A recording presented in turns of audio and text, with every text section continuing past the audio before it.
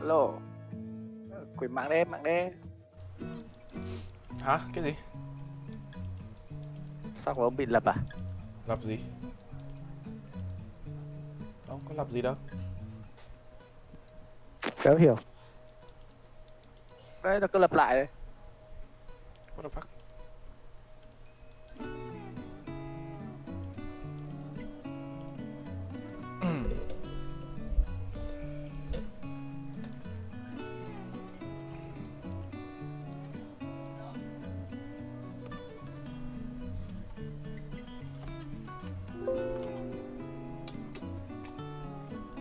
Hello. Chào anh em.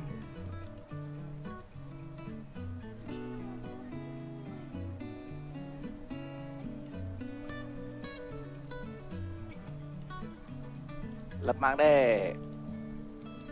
Lập mạng là cái gì? Tạo hot đấy. Đấy, phải đặt Tiếng Anh nghe nhiều rồi. Giờ thì đéo biết. lập mạng đi. Ông không nghe câu làm mạng đây à? Rồi. Nghe nói gần đây ăn dừa với bị lợn hút nhiều nên cắt lắm. Rồi cắt cái gì đâu. Đang ốm vết nhìn này. Đang bảo hôm nay stream 1K. Chơi game sinh tồn nhiều mà toàn ốm với đau cái này. Bệnh quá Đấy. mẹ. Bị rắn cắn nhiều, bệnh. Cái rắn lợn húc thì chịu thì cho là được. Thành niên yếu đuối lắm. Có phải đâu, vừa chuyển sang dưới này tự nhiên bị chính là phải 3K. ở nhà mãi giáo sao. Không ở đâu tốt bằng ở nhà. Mò ra ngoài đường là đủ thứ chuyện ngay. Kiểu thời tiết nó thay đổi nó linh tinh, người mệt người. Nóng lúc ấy. Tìm con nào nó chăm sóc cho. Cứ bạn tay trái với bạn tay phải thì mẹ ốm là phải rồi. Đi. Tìm em nào em đi baby.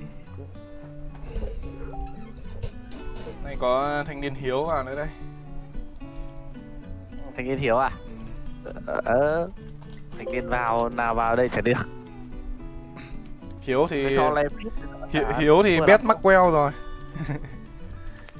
Thanh niên bet Maxwell vào chỉ có đi farm thôi. Chơi cái này ông cho ông làm mà chịu khó đi chặt tre để làm bao cát bo xung quanh ấy, không đến mẹ đến cái mùa thứ 3 nó mưa thì hỏng hết cầm máy. Tưởng là đến tưởng là có mùa hè. Mùa hè thì đã sướng, cái mùa mưa ấy, cái mùa mà thứ 3 ấy. Đấy cả kiếm kia, chơi luôn. Xài luôn cả kiếm đi. Thôi lại dính độc rồi. Nhà nhiều với nộp.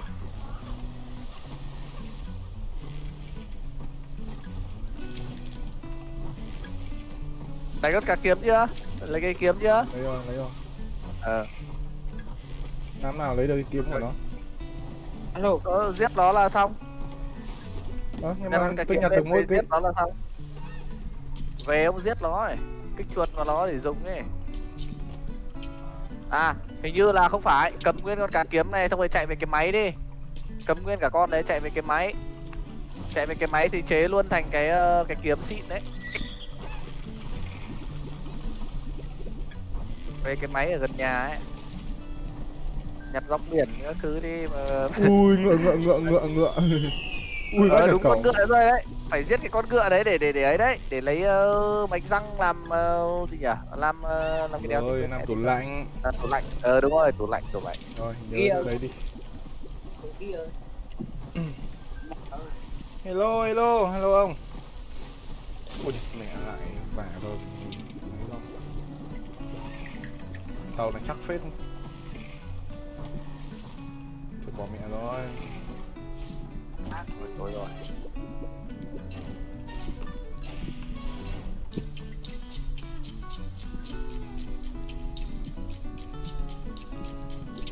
Nghe đi đang quen rồi. Tôi sắp phải châm một cái gì đó rồi. À đây rồi. Ngon quá. Đang hết Bây đuốc. giờ có ông nào đây? Hello. Hết đuốc rồi. À đấy ông chuột rồi ông chạy lăng quăng vậy. Soi. Mời em anh ơi. Tự vào được mà. Đó, cứ vào team ấy, cứ vào team không cần phải mời. Mời gì? Tên Việt Nam dễ tìm ạ. Thật vào cái ngay đầu luôn, cần gì phải mời khổ.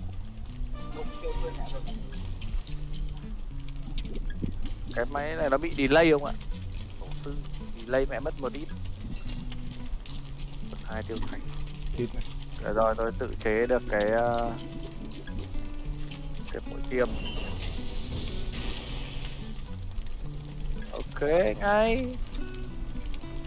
Xem nào. À đây. Có cái ấy không nhỉ? Có cái còn cái cây cái que nào? Que á? Đây.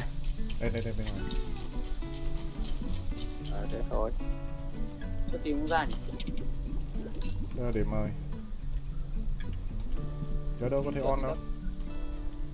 On là bạn. Tôi thấy.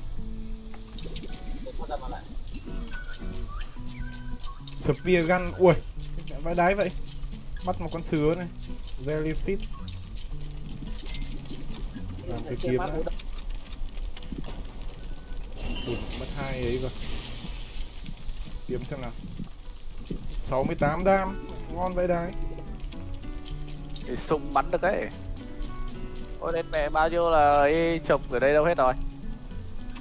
Cái vườn dâu mất công tôi vun trồng. À đây. Sự tưởng mất. Chi sách. Cái bình thuốc chữa này là cần 3 cái tảo nữa. Chữa độc.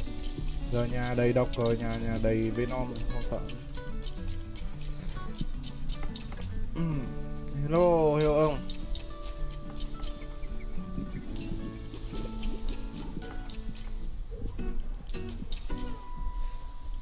Khổ vào toàn thấy cà lê, vào cứ phải chào cà lê. Lê trainer gì tôi thích nhiêu. À để tôi làm thêm một cái hòm nữa. Hòm để đồ. Con kiếm nhìn bố đời phết nhé. Có cả kiếm. Chế thành cái kiếm chưa? Rồi 68 đam bổ phát 1.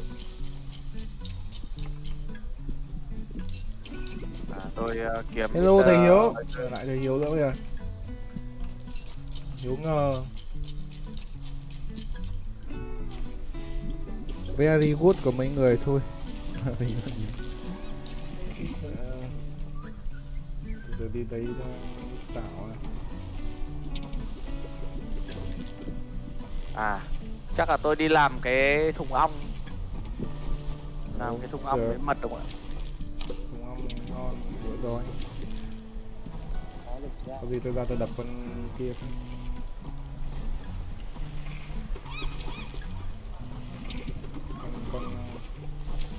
Con cờ ra đập con cờ. Đi tìm cái Moon Island đi. Chế đồ trên đấy mới phê. Cái map này làm gì có Moon Island. Map này không có Moon Island đâu. Bảo đang dính đầu không bảo? Đang dính độc. Con nhỏ này có nghiện dừa không đấy? Con nhỏ này không ăn dừa. Thế nó khốn nạn, con này chỉ ăn thịt thôi. Con này ăn. Con này không ăn dừa. Con này ăn mặn, con chay. Trời ơi, không có cái switch nào. Nào đây. Buộc một thanh niên nào đây này. Thanh niên của mình. Hiếu chưa vào à? Đây thôi. Nó không có cái gì à? Ok, sao cứ giật lại thế này? Mạng nạc quái lùi. Ngáo dừa. Nó giật. Mẹ ăn nhiều dừa quá. Đang ốm dừa mẹ rồi.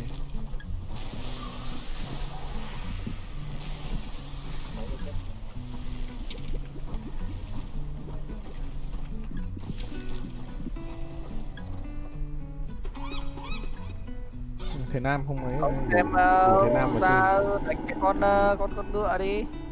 từ từ Để đấy, con chữa độc đã. lấy cái đồ. Đi chữa độc đã. Thôi đi chữa độc được. Đang đi tìm nếu có cái tàu biển này. Ở biển vẫn mờ lên, chứ đéo gì đây thế này, quanh Ừ. nhà chạy về nhà đi, 3-4 cái đấy thầy. Có. Chạy loanh quanh đâu ở.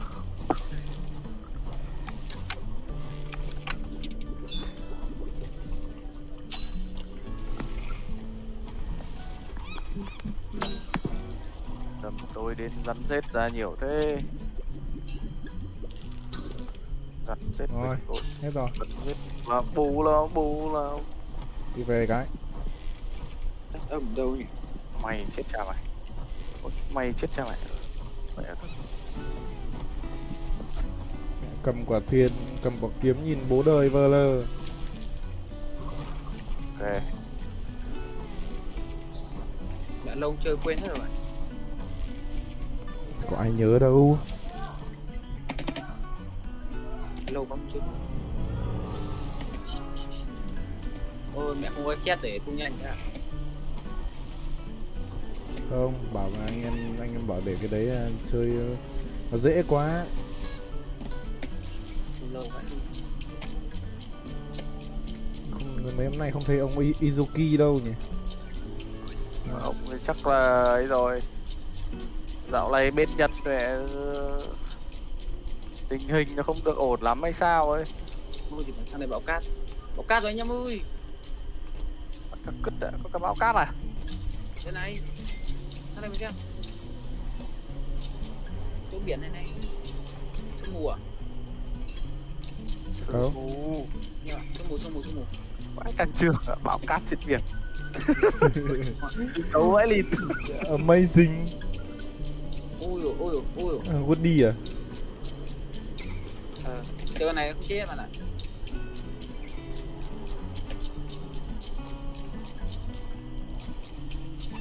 Cái phần nấu ăn lắm. Đi đấm nhau tí cho nó đỡ. Ôi chết rồi bạn ơi, cứu tao vậy. Không có lửa. Tao cũng không có lửa. Thế thì chúc mừng bạn. Thôi, nhanh chân quick game. Đây. Đây. Ra đây. Máy bạn. Để tao nhặt thêm cái cỏ nữa tao chế thêm. Tao không có stick để làm. Đây chia mày lửa này. Làm đi.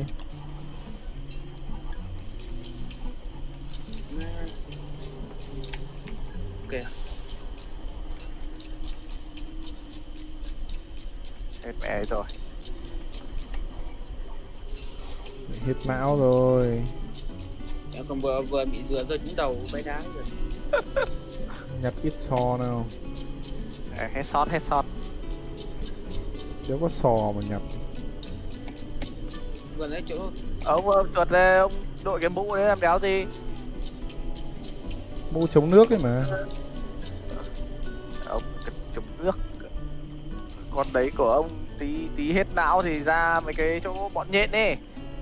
Đập một hồi lên tỉnh táo mới lên lấy ngay mà. Bây giờ con mặt lìn. Bọn mặt lìn này nó vào kia. Kiếm này chém cũng ngon mà không. Ai ơi thì mẹ đúng lúc nó lại đấy hết giờ ạ. Sò Hello. hình như có cái Hello Ông ơi, ông có dao, ông học tôi phát cái này phát. hình như có cái cục Sao? đá con hà Thế nó à? bám vào ấy, không phải đâu, không phải đâu. Nhặt sò này để tăng não này. Đó. Lấy cái mũ đấy làm gì? Đi ra cái chỗ bọn nhện ấy. Ra cái chỗ bọn nhện rồi gì nhỉ? Đánh lấy một cái ấy đi. Ông ơi, ông ở nhà ông trồng cây gây rừng nhá. Ok, nhưng tôi không có tool, tôi không dùng đẹp đâu. Dùng cái gì? Rồng đẹp á? Không cần, cái đéo rồng đẹp. Có ăn được tốt rồi, tí chết đói hết cả lũ với nhau. Ok ông. Dạ, giống bà ra Rikusan thế, mẹ đói nơi thì mẹ vẫn còn mơ đẹp. Ông tin tôi phang hết cái rừng này không? Xong ông biến thành Hải Ly Mà à? để não không farm full. Trời ơi, não không thì ở nhà có thằng nó khắc farm. Ui ui, thì mẹ rắn, chạy. Mình farm thịt chứ farm gì mẹ full. Farm gì nai Con me. rắn này phải khai nó luôn thôi không? Làm tí thịt rắn đây để tôi xử lý con rắn này. Nhớ thì chỗ nào nhỉ? Đi Đâu kiếm Flynn đã, Flynn làm cái con dao đó. Zin map này hiếm lắm. Mà không có chỗ nào Lào, mà Lào. dầu vàng nhỉ? Map này hơi thiếu Hơi thiếu tài nguyên. Thanh long được thu hoạch rồi này. Thu hoạch thôi không? Nếu ăn được thanh long. Vứt ở tủ lạnh nha. Có tủ lạnh đâu. Bảo À, ông, đâu, tủ ông lạnh. chuột ông đi tìm ấy đi. Thế móc đâu ra băng mà làm tủ lạnh khổ. Tủ lạnh cần băng à? Không bị dở à? Tủ lạnh cần gì băng? Nhưng mà không cần. Máy bắn băng. Máy bắn băng mới cần băng. Máy bắn băng gần 15 cục băng. Map này có cây không? Chả biết nữa. Núc chọn, núc tạo thì nó có. Thì đi xử lý nó đi. Núc tạo thì có tạo cây nhưng mà tạo thì có tạo cây nhưng mà không biết là có không.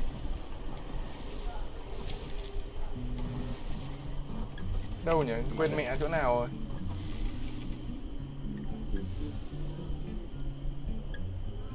Bảo ơi, tí về xe ra cái bản đồ nhá. Tôi tưởng là cái mốt này nó xe rồi. Không có bạn ơi. Cái gì bạn ơi. Làm bản Ông đồ bảo thì xong cần cái mẹ gì nhờ? Lại phải chế cái kia mới chế được bản đồ. Ôi ôi. Ở nhà Ôi chặt ôi, sẵn giật. ván đi. Lấy sẵn ván đi.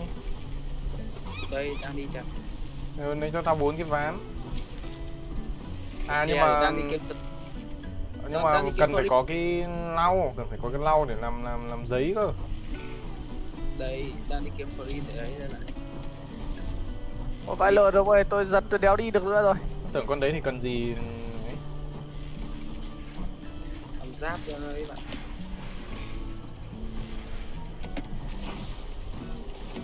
Con đấy cần gì thì Dìu. Không cây thì tí hết vàng, hết đá nhọc phết. bây giờ Con này- đéo con thấy này- nó cục nào ấy này, khổ vãi trưởng này. Cần dao. Con này cần dao bạn ạ. Không có dao chân xe của gì. À.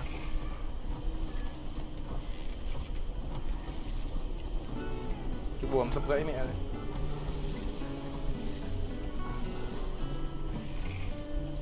Như là chỗ này này, tôi không nhầm mà thế. Cho mình mấy bạn mới chuyển vào đúng không đấy.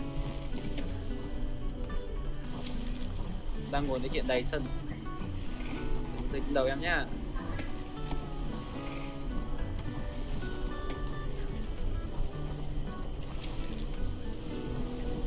Tôi lag quá, tôi phải thoát ra tôi xem lại như nào.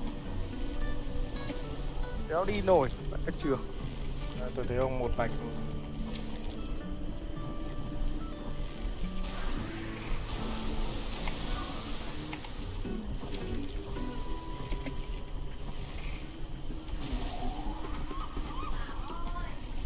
Lướt sóng.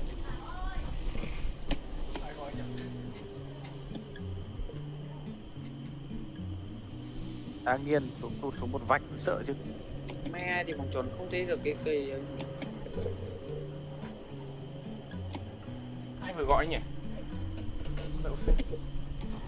Tiếng như tiếng cái Lan Anh.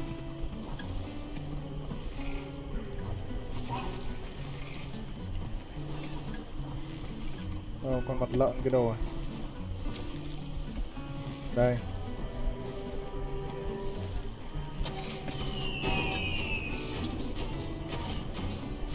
Con này hiền vậy. Con này bắn ngu vậy đấy. Con này đéo như con đéo như con Knai ở bên kia, cái map kia bắn ngu ấy, đấy bắn toàn trượt ấy. Cựa tiền đấy bạn. Bộ ngu rồi. Ôi lại sói lại đến rồi vậy. Bắn đi đâu đâu ấy. Bắn này auto đam. Con đấy nó ngu lắm, Ừ, tôi không sợ lắm đâu. ở nhà có tủ lạnh rồi nha. Tủ lạnh hình như là cần cần vàng nữa đấy. Chạy cháu sói đến được ơi. Để về. Thế đi ông ơi. Có địch Đừng vãi về đái. bay ông. Mình cầm machete chặt à? Ông bố đời vậy. Thoát ra xong rồi thấy mẹ đồ đạc vứt ép xuống biển. Bảo nó class. Về học bắn súng đi. Ôi, con này đéo được dùng cái này. Ôi, Nietzsche này. Nietzsche Đâu hôm rồi, trước ok đâu đọc rồi. đọc là cái gì nhỉ? Cái Nietzsche Về mây đi không? có ông đọc là cái gì nhỉ? ông ơi. Machete à? Ông ấy chuẩn bị ấy đến rồi đấy. Sói nó Ôi, đến. Ông sử dụng cái này à? Hả? Từ. Này, Ông sử dụng cái này. đấy. Này, đấy, chơi tủ lạnh đi. À, tôi Đây. Đây đây. tôi đưa bảo Cái này là cái gắn vào tàu để đi đêm, gắn tàu à? gắn vào thuyền. Cầm đấy mà gắn vào thuyền mà đi đêm. Bạn chặn bổ cho tôi mấy quả này phát. Ở đây cho luôn cả cái machete này nhá.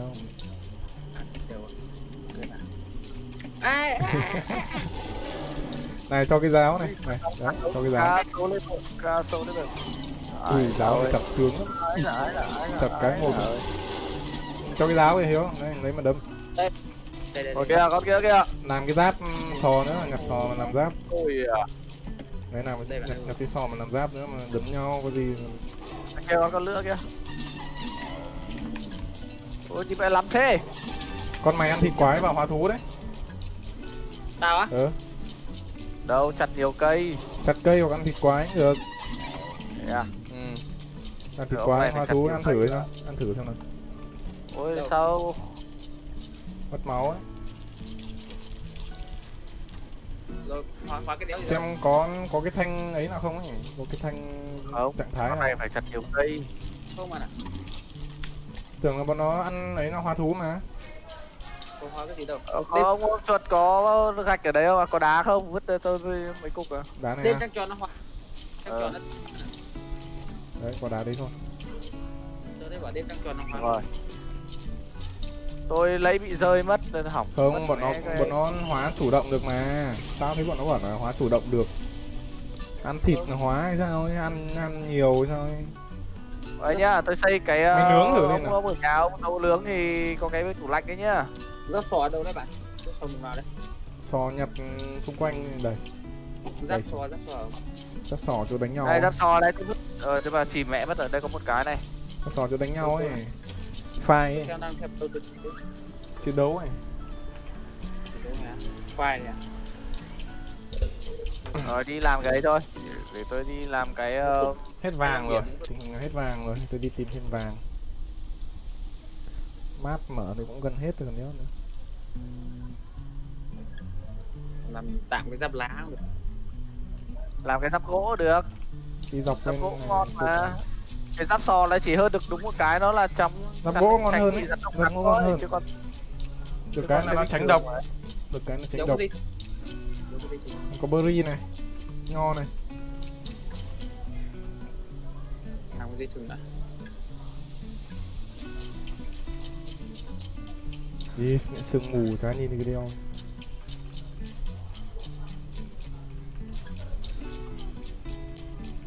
Cát của Hiếu.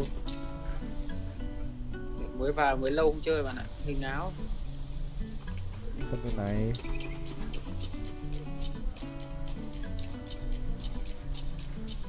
Đen keng.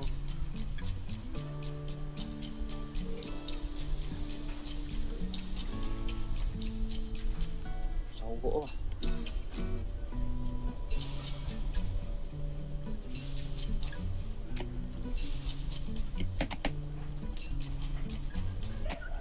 chắc 2 tổ ong là đẹp. Hai đồ ăn thoải mái không? Bắt bướm nữa. Không có bướm. thì ra chân riêng. Hả? Bướm thì ra chân riêng. Không có bướm thì sao mà nó ra mật được? Tí tôi trồng cạnh đường Trần Duy Hưng là được mà. Có hoa nữa. Bắt bướm để trồng hoa đấy. Bắt bướm trồng hoa thì có hoa nó mới ra mật được. Hồn này.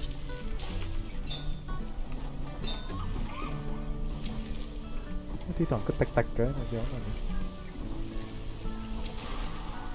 Có răng gỗ rồi, thiếu mũ. Thiếu mũ. Thiếu mũ.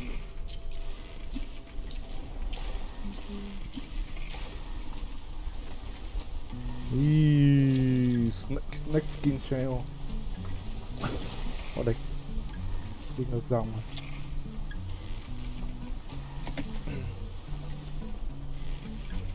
Đi nhặt dừa về trồng nhá. Trồng được dừa. Lấy quả dầm đâu thôi. bạn. Lấy cái quả đây được mà. Trồng nhiều nhiều tí. Trồng cách ra một cái khu nào đấy không lại cháy phát nó đi luôn cả bay. Rồi, xem nào.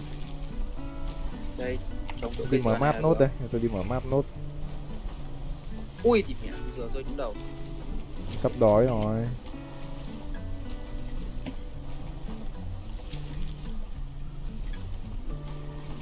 Xây tủ lạnh chưa? Đây rồi. Cho ít thịt thủng cái thứ.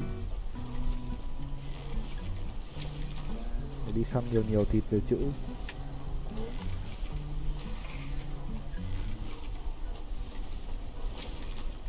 Này khi làm cần câu ngon hơn. Ở đây nhiều cá lắm.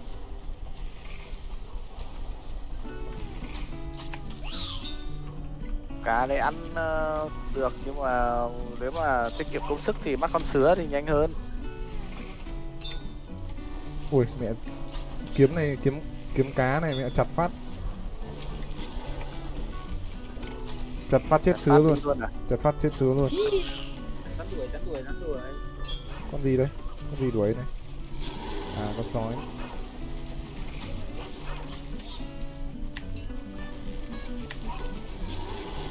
Ăn sứa cũng được.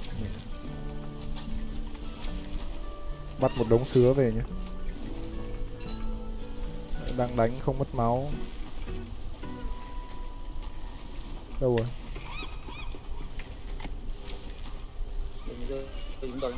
Ui một đống cá heo ở đây này. Cái bọn cá heo nó đánh giúp mình cái con sói ấy. Không, một đống cá heo đen ở đây này, không biết là nó đánh mình không? Không, nó không đánh đâu, nó giúp mình đánh cái con sói ấy mà. Ở đây có một đống luôn này, nhiều vãi đái luôn. Nó có cái tổ ấy, cái tổ của nó là như kiểu là ở ấy. Ở đây không có tổ, ở đây có một đàn luôn này, ở đây có khoảng chục con này. Cứ đi theo ông thôi, chứ nó chả làm gì ông cả. Nhìn có tên nhỉ? Ui, sắp sửa mưa bão sập chớp mẹ đùng đoàn rồi ông ơi, ông ở nhà ông có đủ vàng để làm cái cột thu lôi không? Không có vàng không? Mẹ thế là toang rồi. Chuột đi kiếm vàng đi chuột ơi. Vẫn đang đi mở map đây. Cái vàng ở góc lúc này là có mấy giờ? Đang chạy vòng 7 quanh giờ mở ấy. map đây. Chết nó chết.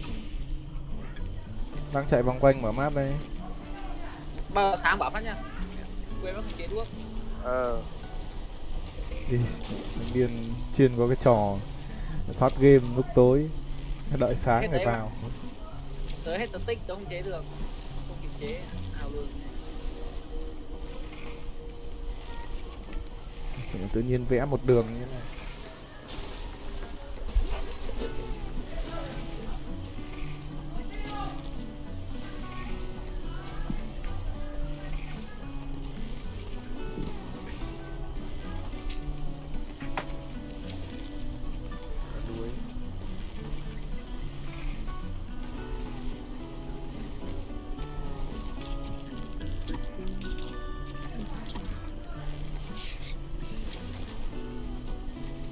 Thôi, bay mẹ sang bên kia rồi.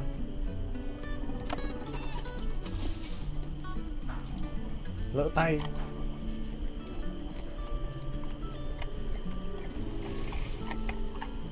Đi.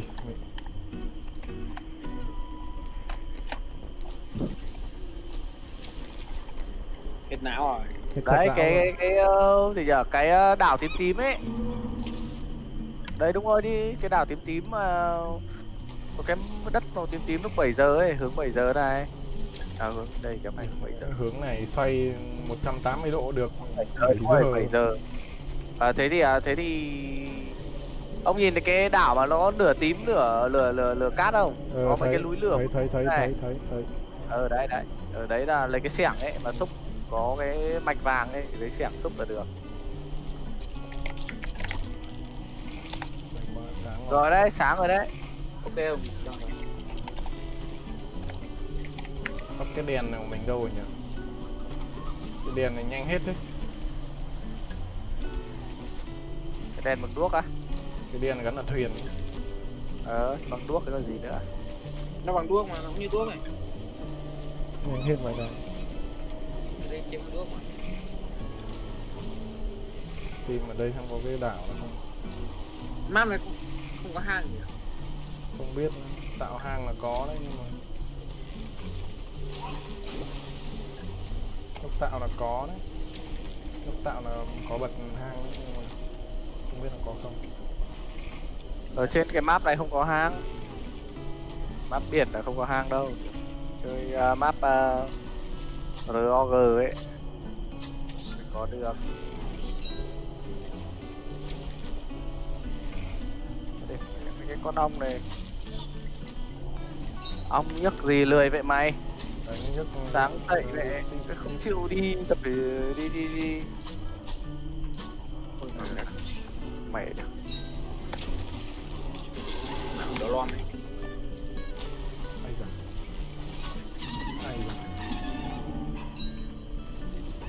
Không con nào ra đây cho tao đánh Mày tại hồi não đấy.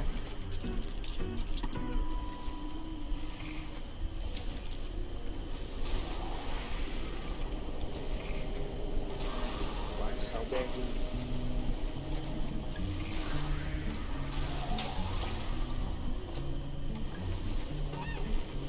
Nóng thế nhỉ? Sắp mùa đông mẹ rồi.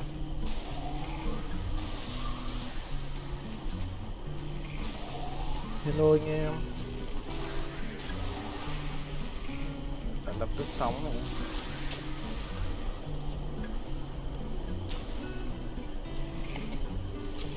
bắt mấy cái con ong này cực quá, mãi nó mới ra được con ong thì Meatball.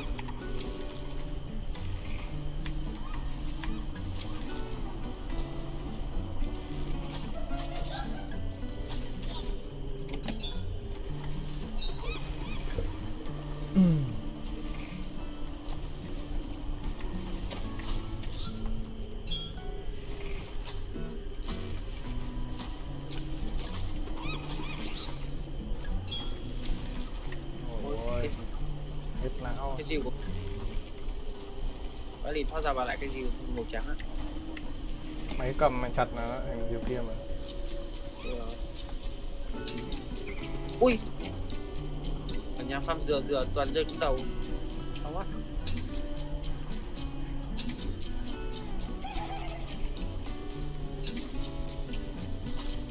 tư có cái tổ ong mà nó không ra nổi một con ong nào, nó thế nào nhỉ? Tổ ong mẹ bố đời à?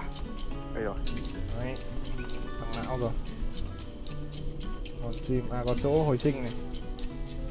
Tổ ong này còn bây giờ còn có một con. Này không có búa gõ cái đầu này lấy lợn này.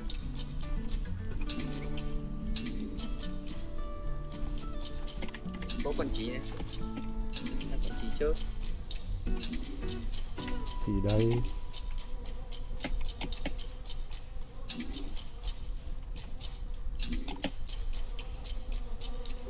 Có chỗ hồi sinh này này.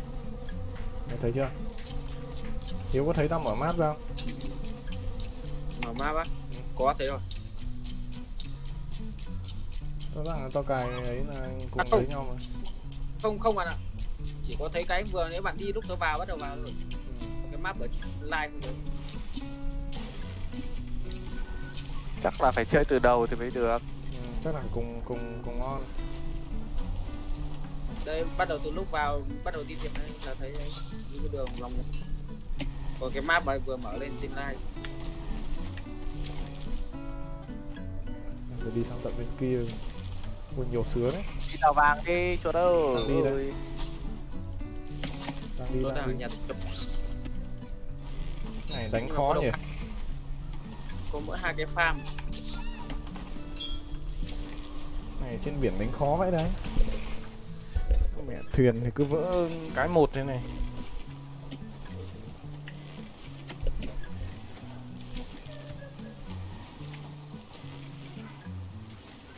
Chơi game này đỡ chóng mặt hơn thật. Chơi cái bay đâu. Kiếm cái con sứa này. Chơi game gì phải có tí đồ thì nó mới đỡ trong mặt. Đúng rồi, do bạn không chơi đồ đấy. Sứa lửa. Không chơi đồ kêu trong mắt. Phải làm tí vương niệm thì nó mới nó mới trong mắt được. Lúc đấy thì phê. Tí bột trắng rồi. Em phải đứng ở hai cái cây dừa là cho nó hợp lý. Bây giờ.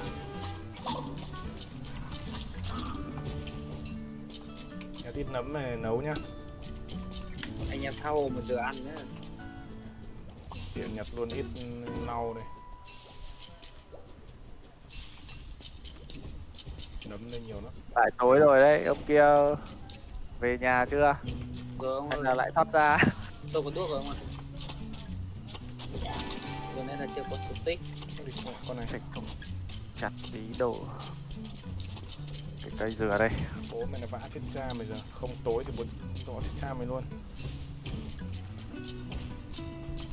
Hôm nay ngày 21 rồi chuẩn bị sang đông rồi sao ấy.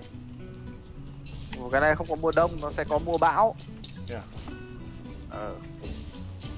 Mùa này nó sấm chớp với cả ấy nhiều lắm, mẹ cháy mây như chơi ấy. Đi kiếm vàng đi làm thu lôi bạn ơi. Đang trên đường đi. Ai ủa. Mày có tí này nó Thôi phải xem về chế cho ông cái mùa này ông không đi được, hầu như là không có đồ tránh mưa là khó lắm, với cả không đi đâu ra khỏi nhà xa xa được bởi vì gió nó tắt hết cả bếp lửa ấy. Thế thì mới phải xây cái bếp kia đấy. Có ăn bên kia nhỉ?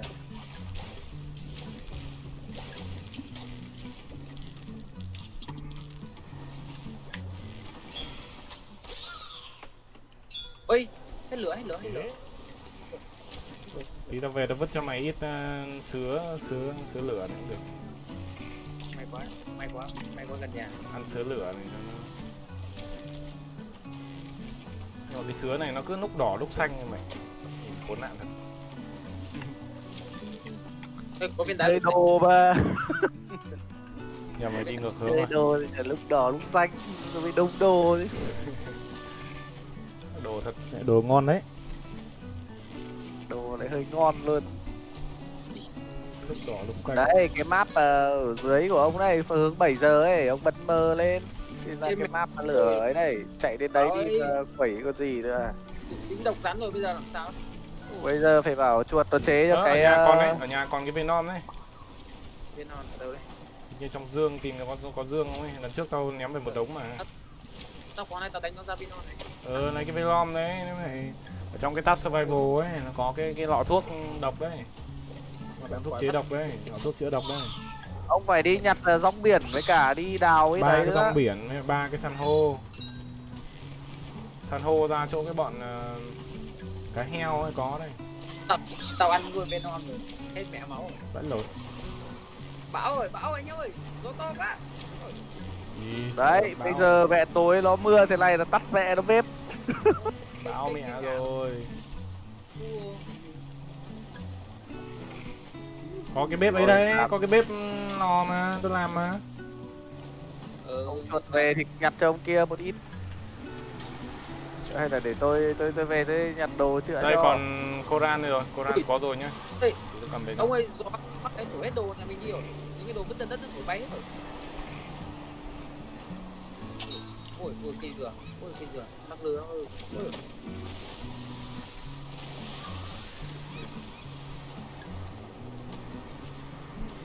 Cái thuyền thì càng ngày càng vỡ nhiều, đi mãi đéo đến nơi này.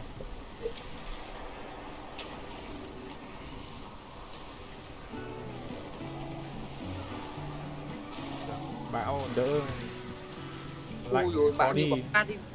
di chuyển chậm đéo chịu được. Một bên non, 2 san hô, 3 tàu biển.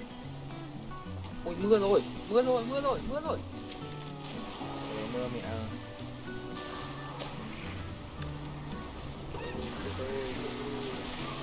Mưa và gió.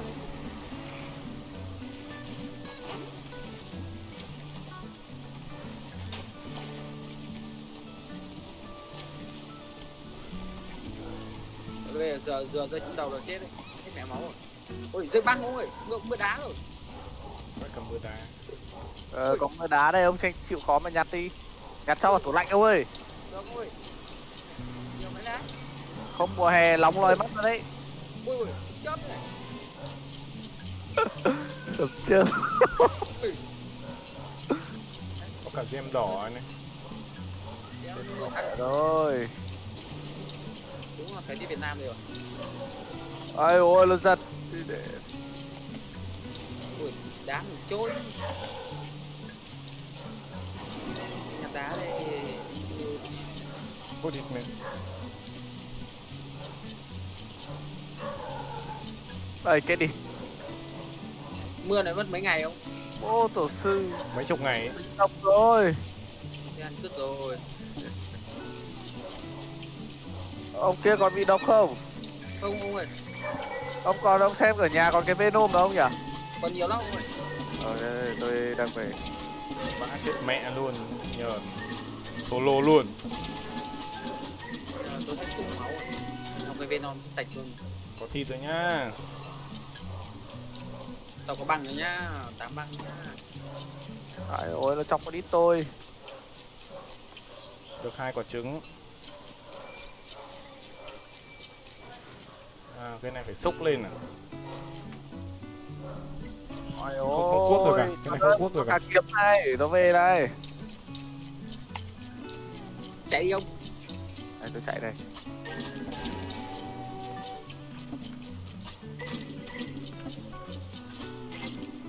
Lâu không hay. chơi hết răn chán quá. Hết mẹ giáp sò.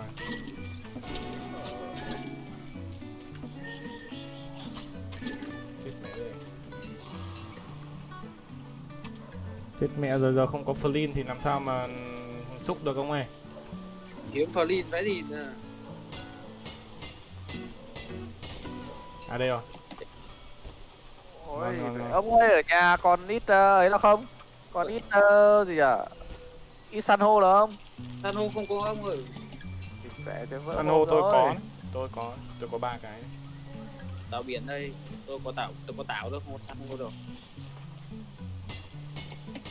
Mẹ tôi lúc lấy thoát ra vào lại là vứt mẹ hết cả Flint xuống biển rồi.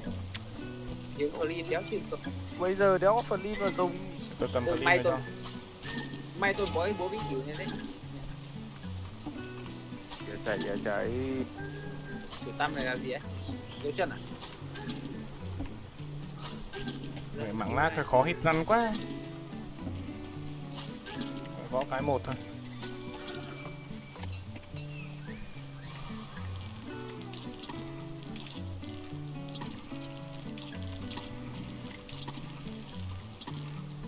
Máu nó giật xuống đau quá.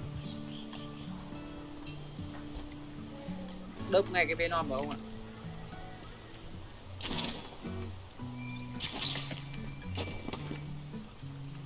Cái này đào hay nhỉ? Đào được 3 cục à? 4 cục rồi. Ngon đấy. Ngon. Tôi có nhiều trứng quá này. Tôi lấy quả một thôi nhá. Nhiều quá là không có rương để mà để ấy.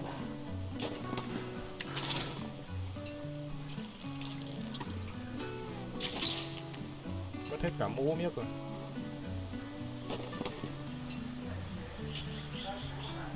Có thể hết Quá hết, nhỉ. hết mưa rồi à? Thấy Hết rồi. nhiều vàng lắm cơ mà nhỉ. À đây có 3 san hô đây, đậu xanh. Cái thuốc này. Tôi Đức.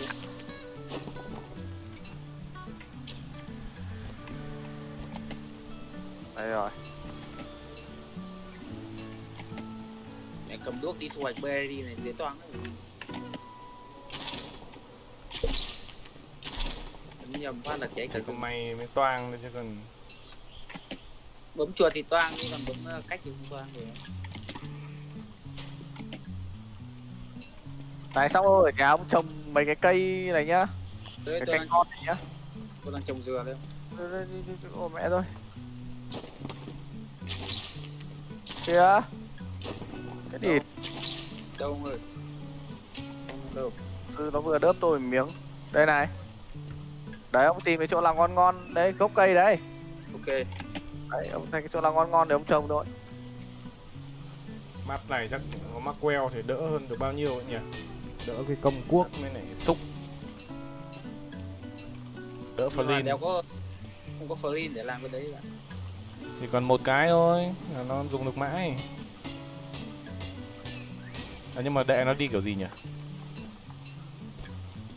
Để hết lên thuyền đi bạn. Ông ăn meatball, tôi làm meatball này này. Có ông làm đi. Ô địt mẹ, nó vẫn luôn. Ra ăn đi ông ơi. Ôi trời trời trời. Chứ đéo là tự nhiên ra đánh mình. Con chó này. Hai con chó ấy à. Nhớ mặt bố nha.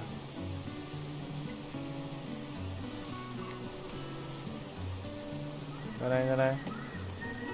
Không thức nấu ăn đâu nhỉ. Không cạo dâu đi đâu. Đã thế thì để dâu cho ấm.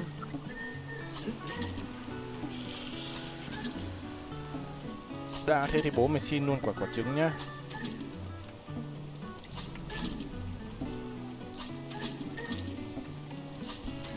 Bật dậy. Dám chơi tao. Xin quả trứng. Meatball trong tủ lạnh nhá ông nhá. Rồi ok cảm ơn ông. Rồi để tôi xem mấy cái đồ ăn nào xem. Đây rồi. Công thức nấu ăn đây rồi. Nhưng mà phải chơi con bếp, phải có chơi con đầu bếp thì mới dùng công thức đặc biệt chứ. Thế mình không cần đấy mình chơi mình cũng tự nấu được mà. Để tôi xem à. Ui địt mẹ ơi. Xúc phát này cái núi lửa lên vãi đá như. Định đi chặt dừa nhưng mà Ui cái súp cua này ngon này hôm nay. Cộng nhiều máu lắm. làm súp cua thì tôi ăn con rồi máu rồi. Bây giờ nhá là ông có thấy cái ở đâu tôi xem ông nhặt đâu. Ở đây cái đá này. À nhưng mà đá này thì lại không nấu được chứ định mày. Sao này cũng Xúc lên một Phải đống. làm cái máy làm đá cơ thì mới nấu được. Bố tổ sư. Và để tôi xem triển khai một khác các bạn. Ai ủa. không có Flint làm cái xẻng nhỉ? Tôi đúng một Flint để làm cái xẻng. Đây. Cay. Lần này đi rất bội thu nhá. Về đây. Từ về đây. từ khai thác cho nó triệt để. Được rất nhiều trứng luôn ấy. Nhưng mà không cầm được hết. Hay sắp chết mẹ rồi. Không để ý. Thì làm thịt khói thôi. À, cái này nó cần rất là nhiều đá không ạ? Cái loại đá ấy là chế được nhiều này, cái đá mà rơi từ trên trời xuống ấy. Nhưng mà nó rơi ít lắm không ạ? Nó không, map kia nó thành băng. Cái này nó là thành đá đấy, phải gộp lại thành băng đấy. Ui, đây nhiều Flint lắm, để tôi nhặt hết về. Đây nhá, tôi trồng cây ở đây nhá. Nhiều vẫn Flint. Mình trồng ở chỗ nào mà tiện đấy. Để tôi ra tôi xem là làm con ong ở đâu thì cho nó đẹp. Nó khỏi bay ở chỗ mình.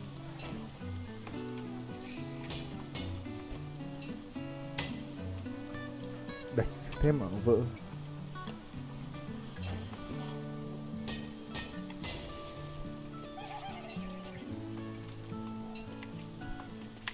Nhiều Flint lắm rồi. Thoải mái. Đi luôn lần về cho đỡ phải. Chắc cứ xúc hết. Cái chỗ này về luôn. Về nhanh lên ông, còn làm cái ấy không thì tí mây mẹ xét nó đánh là cháy hết bây giờ. Đấy sớm sớm đấy. Ông có cái xẻng không tôi mượn? Đây đây, chẳng đây. Nếu còn tí vàng nào chứ không thì làm cái xẻng xịn dùng. Mẹ. Màu vàng mà đéo có vàng. Ra núi lửa mới vậy đấy. Đây có xẻng gì đấy à? À đéo phải. Đấy xẻng thường đấy. Xẻng đấy sắp hết rồi, còn có 4% thôi. Để xem xẻng này nào. Ở đây còn cái xẻng 92% này. Tôi mượn xẻng vàng này tôi chuyển với cái này vào một. Đây ông cứ quẩy đi. Còn nó vào một khu luôn. Sắp tử rồi. Hít nó răn một cái một thôi. Không được mạo hiểm. Méo không máu để Chết đi đây farm dở dừa. lắm. Bộ môn bảo hiểm bài đá. Tao đang Farm dừa đánh không mũ đây. Không mũ không giáp à, vắt cả đái. Farm dừa là bộ môn test nhân phẩm mà nè. Ngu vậy cứt.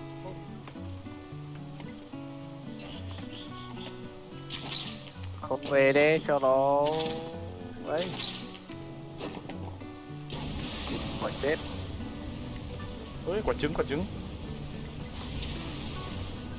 May quá. Tí là mất quả trứng. Rồi đi về thôi. Còn nhiều trứng lắm nhưng mà chưa lấy. Hết chỗ để. Rồi đi bội thu á. Rồi nhà tôi farm cho cái farm này. À đây có cái mũ này. Mũ từ bao giờ?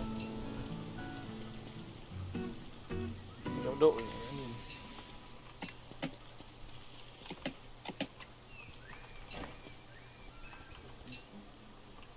Rồi nhá, đi về đây.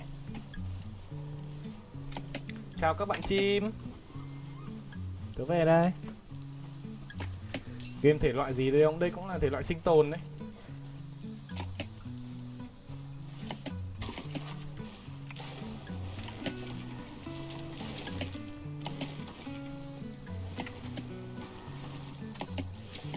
Ôi nhà xa thế cả. Đi mẹ đường tắt đi. Có cần san hô nữa không? Được quốc về nữa. Có ông ơi.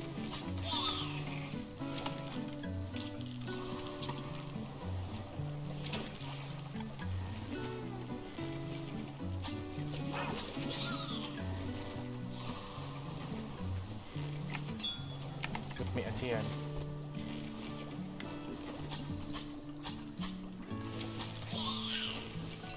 Làm mấy con phát sáng. Con cá kiếm này đánh sướng thật. Tích cực tìm cá kiếm. Làm kiếm mới được. Gõ cứ cái một thôi.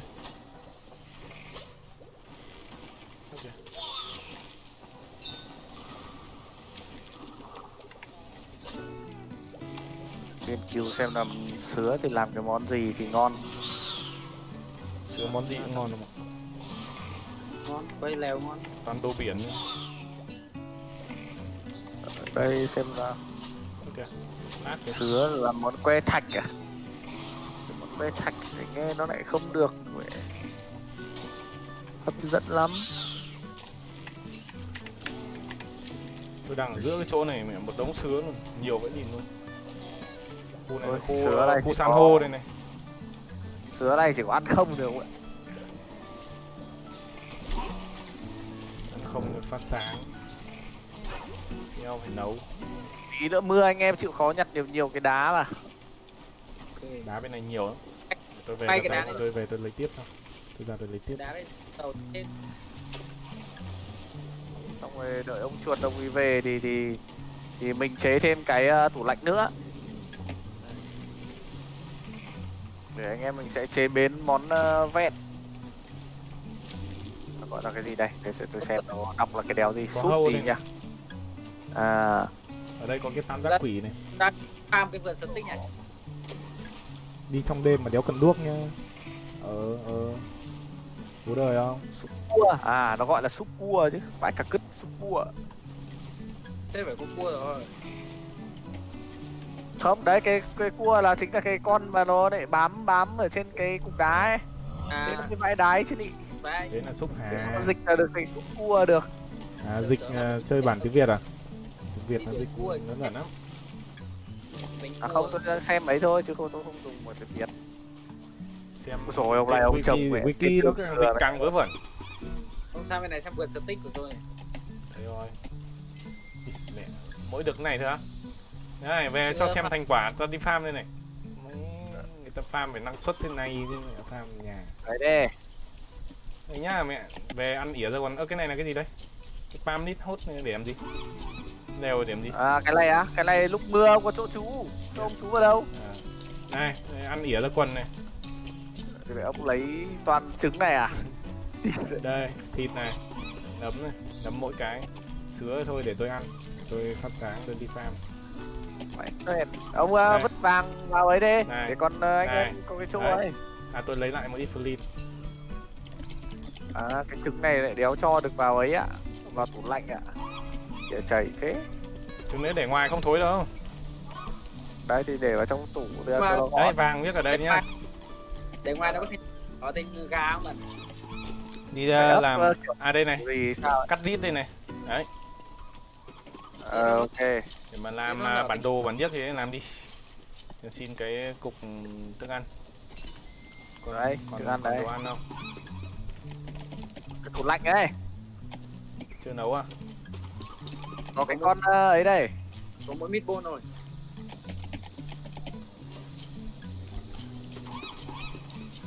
Ôi lại gió rồi, báo rồi. Lại báo rồi. Sợ đeo. Lấy thêm ít này nữa. Có cái kiếm con cá kiếm chứ. Ở gần nhà mình ấy, có con đây. Lấy đúng cái kiếm của nó để đập lại nó.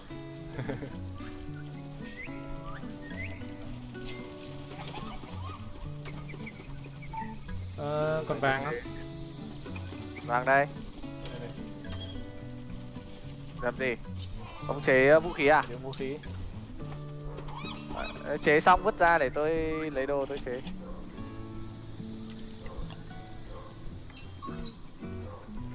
Đấy, mấy cái đồ khan hiếm nên là không dám xơi xoàng.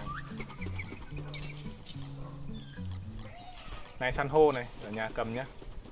San hô Ờ, van ok. này. Rồi tôi đi farm tiếp. Làm cái si shell, làm cái si. Đấy ông đi farm Xì tiếp ông xui. cầm con chim này đi theo này. Thêm chỗ chứa đồ. Si xui. Đâu rồi cái xương của nó đâu? Đây. Đấy xương cá đây. Đâu? Đang lắc lắc ở đây này. Cạnh cái răng sói ấy. Đang lắc lắc kìa. Ở trong đây mời gọi kìa. Rồi đi. Làm cái si xui Cái đó. tàu của ông sắp hỏng chưa? Sắp hỏng rồi. Đấy thế xong chế cái chứa tàu đi. Chữa tàu kiểu gì? Đấy. Ra đây. Ra đây chế cho cái chứa tàu này. Tôi chế tôi mở công thức. Đây. Tìm đúng cái này là được. Công cụ đó. Này. Đấy. Cứ tìm đúng cái trông như này là được nhá. Nó đéo mưa đá không nhỉ? Thôi ông cầm cái đấy ông đi chế là vừa đấy. Ở tab nào? Ở tab được nào? rồi. Ở cái thuyền đấy. Cái thuyền đúng không? Rồi, Không, phải thấy có rồi, ong. thấy rồi. Rồi. Không phải có cái nòng ong thì mới chế được. Rồi thấy rồi. Thì phải chế cái ấy đã. Thiếu một cái. Có chỗ này nó có gì sáng trưng này. Con này mình đi sợ nó đập chết lắm. Mình mấy lần đi này mình hay đánh nhau nên là dễ chết mấy con dương. Mấy con này. Cát này đẹp gì không ơi? Cái cát ông nhặt nhiều vào được. Ok ông ơi. Có đá không ơi? Có nhặt đá, nhặt cát vào cho tôi nhá. Có cát đây. Đá thì chắc là để tinh chế thành nước đá. Đá tinh chế thành cái cục đá kia lầu ăn đấy. Ok, thì cát thì đấy. Làm cái giáp đã.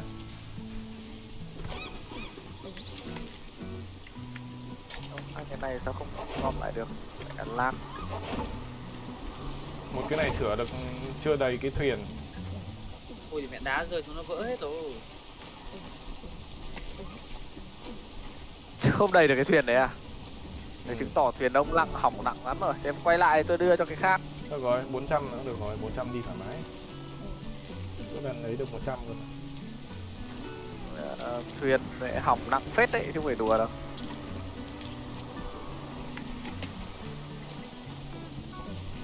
Mưa to quá. Về mà chế cái bộ áo mưa đi.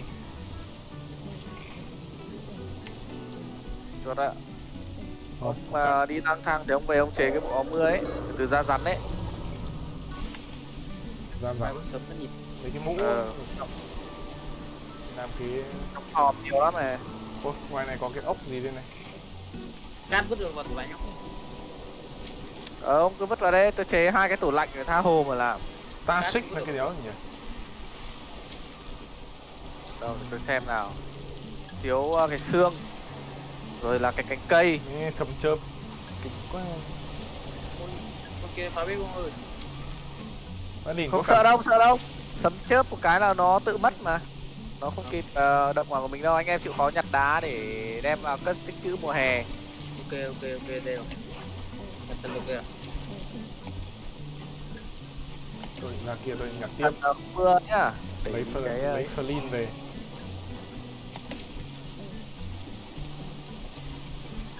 Ông chế cho tôi mấy cái xẻng tí tôi đi đào cát thôi. đây, có xẻng rồi, tôi chế 2 cái rồi, ông thoải mái như ông đào. Ok, ngày đi đào Ướt cát. quá. Tí quá. Ướt quá. Đào cát để chế cái bao cát mà mai sau mình với cả đi chặt tre đấy. Ok. Chớp nhiều tí để con biết đường nào. Chuột. Đấy. Có khi nào... Sao ông đéo bị ướt à? ướt vãi cứt ra mẹ. À ừ. Sắp tuột mẹ hết đồ rồi. Đây là đồ ta xanh lé rồi này. Địt, đánh này toàn trượt này. Rất hiểu. Bà vãi cứt thật. Cái giáp sò đó.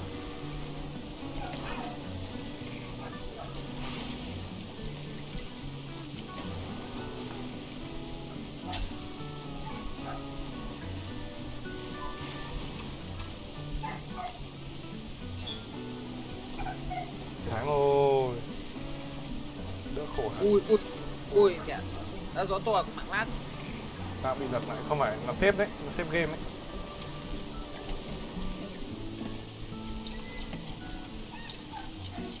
Đấy, bật kiểu này. Ai dồi, Xét bạch à? không, con kia nó mổ bị lát. Ai ơi.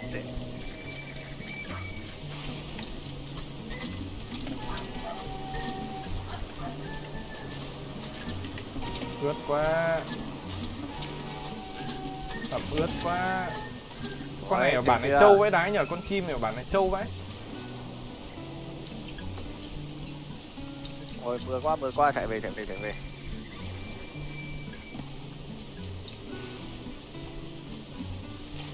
Mưa vãi tè. Mấy ai trồng bừa đi. Đẹp đéo gì tầm này. Mình đứng ở đâu thì nó sợ quay đá nếu mà quay đá. Đúng rồi, mình cứ chạy lanh quanh này thôi. Ôi thì con này bỏ cái đôi ra. Tí nữa là quay búa là tung cái ấy luôn. Mẹ 100% ướt rồi. Thế thì mẹ não nó tụt vãi đái ra quần luôn. Tôi sợ đéo ở não không. Ra nào vã ăn đấy. Mưa phát. Đầy Flin. Bây giờ ông cầm cái đá nhỏ đấy nhá, xong ông đứng gần cái máy ấy là ông chế được cái ấy rồi đây.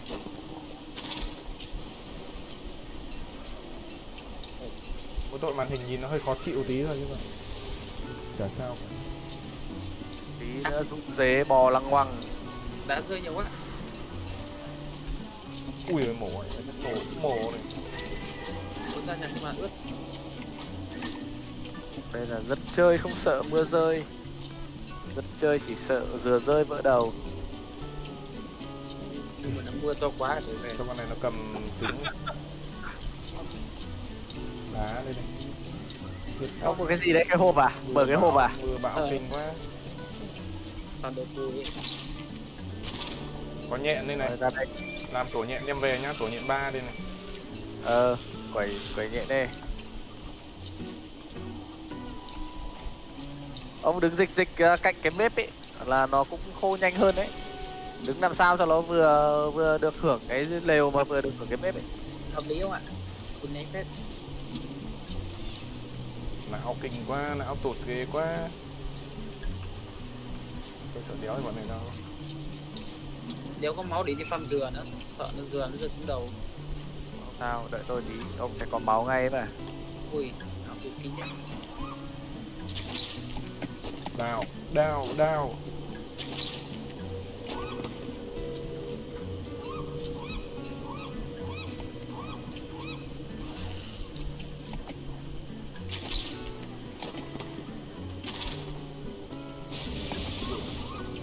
Nhà nốt từ ngoài ông về đi farm trúc. Mẹ đào được bao nhiêu vàng nó rơi mẹ hết xuống nước. Đạch. Mẹ. Con đá nó rớt ở trên mẹ, xong rồi vàng rơi xuống dưới. Không đào cái đấy nữa là sao đào cái bên trong ấy. Mẹ. Đấy ông ơi, tôi bảo này, Ơi, ông ra cái nồi ấy, ông nhìn cái công thức mà tôi bỏ vào nồi ấy. Ui, Ông cần ông vào đấy nhá. rồi nào lên. Đây, mấy cái nồi này này. Ra đây cưng. Nhà mà có mấy cái nồi hầm này, xong ông nấu luôn lên. Đấy, cứ thế nấu thôi. Một băng ba này à? Băng kiếm đâu đây không? Băng là 4 cái viên đá nhỏ đấy. À, ok. Mình chế, mình đứng cạnh cái máy khoa học ấy. Để mình chế được nó thành cái đấy. Thế tôi đi kiếm thêm cái quả này coi. Cái pet mà. Đây, tôi phải ra thịt vài con rắn. Rắn bù lá với ai? Cục băng của tôi sắp chảy hết rồi. Với ai? Ôi ôi. Nhện sát thủ này. Ui, mấy con nhện này nhìn kinh vậy. Nhìn giống như nhện của cái map kia. Nhện chiến binh. Con nhện này nhìn đần giống như nhện kia. Nó đần. Má cái bọn này. Nó đần thật. Tôi cầm cái tổ nhện này về nhà trồng. Thoải mái. Đừng bảo rơi nước nhá. Được vãi lìn không ạ? Rơi nước xóa mẹ game. Được không? Được. Ui đói. Nó ngay đúng không? Quên mất. Được mà. Không ạ. Cái này dễ kiếm. Nhưng mà băng gây chứ. Băng thì cứ mưa đến thì là có thôi.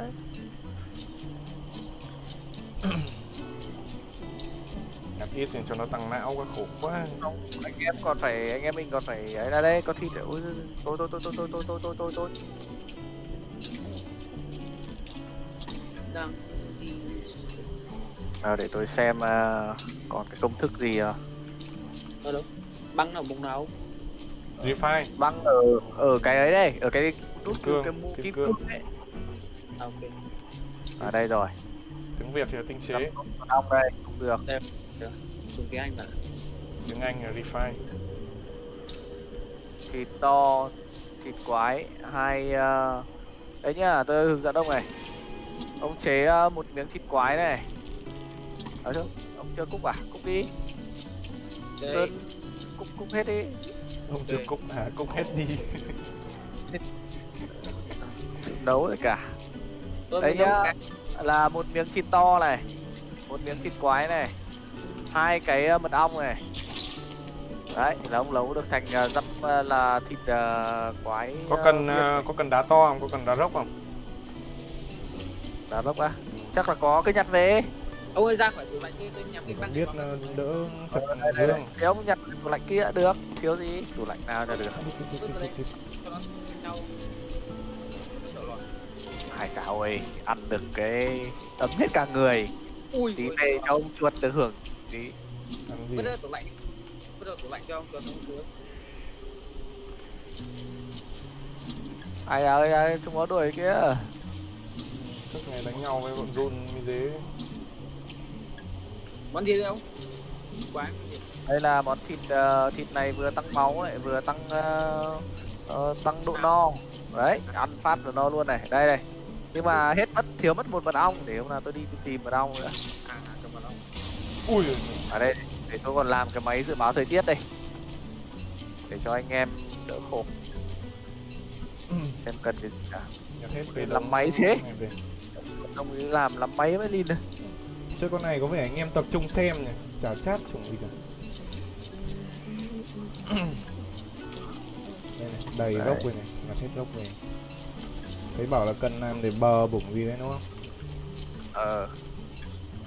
Nhặt hết Đấy. này. Để xem là mai mưa to sắp bắt lin.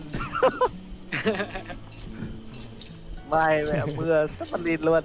Đi đào cát đây. Ở đây ông lại đi đào cát đi. Nhà khí tượng này. Bố đời vậy đấy. Anh chịu bao tiếp nào bạn? Hết mất trứng rồi, nhặt hết trứng mất rồi. Mẹ nó ra gần biển này mù dày đặc.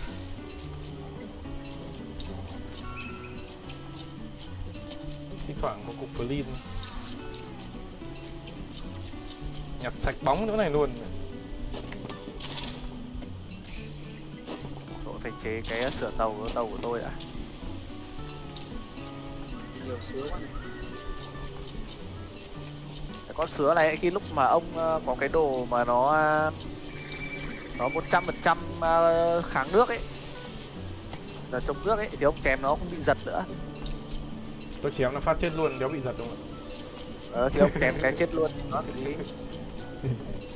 Cách tốt nhất để không bị giật chém phát chết luôn. Cái vuông. cái gì ông ơi?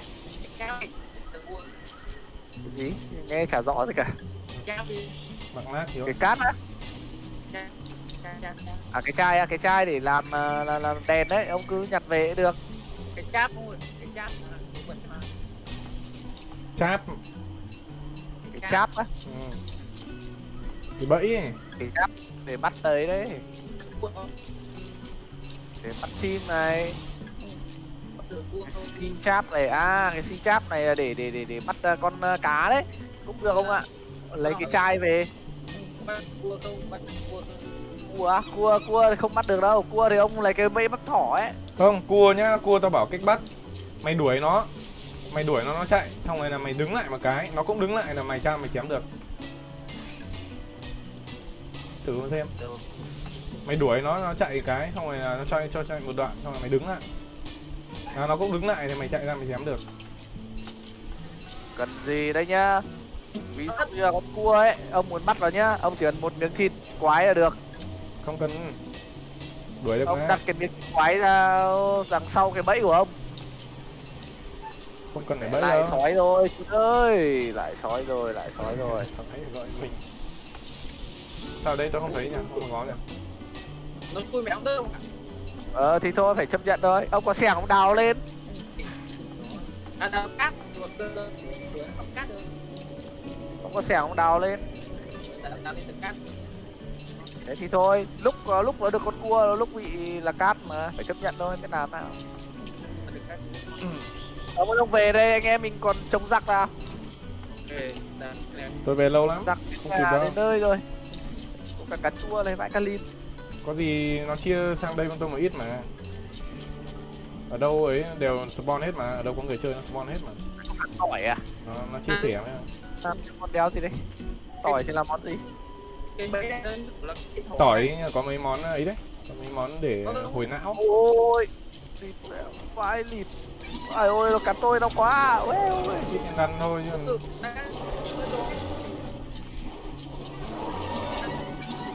Thì mẹ lác đéo đánh được. Nó đánh con đấy của tôi.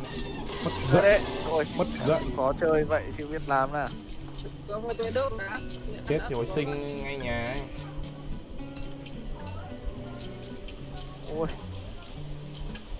Tôi về xong kịp.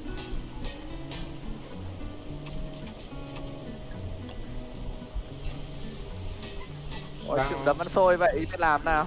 Đang miệt mài đập đá. Lác đéo đánh được. Đánh được, tôi đánh nhưng mà tôi chết. Tôi bị lác tôi đánh nó không trúng mà nó lại còn ấy cơ. tôi bị đói. Có nước tiêu tổng nữa. Đến chưa?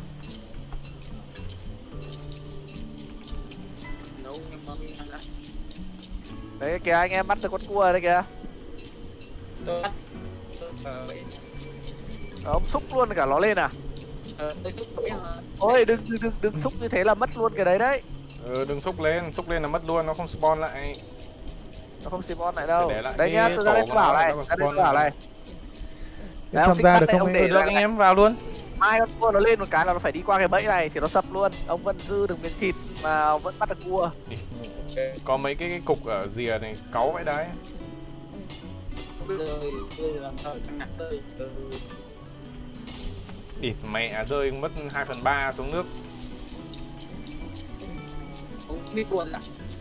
Có cần nhiều, Hả? có cần cái niche này không? Thôi chắc là tôi phải ngủ một cái, ông tôi ít máu quá. Căng lắm nha. Thôi chắc tôi phải chế cái tôi đi ngủ phát.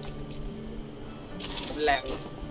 Đợi ông chuột Đi về ông mẹ, cái đào được bao nhiêu rơi mẹ hết xuống nước. Cáu mấy cái ở gần nước vậy đấy. Đợi ông chuột về ông có cái mạng nhện. Rồi bổ phát ạ. Chưa tôi không có đèn.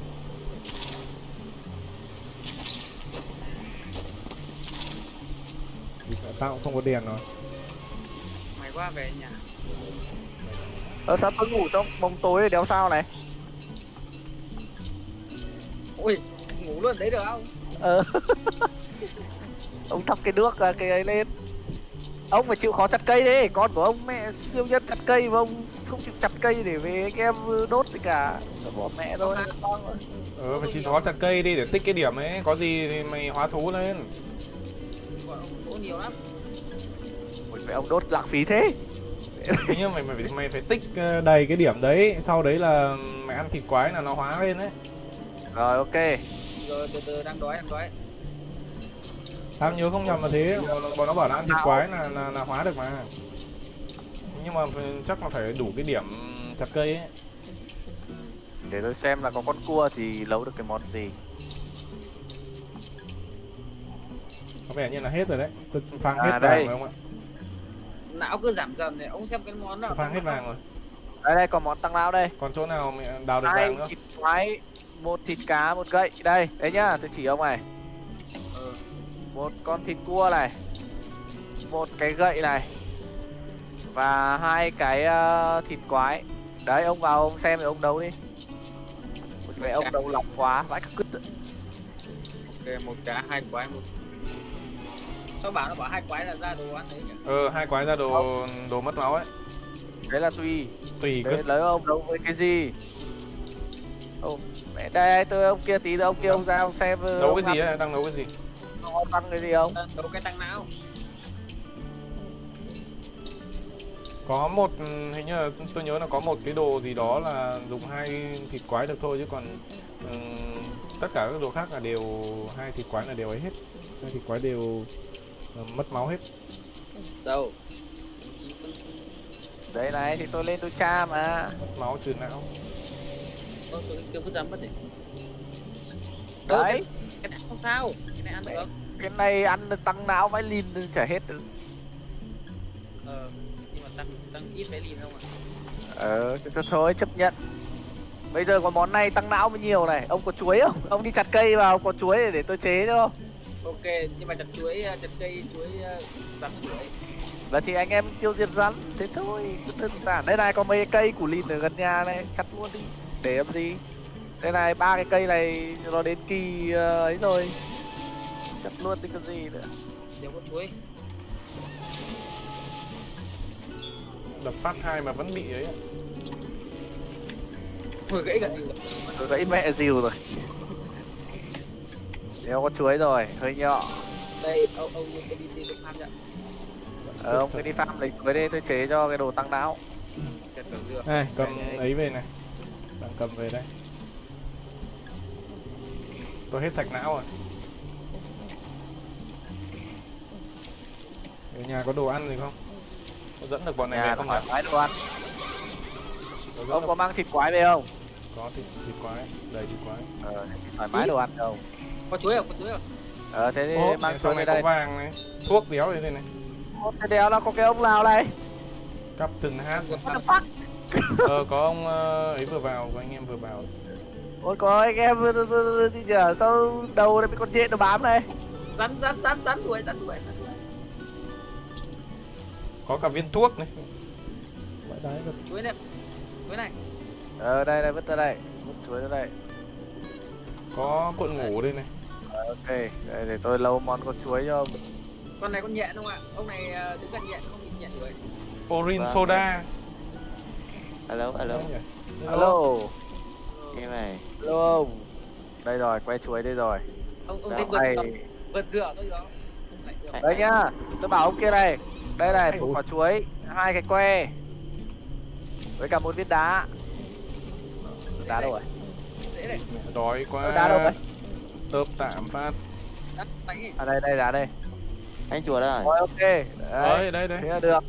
Đâu rồi? Anh phàm ở đâu để em thả cái con nhện xuống nào. Thả cái tổ nhện xuống. Phàm bên góc bên này anh ơi, cho xong lên chỗ tổ ong. Để đâu cho được? đánh nhau. Cho sang tổ ong này cho đánh nhau anh ơi. Điền nó đánh chết ong, Dạ, ong không ấy được. Điền là đừng cho nó đấy. Nhẹ nó đánh chết ong mất. Cho ra cái góc nào đi. Được cả trứng này. Mẹ chặt cây được cả trứng này. Cho mẹ sang bên ngoài này này. Giữa này. Đây. Rồi em chạy theo nào. Để tôi đặt luôn ở chỗ này. Đặt đâu? Đặt bừa đây đi. Nhiều trứng chim quá. Nên đặt cách cả tí không lúc đập cho dễ. Ok vậy Mẹ, chơi con đấy tốn thịt nuôi đệ bỏ mẹ ra. Ô, nhà có đồ ăn.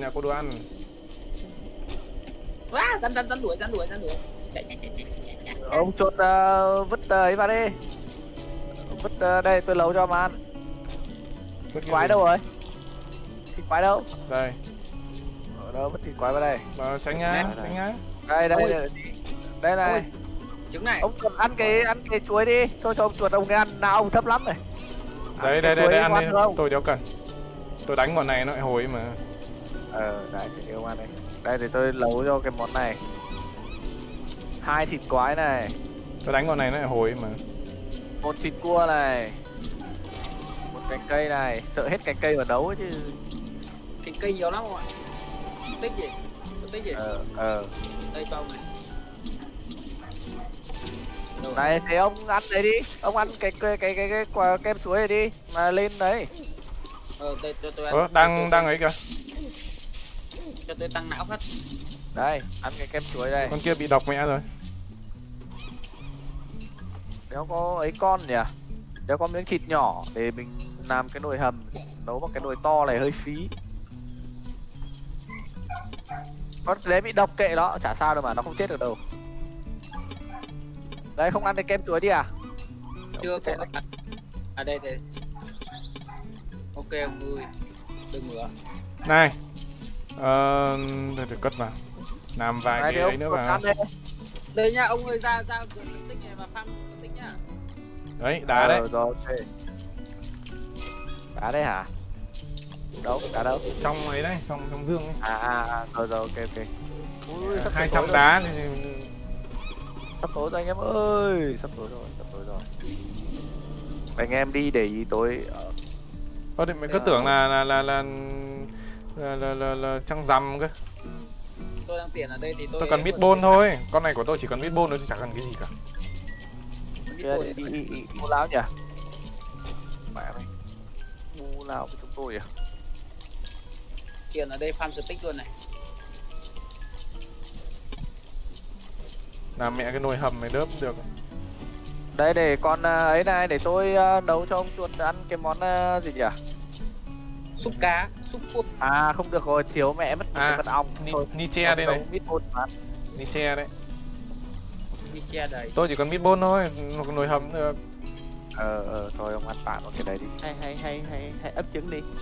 Đây có trứng này, có trứng cơ mà. Đây để Đưa xem tôi nhắm đây. chơi cái gì đây à? Tôi vừa ném trứng vào đây.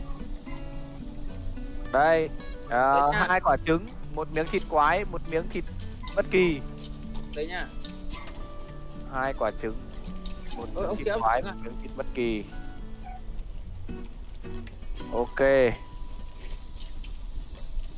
Nhà rất nhiều trứng. Một vườn dừa đây này. Em nuôi một con tôm bớt nha. Nuôi thì Tôm bớt là con gì? con đệ. Quả trứng này, quả trứng này. Ok ok. Đâu đẻ gọi đâu đây không? Ôi nó lở ra này, nó sắp lở ra rồi này. Chưa, còn lâu, còn lâu. Ôi ông nào có cả Coca-Cola này. Ngon vậy. Tôi nhặt đấy. Ở trong cái hòm. Soda này. Này cho ông nào Cái ngủ này. về sau mình Anh chuột có cái vũ khí không? Chơi em đi em giết quái. Vũ khí à? Đây. ông chuột nhặt gì nhở, mạng nhện đâu hết rồi. Vũ khí hoặc đồ gì Mạng đó. nhện đây, mạng nhện đây. Có làm qua. Hết mất dương rồi, làm thêm dương đi. Dương ở trên này vẫn còn này. Đây để tôi làm thêm cái dương vậy. Trứng à? Đây đây. Xin. Ôi mẹ, này trứng đem đi nấu ăn hết à? Phí thế. Nuôi mẹ hết thâu bớt đi. Nuôi thì Không, được cái nuôi. gì đâu mà. Nuôi một con, hai con anh. Mai mốt nó phản bội mẹ nó mất. Nuôi con đấy thì sau nó lớn nó chỉ cho vào thịt thôi chứ có làm gì đâu.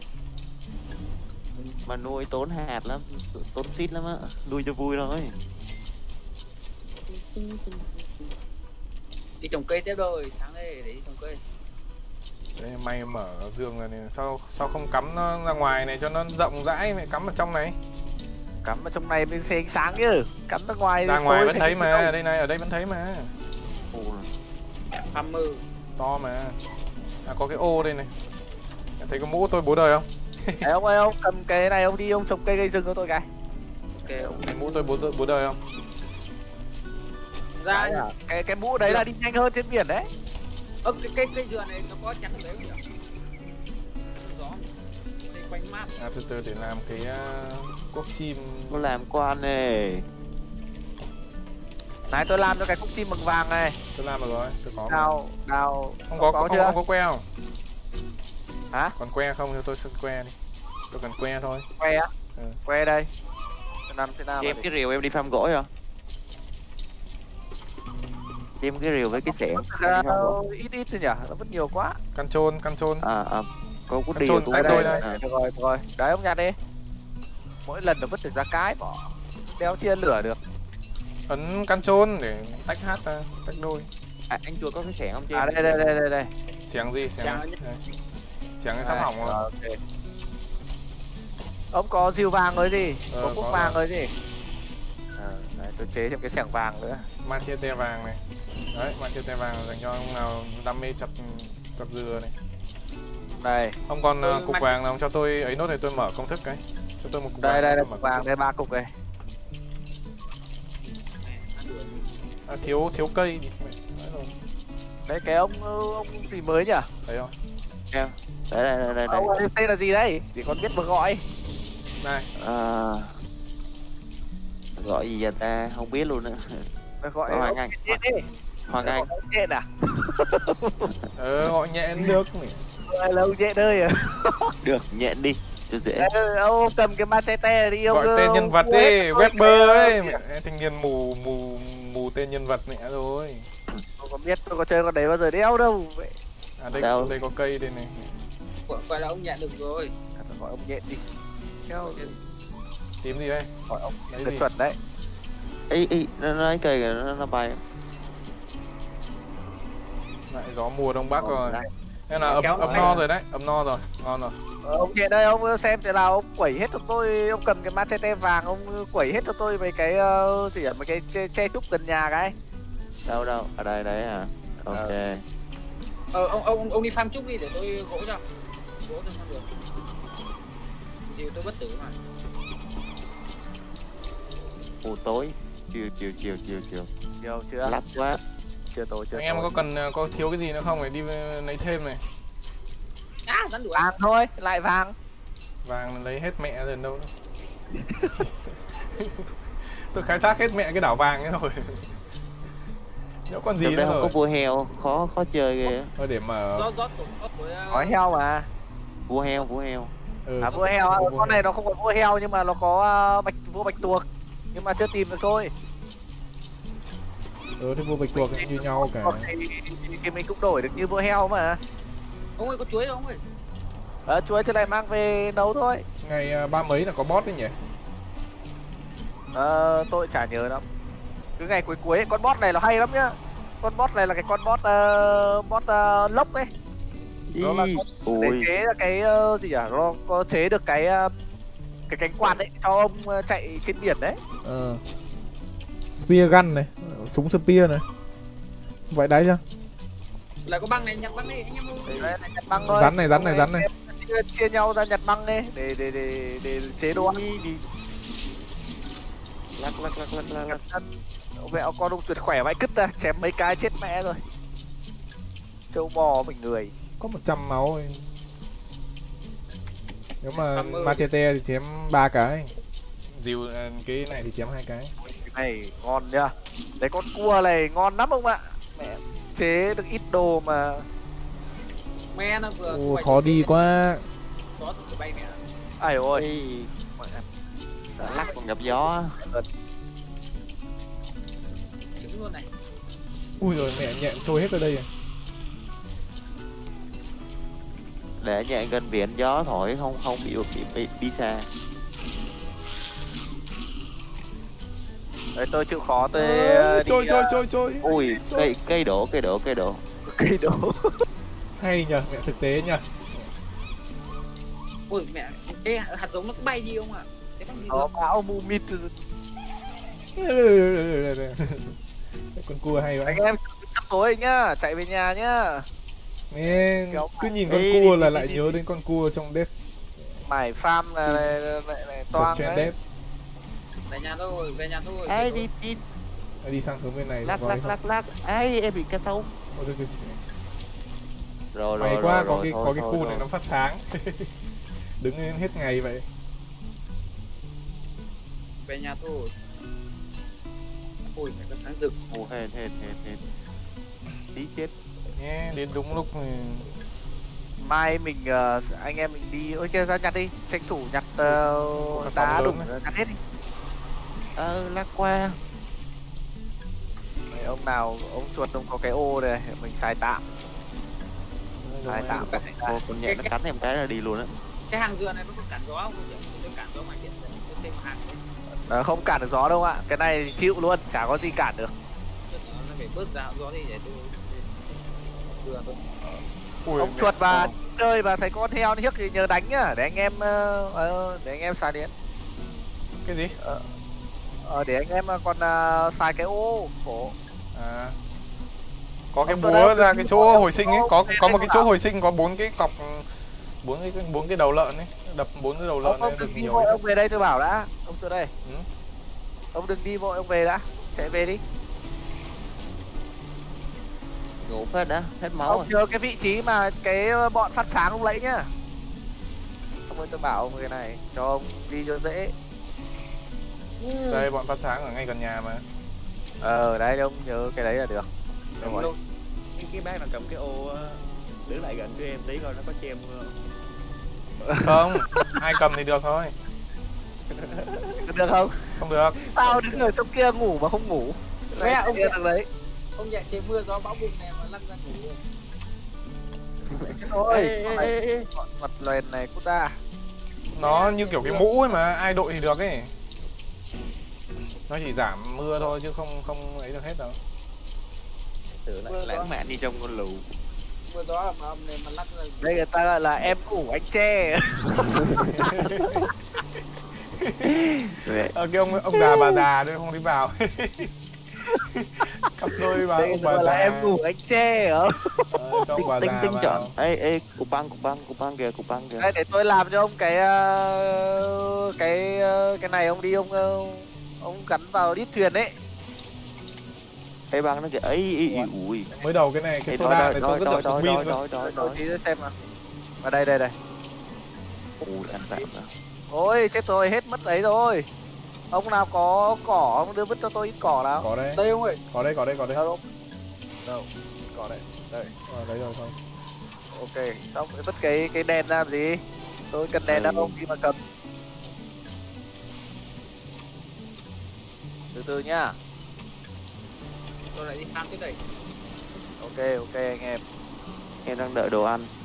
cái này à? Cái gì cũng có. Cái này nó đéo có cái gì để Anh em nào farm được ít chen nữa thì chưa, đưa tôi ít. che nữa, hình như tôi thấy ở trong dương có sao ấy. Đây. Trong dương. Dương à? Đâu, Dương à? Xem nào. Gỗ này. Ở đây. Búp bồ Ok. xui ấy. What the fuck? Ta xui. Em Đây ông tuần này tôi vứt cái này cho ông nhá. Gì đó? Đấy. Ông đi đến cái chỗ phát sáng ấy, Ừ. ông lắp ít cái thuyền, xong rồi ông quên hết cái chỗ đấy cho tôi. Rồi ông mang về đây. Tầm đó mà. Quên hết cái đom đóm về đây. Nhưng mà buổi chiều nó mới ra, bây giờ nó chưa ra đâu. Chiến nhớ vị trí tầm chiều mới ra được. Thế nên tôi quên mẹ vị trí rồi. quen. Phải thật cứt đấy. Ướt quá. Ướt át Ướt thì quá. chạy về xuống về, không là tụt nào niếc xuống. Hết trái cây rồi. Này thì cứ bổ trứng ra ăn thôi, cần gì phải nghĩ nhiều. Mấy con cua cái khôn thế nhỉ? Mẹ đi bắt cá à? Thuyền đánh cá mẹ rồi. Lại phải cứt. Chết Lắp rồi. Đừng có thả sớm thế làm sao mà gặp được bọn kia. Đấy. À đây. Ôi băng nhiều quá ông ơi. Đây nhặt thôi. Nhặt tí nữa làm trại khỉ để farm khỉ ấy. Nít bốt của tôi nhá. Ông cứ ăn đi. Time starting. Ông ơi, tình hình là tôi vừa móc được con sứa rồi. Thôi chứ bây giờ quay về thôi chứ có gì nữa à. Cái nó mất à? Cái này nó mất à? Chứ nó mất thôi gì. Bảo ông phải ra cái chỗ đấy cơ mà. Thôi về đây tôi làm cái khác vậy. Timer starting. 27 giây này. Đợi, Cứ quên đi. đợi 27 Xong giây xem rồi, nó có ấy được không? Thịt Về mẹ cho nó sương hong mù khô đã. vãi cả cứt. Lạnh quá. 27 giây là nó mất đi mà. Chứ nó Em không ở nhà em gì nấu đâu. ăn đây. Thôi đi về đi. Đi về đi, tầm buổi chiều chạy ra đấy may ra quên được. Bởi vì về sau ông làm cái đèn luôn ở đấy mà. Ê hạt giống. Lạnh với đáy. Mưa Cái còn này hay gió. là bị ướt là nó có cái hình giọt nước ở bên góc màn hình hay phết. Đảo của mình tính ra là hơi ít cua, chứ nhiều cua là ngon đấy. Nhiều cua đi móc. Tại vì cơ bản có mỗi ông chuột là nhân vật nữ thôi mà lại đi mất rồi. Đi mẹ. Anh nhầm là nhà tôi. Tôi có con sứa đây này, không biết là làm được cái gì không? Tôi nhớ là vừa nãy có cái gì đó làm bằng con sứa này. Có món bằng Spear gun. Đúng rồi, để tôi làm thử. Còn che cho tôi ít. tre ở nhà đây, chủ kiếu. Để về đây. Này che này. Đâu? Trôi. Ui chạy không nổi Mỗi luôn kìa. cái. Cho hẳn một cái. Anh em nhặt nhiều đá băng vào nhá, không mùa hè là không trụ được đâu. Mùa hè là toang đấy. Ê lắc. Thôi mình có cái rìu vàng đây. Ra. Còn cái rìu để anh em Ê kìa. Đã lắc quá hít trên không được. Ui, nhiều băng quá. Nhặt tay nhắm ơi. Được rồi, ông ơi lại phải làm thuốc chuối ông ơi. cưới đi. Đấy lại làm Ê cưới thôi gì đâu. 2 que một chuối nhở. lắc Mẹ trời. có mỗi cái nhà thi nhau đứng. 2 que, một chuối, một băng. Đấy. Ông ơi, ra đi tôi mở tủ lạnh phát. Cái gì? Làm gì? Mở cái tủ lạnh. Còn che không ai cho ít che cái. Kiểu ảnh á? Tôi mở cái tủ lạnh. À tủ lạnh á? Đây. Cái gì? Nghe như kiểu chụp kiểu ảnh. Còn che không? Cho cái che cái. Hết rồi. Có cái mũ rắn ấy, mũ rắn là chống nước ấy. Các cái thôi không? Mũ rắn chống 80% nước ấy. À 7% nước. Đây này có da rắn ở trong đây này. Phanh. Ui, dưới tôi. Ê Dưới tôi. Ok. Con này bao giờ nó mới nở? Cứ như kiểu ấp trứng rồng vậy. đúng rồi nó đây. Nhưng mà nó lâu hơn trứng rồng nhiều, phải 2-3 ngày cơ.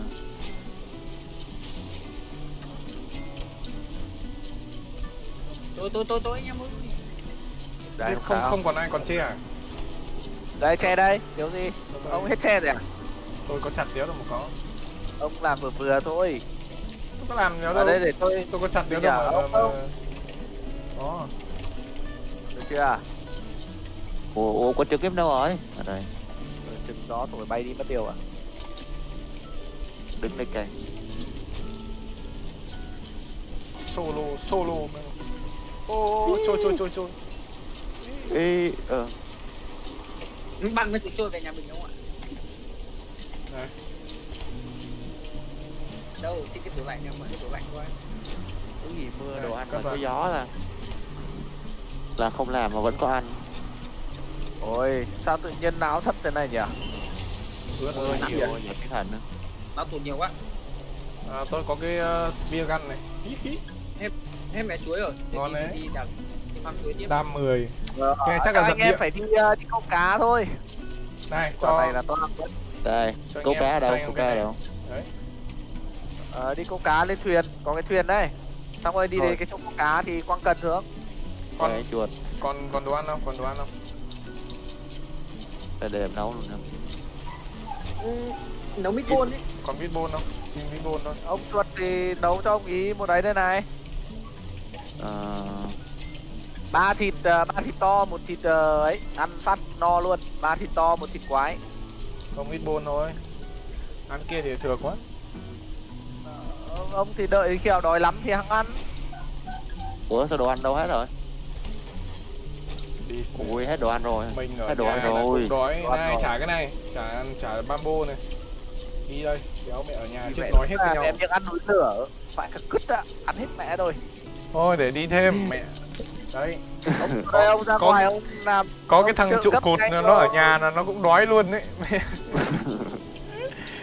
Đây Ủa, này, ai không lấy đồ ăn ở đây? Đấy mà đi đi. Để đi đây. À đâu có cái ấy đâu, có cái vợt đâu. Đây đây. Đây này, cầm cái nồi thịt rồi mà đi đi cái gì nữa. Ở nhà ăn đi. Đây đây, được cái nồi thịt này. Đấy. Cầm cái nồi thịt. Chán lẹ lẹ còn đi làm. Mẹ nó còn đã tối thì đánh đuổi. Đâu nồi thịt. Đâu có rát, đâu ra chiêm rắn. Ok. Đây, đánh. Đấy, ông mang luôn cả cái con đấy đi. Con kia ai cầm đi rồi đấy. Cái gì che đâu hết rồi, đưa đây. Đây. Che đây, tôi vừa À, ném vào đây, đây. đây. Đây, nó đây ông ơi. Ê, lắc. Flint đây này.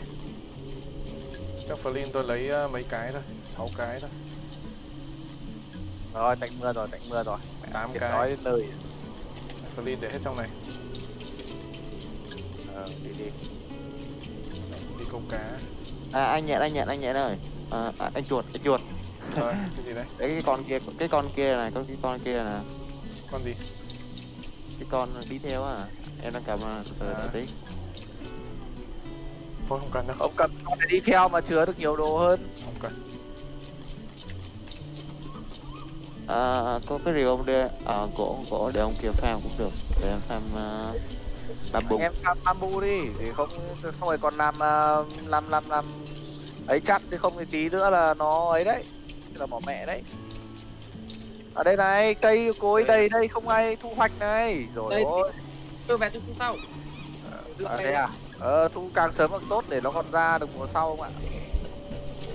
Trò méo gì thế này đen thui như cuộc đời chị dậu. Đen thật. Cơ bản là mình để não thấp cho nên là nhìn nó cái đen thui, nhìn như kiểu là Mẹ chơi thời 90. ấy rồi mẹ. Ui mẹ có mấy quả sóng cao này. Rõ ràng là mẹ Sóng cao này không lướt được đúng không? Ông chuột ông phang nhiều sứa vào mà nó hồi hơi ấy, Ôi gì? cho nó hồi não. Giết con sứa đấy là được ông được bao nhiêu % hồi mà. Tôi cần nhớ hồi não. Não tôi cứ để này cũng được. Để anh chuột não thấp để farm Để lấy farm hồn. Ê, đi. Ồ, mấy con rắn đâu ra xuất hiện này. Đi qua bên này xem nào. Ủa cái đuốc đâu ra đây? Đồ thanh niên nào đây này? xem có món nào nấu cái nấm này. Có cần thu hoạch vai không? Đồ thanh niên nào đây này? Tôi đi farm trang về tôi thu hoạch. Nấm Clo. thì chỉ cần ăn nấm lục với cả nấm lam thôi, còn nấm đỏ bỏ đi. Ok. Thế tôi lấy nấm lam nhá, nấm lục nhá. Có cái chai đấy. Đồ của cái ông Willow đằng trước ấy. Mẹ nhanh chiều thế. Khoáng cái đến chiều nữa rồi. Mẹ tối thì đã lâu. Tối thì lâu vãi cả đáy. Có dưa hấu này. Ui, Tối nay không có mưa là vũ điệu công chiêng em. băng này. Thì thôi chào mấy anh. Làm cái gì đây? Có 31 bamboo rồi nè. À tôi sẽ phải làm cái mũ, không thì tôi tụt não nhanh lắm. Ok, Để tăng máu không hả? tăng máu á. Tăng máu thì Cho mẹ lắm À? lắm ở sóng đây to có thế. cái tăng máu à? Tôi Tăng vừa máu thì phát thì hiện cái ra ông một nào đi streamer bắt gái cua về đây nói thì giọng giấu nam được dễ một thương tăng và máu cờ. nữa. Cũng chơi Oni. Rikusan gì? Ở đây rồi, có máu cho ông kia rồi. Rikusan đúng không? Ông ơi tí ra đây nhặt Mấy hôm ngồi chơi mới ấy suốt mà. ok Lúc cây. nào- Xong đã thấy chật lẹ mẹ. Thì nó đỡ lag tí. Em Mẹ. đi tham thịt với anh chuột luôn. Không chỗ nào không lê la. Cái đấy là tình cờ gặp mà. Hôm đang ngồi xem Soren stream All Season thì là thấy làm mod bên đấy. Hỏi xem có phải là Rikusan hay chơi với ông Dũng không. Bảo phải. Sau thì thấy hắn sang kênh hắn bảo là ở đâu có Oni. Chết mẹ con này. Ông ơi cái Ờ. nó có qua lại cây không? Nó liền con này nó đuổi mình. Lúc Cái đi gì thì- cơ? Mì.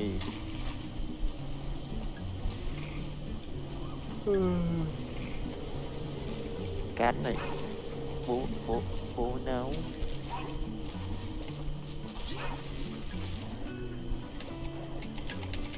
Con Sữa nhà này. mình lạ quá. Cá đây. Con cần thử xem nào. Wow. Câu cá là nghề của mình đó mẹ rồi. trồng dừa tiếp. Sắp tối mẹ. Con này nó đuổi. Tưởng của mình.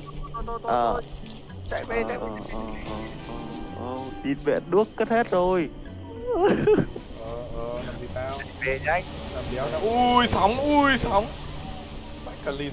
Đen. Ê. Rồi lại chết thoát mở ra, rồi. lại thoát ra. Mẹ nhanh chân thoát game chứ. Phải nhanh chân thoát game. Ngay kế bên mà chết nhục thật. Ở đây có cái con fan sáng sáng Anh này. em đi đâu làm gì cũng phải nhớ là phải có một cây đuốc đem theo. Không có đuốc thì lúc nào cũng phải có cỏ với lại đấy, cỏ với lại Rồi. stick. Em có Có đuốc. cả sứa có nhiều đuốc. màu. Bà đã không hay thoát game à.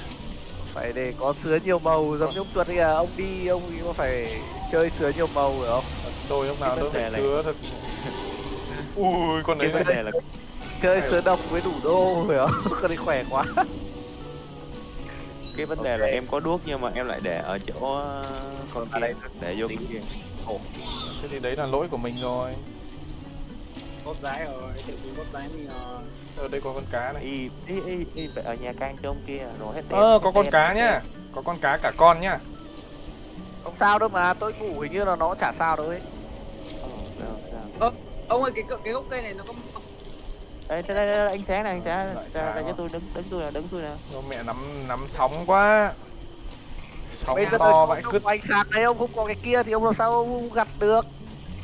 Rồi đi. Cho ông thì ông về ông dùng mẹ linh tinh. Con lìn gì cơ nó đuổi mình kìa. Này anh em nào mà thiếu não thì chạy vào đây mà ngủ đi. Chết luôn vô ngủ được không? Chết luôn thì ông Hay phải à? chạy ra cái cổng kìa để ông hồi sinh. Thôi bỏ mẹ rồi. Sắp hỏng thuyền rồi. Cổng đi ấn mờ lên, có cái cổng xoáy xoáy đấy. ông ơi cái gốc cây dừa. tôi sắp hỏng thuyền mẹ rồi. Đi về. Đi về đi, nhanh lên. Mẹ khiếp, còn có từng đấy phải còn ít là phải về ngay chứ đi. Không để ý ấy. Cho hồi sinh trong đêm luôn. Ông đợi sáng ông hồi sinh chứ. Không đợi sáng rồi hồi sinh. Ấy. À đi Ủa, phải. Đi farm stick. Chán thật mất. Đi farm stick nào. Sắp sáng rồi. Bây giờ quả dưa hấu mà chả làm ăn được gì. Ở nhà còn ấy không? Còn nhà còn nọc ong không? Nọc ong còn. Đây ông về đi, tôi chế cho ông cái ông đi tiếp. Thôi để đồ tôi chế để tôi mở công thức. Vừa là anh chuột có dưa hấu mà anh farm vàng nha anh lấy vàng để cho chim ăn, trồng dưa hấu ăn. Cái gì lấy vàng cho chim ăn á?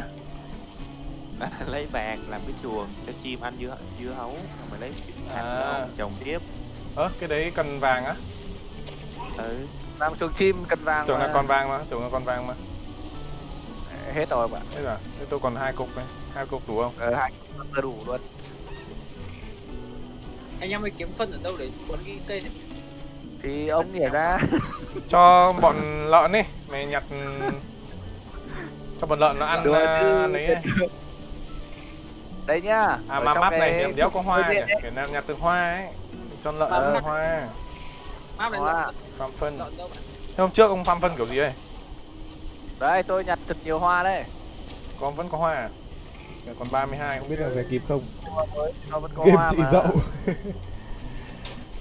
có ngày đông đêm người không ngồi mà đánh xem một ếch. tí tối rồi, có ngày đêm mà. Đây này, cái đồng hồ trên này nhưng mà mình đang ở cái mùa bão cho nên là đông nó Có chim cái vật. nên cái đêm nó nhiều hơn ngày.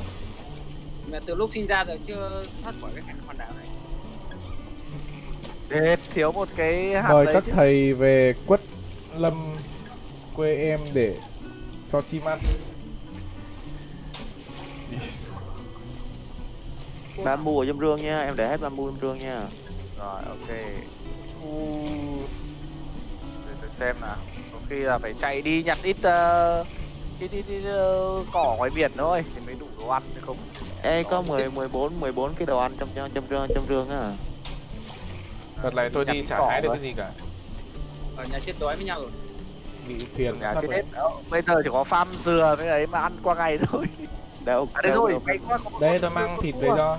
Nhưng mà ít Đây lắm, không rồi, được nhiều. anh em ơi. Đâu rồi nhỉ? Tôi mang thịt về cho nhưng mà không được nhiều Mấy lắm. lượt thôi rồi. Giờ không dám xúc cái gì lên mà ăn. Xúc lên sợ không có phân trồng. Khổ mẹ, cứ ở nhà với nhau thế thì mưa bão thì ra ngoài đi. Ai thôi xong. Đây này ông, Rồi. ông có cái ấy đâu, ông ơi, ông gọi là ông gì kìa, ông Hải Ly đúng rồi. Ông Ra cứ đi.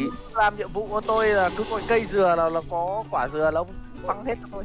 Đi mẹ chết trước cửa thiên đường ạ, vãi cả đái.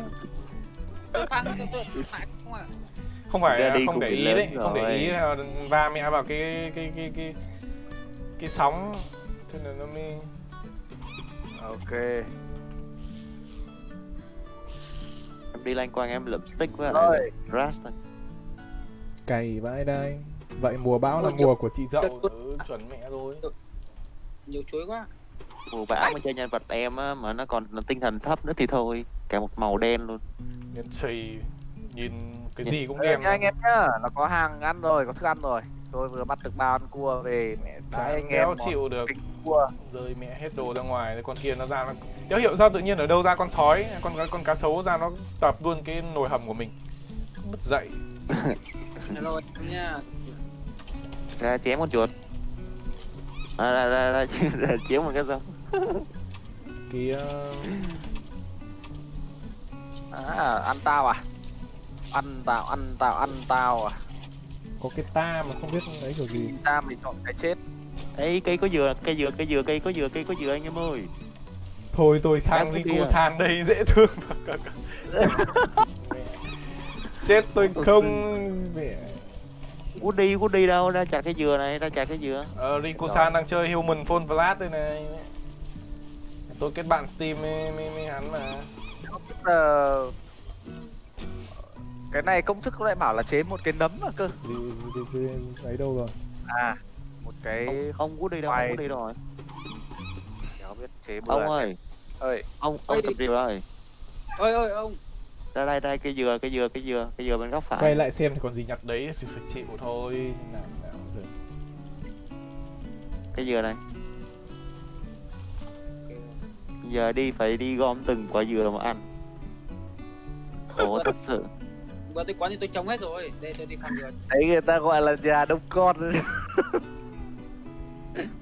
Mấy anh chặt hết, mấy anh xúc mấy cây lên mà không có phân, nó phí thời gian lắm.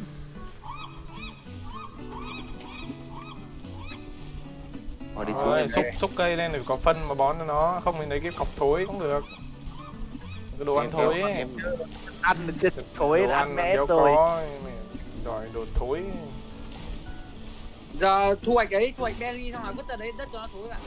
Không, ông mẹ lãng phí vừa vừa đấy ông chơi đấy. Thôi xong rồi lại tối mẹ đẹp thế không biết. Còn bị con đĩ này nó đuổi Rồi. mà đéo làm gì được nó, đéo có đồ gì đánh. Mày quá. Làm đéo tao, ai đi, chứ không cạp được. sau lần tiếp thu đã phòng ngừa 3 cây đuốc trong người. Làm đéo tao, nè,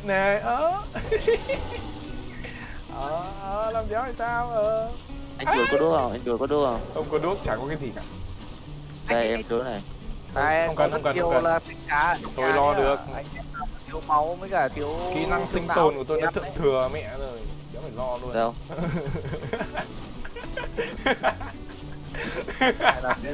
Anh em nào Ôi, có não. vô đi anh. Vô Vô nó lại trèo lên ý, nó lại trèo lên được mà. Vào đấy lại trèo lên Em ý, đã- con này nó trèo lên được mà. Em rồi đến đâu ra thịt quái Em bây thả cái giờ. đường nào. Đang chạy dưới này nhanh, tự nhiên axit nát kìa, ok. Đi. Thôi, em về đây. Em hết đuốc rồi. Ê, Ê, nó cắn sắp hỏng mẹ Thiên rồi. đây anh lên nè. Còn đuốc không, còn đuốc không? Còn đuốc không? Đây mới làm. Vừa thấy kêu hết đuốc thì đéo dám xuống. Ê, ra với. Đây. Ai, chạy. Đi. Nó lên kìa. Đi ra. Bố mày có thương thì bố đập chết cha mày luôn con ạ. Mày Đây. Có. Về nhà lấy đồ. đang ra Đây, chỗ cứu kia viện. lấy đồ. Đây cứu viện đây. Lấy đồ đấy. Gì bố con ở không không? Đây anh chuột. Đây rồi.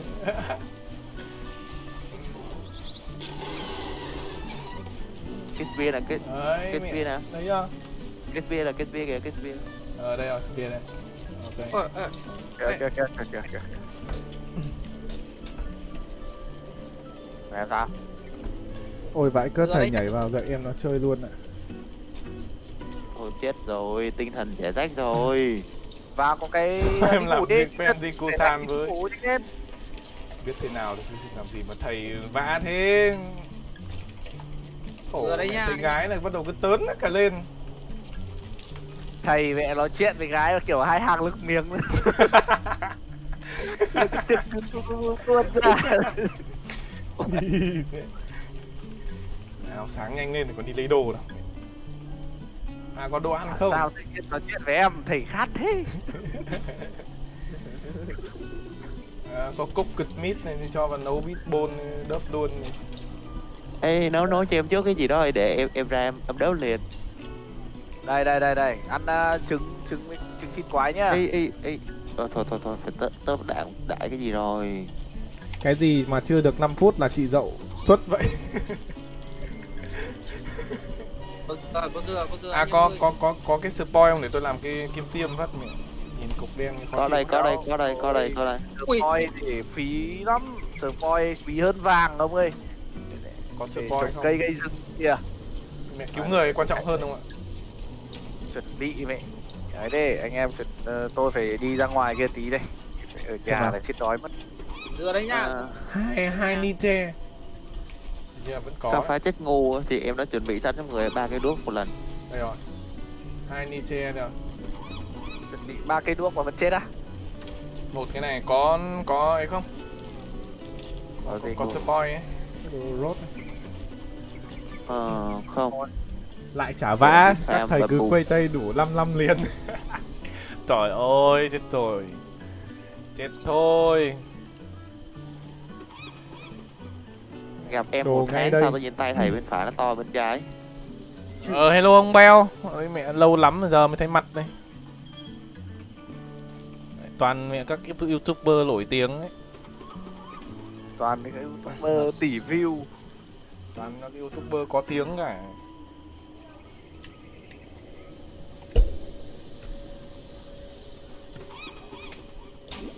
Hai tuần nay bận tối mắt không làm gì hơ hơ.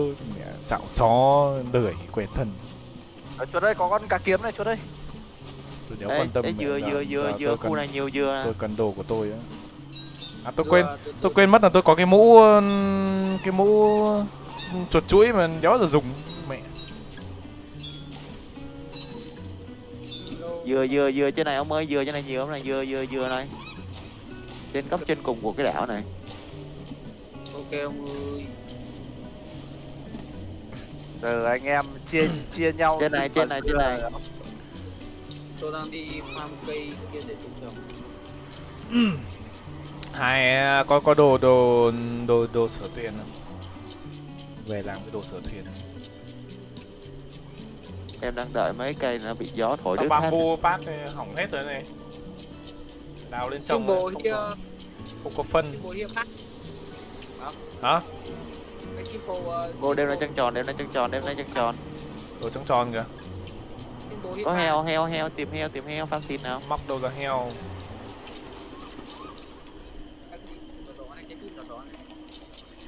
Dừa dừa trên này bác ơi. Ôi bác, Tôi có thể tích điểm gì để khóa không? Có mà. Ở đây thôi, có món cơm cuộn California rồi. Không có cái hình trái tim đấy thôi mà. Trái tim ở giữa màn hình. Ôi chuột ơi, có cái con sứa với cả rong biển ấy, là chế được nhiều món lắm. Chuột ạ. Đi nhặt rong biển đi. Đây thì ghẻ lại mưa gió Tôi đi rồi. đập sứa cho. Đây là cứt ạ. Á! Nhặt rong biển này tôi đập sứa cho nó gì. Ông đập sứa đây, tôi có nhiều rong biển đây rồi. Tôi có 3 cái rong biển đây rồi. Từ từ Tôi đã. đang Nhưng mà tình hình là cái thuyền của tôi nó bị hỏng rồi. Còn cái thuyền nào khác không?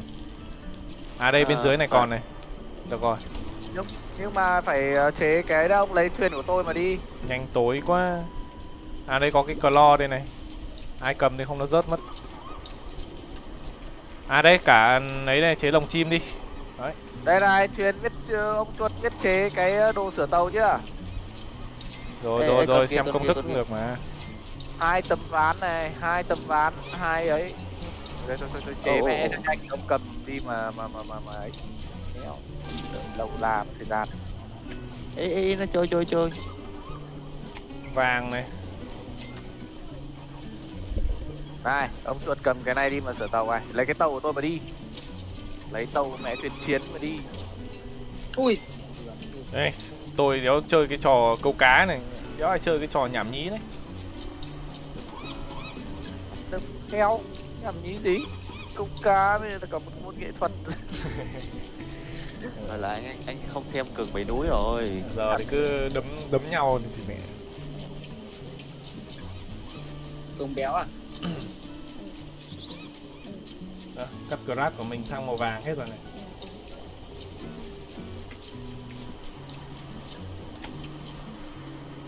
Thế thôi ở trên Nhìn tối này. thích. Nhìn tối thật.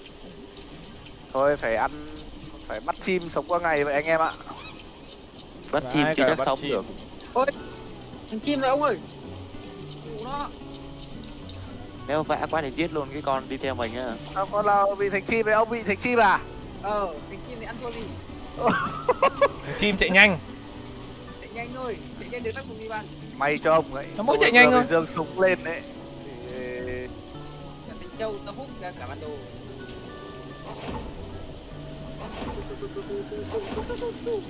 Quắc. Đêm trăng sáng là mình phải đi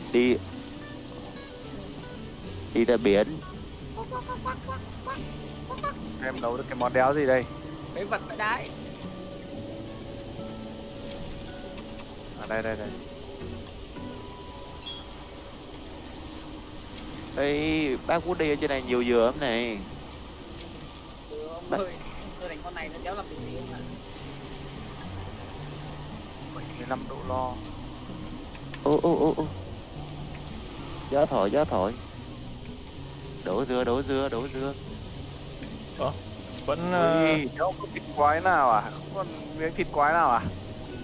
cái chai thư để làm gì? Không biết, hình như là cho bạch tuộc cái chiếc gì đấy. Anh em mới ra phòng trấn tích này, dùng trấn tích con này. Cho bạch tuộc nó trả vàng. Lè lưỡi ở đây. Ăn một quả trả một cục vàng. Nhận thành chim này phải vật quá. Cố lên người anh em. Con chim ấy thì chạy nhanh thôi. Ừ, chạy lên quăng cái vật phải đi ăn. Ăn một quả trả một cục vàng. Bao giờ mới hết? 54. Thôi thôi đành ăn ít cơm cuộn vậy. Để sống qua ngày. Đấy, ở nhà này có cơm cuộn ăn, mình ăn sứa qua ngày. Tự dưng thành cái con pet của ông này. Ê, ê, Ra chỗ Ông cá này này có múc cầm thôi mà. sổ khó khăn đâu. Ra mẹ chỗ người cá này múc về được ấy. Mẹ chóc ra là tôi bắn thôi. em đang lênh đênh ngoài biển lớn này.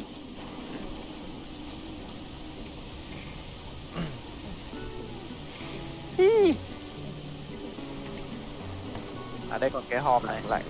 Ở đây có nhện đấy rồi, có nhiều nhện thế này mà không biết từ sáng hôm sau anh em đi farm nhện luôn ông ơi.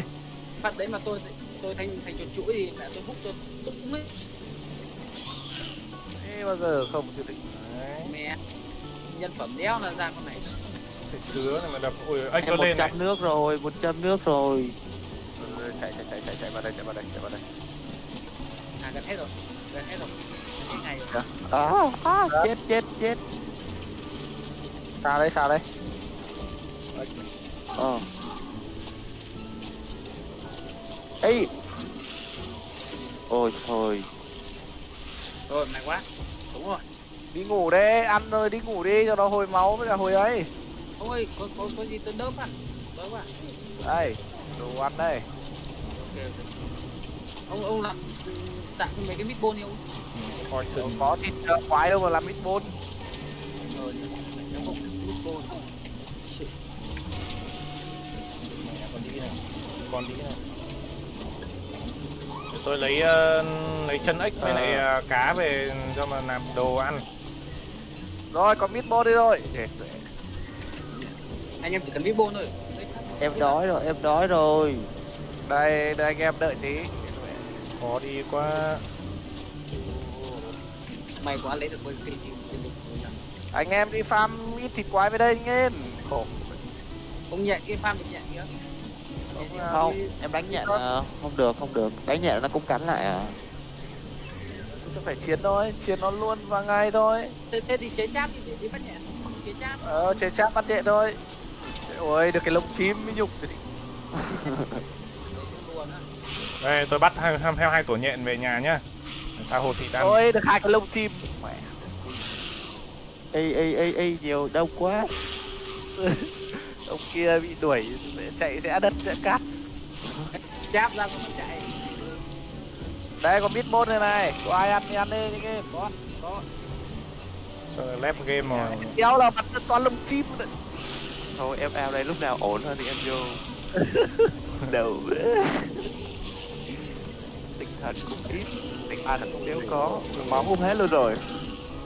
Đây, tôi mang thêm 2 tổ ấy về nữa, 2 tổ nhện này về nữa, 2 tổ nhện 3 này về nữa. Có 2 tổ nhện là ngon rồi, kéo nhiều luôn.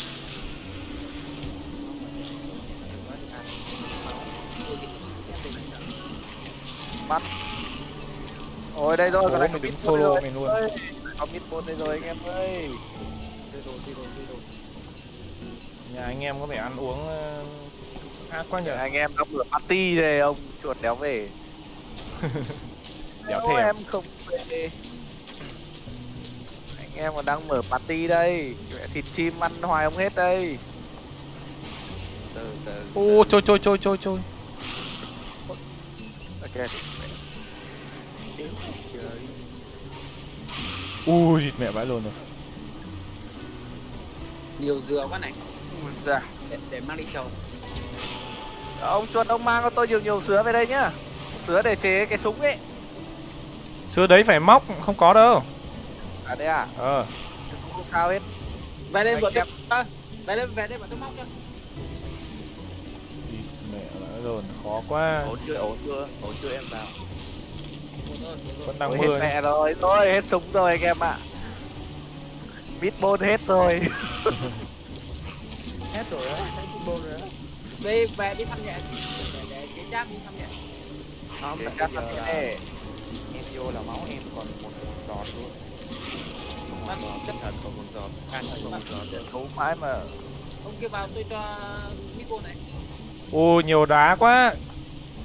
Nhiều nước đá quá. Tôi nhặt hết về nhá. Mưa đá này. Nhặt đá về đây. Ông kia đâu? Nhiều vãi lìn này. Ông kia về đây xong rồi tôi chế cho tinh thần ít gì đây tôi chế cho mẹ. Thì nhờ món kem chuối. Ăn Không. xong nghiện luôn. Không chỉ bạn tinh thần ít đâu, 3 cái cùng ít. Đây về tôi cho Meatball này, Meatball ăn bắt đầy ngay. Đúng rồi, cho cái meatball này. Xong là tinh thần cùng. Nói chung nhưng mà ăn chuối tôi xong ngon thì đừng có nghiện nhá. Ăn chuối tôi xong. Ăn xong chứ còn ăn nữa thì Ăn đâu chuối có đâu. tôi xong. Chuối hiếm lắm luôn à. Để này đi vào đi. Đâu rồi? Chat đâu Ngoài chơi muộn thế, bọn tôi chơi từ 8 rưỡi, 8 giờ, 8 rưỡi giờ ông mới vào. Vào đi. Ấy ôi. Thôi nó vả với mất cái mũ rồi. Thịt chết rồi. Mày ăn lâu lắm. Là vàng có cái này. Tôi phải gánh tim rồi ông ạ. chuối này ông ơi. Đâu rồi? Cứ bỏ vào ấy là được, cứ bỏ vào Đây, chả. đây, đây. Có được của anh nhá. Có cái đéo là có ông nào ông trồng cái cây berry ở ngay đây ạ. Hay à? Màn hình nghe nó cắt bóc rồi này. Em bật tinh thần thấp của màn hình Ông kia ông ăn 2 quả chuối đấy vào là sướng ngay mà. Đây nha, vứt cả mít à. Bố mẹ. Ui. Đâu rồi. Còn tối à. Mẹ sao cái con mặt lìn này nó cứ tối đến là nó. Chạy về nhà đi. Đây, đây, Chạy về nhà đi. đây. Im lặng lặng. Hôm nào lai liên quân đi. Tôi chả lai liên quân đâu, đánh gà. Đâu, đồ ăn. Lai lủng cái gì. Đâu đi. Này, Meatball này. Đâu. Ăn đây, ăn 2 quả chuối đây đi là được mà, là đỡ ngay mà. Meatball nào, đâu Meatball nào. Ôi trời. Đây này, ở trong tủ lạnh này, có 2 cái kem chuối ở trên góc ấy. Ông cũng nhện nè, ông vào ông ăn đi nhanh lên. Tinh thần. Đốt mẹ nhà ấy nhỉ. Đốt nhà ếch này được ấy. Mở tủ lạnh ra lấy 2 quả chuối mà ăn đi. Rồi đâu rồi? Không. Kéo ra ăn kịp rồi, khổ. Chạy như cờ lông công này. Cứ chạy đi, tôi đánh rồi. Đi. Có đánh được không? Mình có đánh được không? Đánh được ông ơi. À thế à? Ai ơi, Đông lục đấy. tôi rồi. Mẹ. Anh em chia đam ra mỗi thằng phang phát. Ui thì vẻ đông thế. Đông đấy. Đông Đây còn. cái này thì chơi đéo được. Đấy, mơ. Đi. Mà lạnh quá. Mày. Nó được không?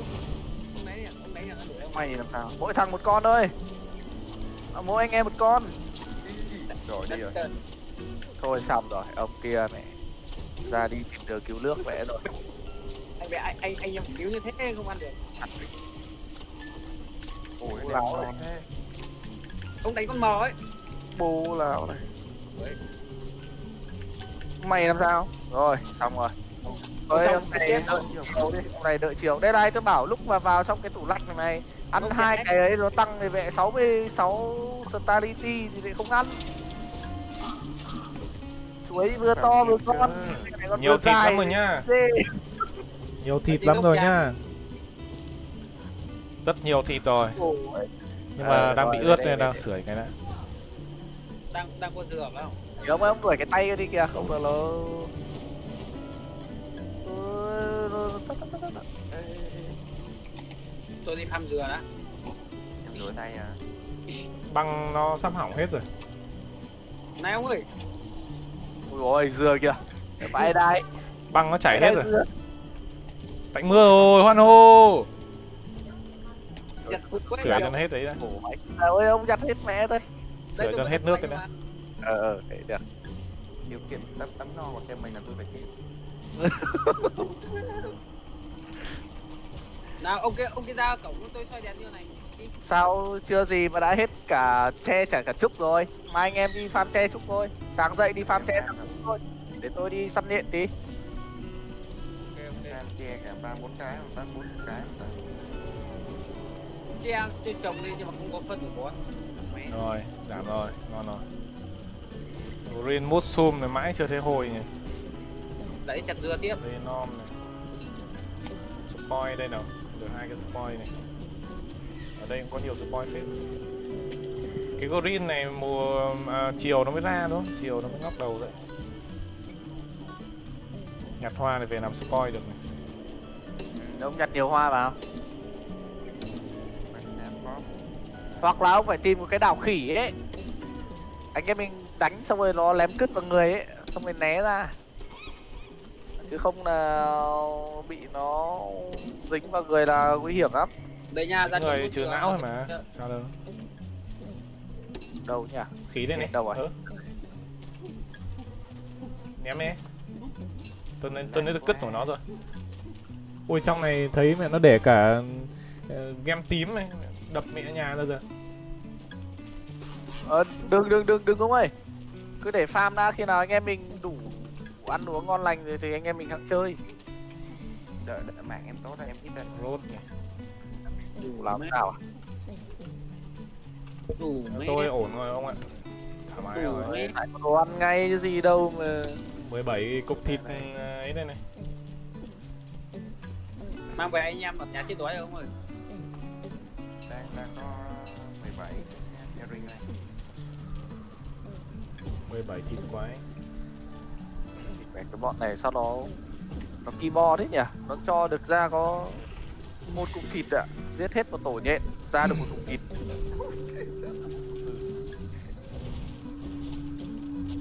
Đây dừa. Ôi. Mẹ rớt thịt kiểu này bố ai mà nhặt được. Đây nha, một đống dừa đây. Sao mà phang.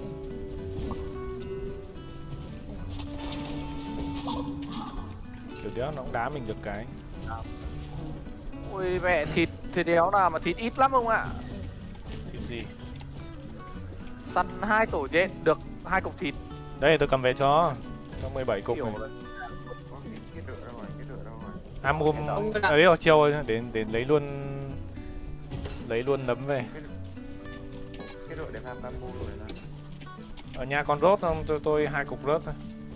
Tôi làm cái kiếm tiêm. Cái rửa, nó cầm cái rửa. Rất là cái cục đéo gì? Rót. Là cục thối ấy. À không có. Ta đang cầm cái rửa để em đi farm bamboo nè. Ở đây nhiều nấm xanh lắm. Ở đây hết nấm xanh rồi.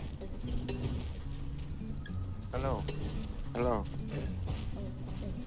Thằng này 12 Ủa? người coi. 12.000 người. Anh em nhìn thế nào? chuột. Anh em ở nhà chết đói rồi. Đâu vẫn sống tốt. Khổ. Anh em ở nhà toàn ăn hải sản với cả mẹ mở party. Đang nhậu party ở nhà kìa mẹ. Bao giờ tôi mới chết. Chuột đi cái là đỡ miệng ăn ngay. Vẫn còn ấy này. Ui nó cẩu. Cái cây dao đó hết rồi để em đi farm tre. Vẫn còn con ngựa này. Còn 2 ngựa này. Có cái dao đây này, còn một cây 23% đây này. Ngựa nhưng mà mình hết mẹ nó ấy rồi. Đi lấy cái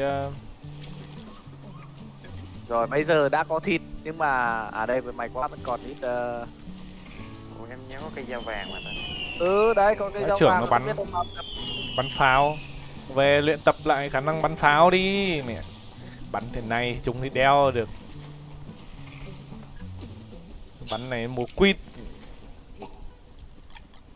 Ai mà hết ai mà hết tinh thần nhớ lấy cái ấy nhá. Ông là Lấy con lại cái cuối man đấy.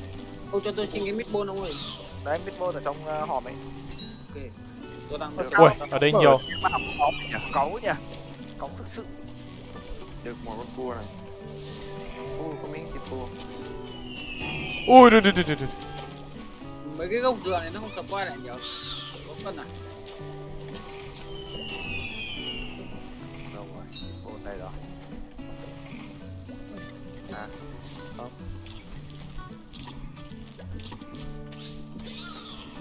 Đây, dừa. nhặt mấy làm cái giáp coi. Bố mày có giáp bố vào bố vã chết cha mày luôn.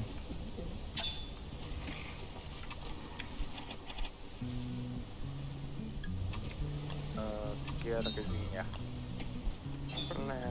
Ok. Vào đây ngựa. Con ngựa chết Ok, ok. tiệt. 3 con vào đây tôi cân hết. Cái gì ta? Có tổ ong mà sao? Ai đây. Mùa này nó không có. Hỏng thuyền. Đéo ổn. 3 con là đéo chơi được. Đi về thôi, đi về. Thôi đi về. Mình nhiều Lanh gỗ, quanh. mình nhiều gỗ bên đá mà. Có tảo có điếc gì chưa? Hay có ông ấy, ông ấy hơi gạch tim quả chặt gỗ ấy. Không là anh em ấy, hơi bị đói luôn đấy. Đã thiếu lương thực, đã gọi là gì nhỉ? Đã ít đồ để chế rồi. Đây lần trước chơi bạn mới bảo măm này đây mẹ nó là chơi cái con nấu ăn đéo nấu được. Con đấy chơi mẹo một mình nó còn sống được chứ còn từng này miệng ăn. Map này nó đói ăn. Mẹ từng này miệng ăn thì thôi. Vừa nấu ra phát là ông mắc quèo cướp luôn. Chắc một anh em nào phải đi ra biển là ấy thôi. Mà con đây còn kén ăn nữa. Con đây kén Lấy ăn. sứa về không ạ? Đây này, anh em nào có tươi hết máu không? Anh em Sứa nào tôi đi máu biển không? hết rồi. Ăn cái thách cá cái đi để nó hồi máu. Con đây kén ăn đéo chịu được không ạ? Lại ấy cho tôi cái cho tôi cái sửa thuyền cái. Từ thuyền à? Cái dao bằng vàng rồi, cái dao bằng vàng rồi. Biết gió thổi đi đâu rồi à? Hay như nào? Ủa, cái chắc em chết nhà đây mà. Đây, mẹ cây lương thực về đây. Alo. Vừa xuất hiện cái đó là chép kết cướp thịt. Cây lương thực về đây. Mẹ, lần này farm mẹ. Này. Đấy. Này. Này. Này. Đấy. Kia ông kia ông đưa giả ông chuột cái gì nhỉ? Cái sửa thuyền ông đi. Ở đâu? Đâu. Đây. Lấy thức ăn về cho mà tranh luôn cả cái sửa thuyền mẹ đéo được rồi. Cho nhịn hết rồi. Chơi. Cách rồi. Nào mẹ cho xin tí đồ ăn nào xem con này trong này còn cái gì không nhỉ? Để móc đốt rồi này. À đây. Này, cái này tí cắm nhá. Này. Đấy đây. Tình hình là một ông phải đi sang cái đảo khác để chặt tre đi, không là thiếu đấy. Trồng tre đi. Ông ơi ông nhện đây ông đi ông trồng cái nhện đi. Trồng cái tổ nhện đi. Còn rớt không? Trong Còn rót không? trong này mấy thằng nhân vật. Mẹ đói quá. Bao nhiêu đồ ăn em mà không nấu được à? Cát ở mục nào đây? Trong này mấy thằng nhân vật keo quá, nó ăn nó đéo ỉa. Cát cứ ở ô nào đây? Ô nào đây? Đây Ở rồi. đây chắc là ông chuột là ông ăn được cái này đấy. Đang nấu cái món gì này? Nào nuôi ổ nhện Từ nghe từ đi. cho một miếng thịt quay vật vô. Đây cho những cái quái vật cái ô này này. Cho nuôi nhện nghe đi. Đây để em đi chọn tổ nhện cho em chọn tổ nhện nó không có cắn. Mày túm được tí nấm về làm meatball ăn. Đấy ăn meatball đi. Thịt quái vật hết rồi à? Trong tủ kia đây, mẹ mười mấy cái cục hết thì đéo được. Có đéo đâu. Thế thì ông kia cầm rồi, Thế thì nhện cầm rồi. Không, em không cầm. Thế đéo đâu. Ông nào về cầm tôi cầm. Ít mẹ võ cho cái giờ. Sorry anh em. Thế nào lại lỡ tôi là người tôi mà tôi không để ý, khổ. Nhện anh chuột xuống đây giết hết mấy con nhện. Này phân đây này, đấy, phân đấy, nó được mỗi cục của con Tấm khỉ à? khỉ. Ăn trộm cứt, mẹ khổ vậy cứt nhỉ. Mẹ. Nhện trộm cứt. Mày nó đéo đáp cứt cho nên mẹ đi ăn trộm khổ đéo chịu Đấy, ông được. cầm nhiều đồ ăn theo mà ăn. Ông còn rốt không? Còn đồ thối không cho tôi cái. Hai Còn cái một thôi. tí vào luôn. Khổ. Được ở cái map này farm rừng nhiều. Được đâm ra. Mấy thằng Ui, mấy thằng nhân vật trong đây nó keo quá, nó ăn nó đéo thèm ỉa. Này, rốt ở trong ấy đây này. Đấy. Đừng chết đói cùng nhau mà. Sắp chết ép rồi. Together. Trong con đô đô nữa, con này không phải con đô đô. Ai ôi. À, anh chuột, anh đi farm mấy cái game màu. Ông chuột ơi, Flynn đâu hết rồi ông chuột ơi. Linh trong dương ấy. Game này là Die Together rồi. Ở đây rồi. Thôi để tôi phải đi Đúng đi tên chặt mà. Don't step together đấy, đừng chết đói cùng nhau. Không, Iron Win. Ất hôm Die Together. Ừ. At home and die à? At home and die together. Ê, em cần dao. Rồi lại đi tiếp vậy. Ai có dao để em đi farm. Chế mũ đi thôi, không cần mũ, có giáp là được rồi. Đấy, ở trong nhà có Flynn đấy. Thôi chế Flynn chế phí lắm. Thôi chứ biết làm nào chứ không nhanh lên không đến cái mùa kia là mưa sắp mặt lờ ra đấy. Chế gì? Cái mùa gì nhỉ? Chế dao. Nắm rắn thế, mày chặt từng. Không ai chặt từng mà có rắn ra Sao? không? Đây Rắn nó ở mấy cái bụi cỏ chạy ra mà. con dao vàng ở cái xác ông nhẹ vừa nãy này, vừa nãy chết này, con dao À vàng. cái kia có dao vàng rồi cái kia. Hay Đâu. nhập Đây, vào đây, với nhau. đây. Đấy lúc lấy là ông cầm xong ông nghẹo thì hy sinh ở chỗ nào thì đứng lên ở chỗ đấy. Rồi. Đây. Hy sinh gần nhà nó trôi ra gần rừng rồi. Rồi giờ tôi ra tôi đập con hà mã cái. Để con rắn đi ra Còn để trong. đi ở đéo đâu nhỉ? Tôi dừng hết tổng. Mày làm sao? Mày Ở đây trên này. Ra đập con ngựa cái. À đốt đây này.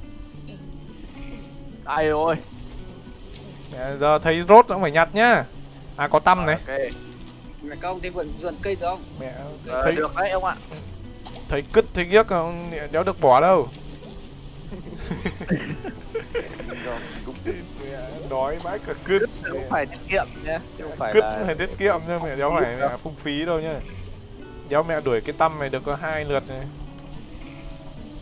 ỉa ra cái là phải gom lại cất đi ngay. À đây rồi, tăm đây rồi. Mẹ đuổi có khi tí được đồ ngon đấy. Kể Có ra làm mà mà con vẫn này nó ỉa được thì tôi sẽ để lại đống chuột. mẹ có làm rồi mà vẫn tiếp vẫn cứ Có nào mà vẫn đéo có ăn này. Lại có con cá kiếm rồi, mẹ ngon vãi đồn luôn. Rồi, nói chung là chuột về một cái là anh em là cũng có của ăn của để. Anh em vỗ tay khen bạn chuột nào.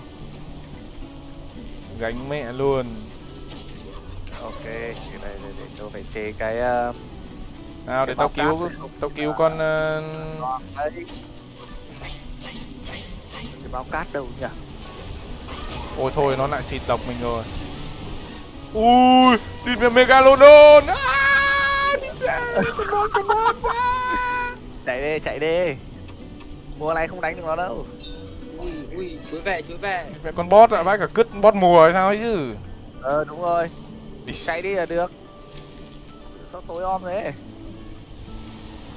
Mẹ đang đánh con cá kiếm mà. Cáu đéo chịu được. Không, con này dụ một tí là đánh được mà. Cái này ăn ngon đấy. Đéo ở đâu. Con này tôi dụ tí ra chỗ con cá heo là đập được. Ông tin là một mình tôi đập được nó không? Mười mấy nghìn máu chứ mấy. Con đấy khó đánh lắm nhưng mà tốt nhất là không nên sơ dây vào nó làm đeo cả. Đập mà lấy đồ chứ mẹ. Nó làm gì, nó chạy mất mà. Khổ. Xong là nó chạy mất, nó không để mình giết đâu. Mùa này không giết được nó. Khổ thế chứ không tôi bảo giết nó đi cho xong. Chứ có phải là ấy đâu. Ủa là bảo không giết được đâu, nhưng có cái đâu đúng đâu không giết được thật. Bà già hôm nay không ngon nhỉ. Có đồ thối ở đây này anh em này, có đồ thối ở trong thùng như thế này. Đồ thối tôi ném vào đây, đậu xanh. Thế à? Để anh em mình dùng hết đi. Có 6 cái, bảo kiếm thêm 2 cái nữa đây, tôi kiếm thêm 2 cái nữa rồi. Đây là đủ rồi. Lại chế ít ấy mới được. Chế ít chuối mới được. Ra từ trồng tre. Mẹ cứ gặp cái đống sóng này đỡ né được. Mẹ sáng dậy đi phăm dừa hay là phăm gỗ nhỉ? Phăm gỗ nhỉ? À gỗ nhỉ? Đứng ở đây thì cho nó đỡ. Sáng mai dậy đi phăm. Tôi trình hình thế này thì chắc là tôi Đây, dừa. Mẹ đang đánh con kiếm ngon, đánh con cá kiếm. Gặp con lìn Megalodon. Ăn cua ngủ. À cháy cua bị cháy. Nếu có con Có chết là thì cháy con rồi. ngựa thì đánh lại vào đâu mẹ mất. ông là ông lại chơi cháy cả rừng với ông ơi. Tôi bảo á, tôi lại bảo là cháy rừng, ta đánh con cua cháy lại rừng rồi. Dập đi. Không dập thì Ở đây là con ngựa rồi. Ui mẹ ngựa mắt đỏ vãi đái. Bố đời vậy. cua nát. Ôi, Mẹ thật hả? kìa. Cái gì xoay Ôi cháy thì thôi Cháy ông ạ. thôi xây lại. Cháy Trồng lại. ăn. Ôi, Ui, ôi có bot nó đến đánh nhau rồi Bảo ơi. Vãi cả cứt rồi. Rồi thôi quả này đi con mẹ rồi. tại sao bây giờ Để tôi Về về. nó hút phát hết cả hai thằng ạ. Silnado à? Không phải Megalodon à? Bảo ơi về nhà đây, về nhà đi. Đang về. Nhà chiến nó luôn. ui nó đuổi Con đấy nhá. Đấy tôi bảo anh em cách đánh nhá. Anh em đứng gần cái tảng đá ấy. Chứ lúc mà nó hút ấy thì anh em mình chạy đứng lấp sau tảng đá là được. Thì mẹ mình đang chế đồ không kịp mặc cái giáp vào.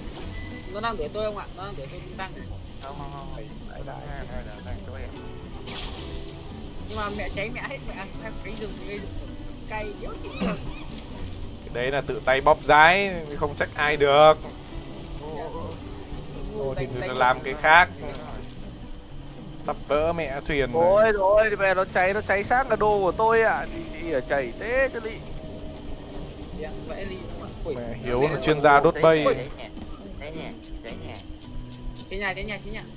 Ôi kìa, đốt bay luôn thì sẽ vãi cả cứt. Chạy. Đừng có đứng gần bay, đừng có đứng gần bay. Thôi sao?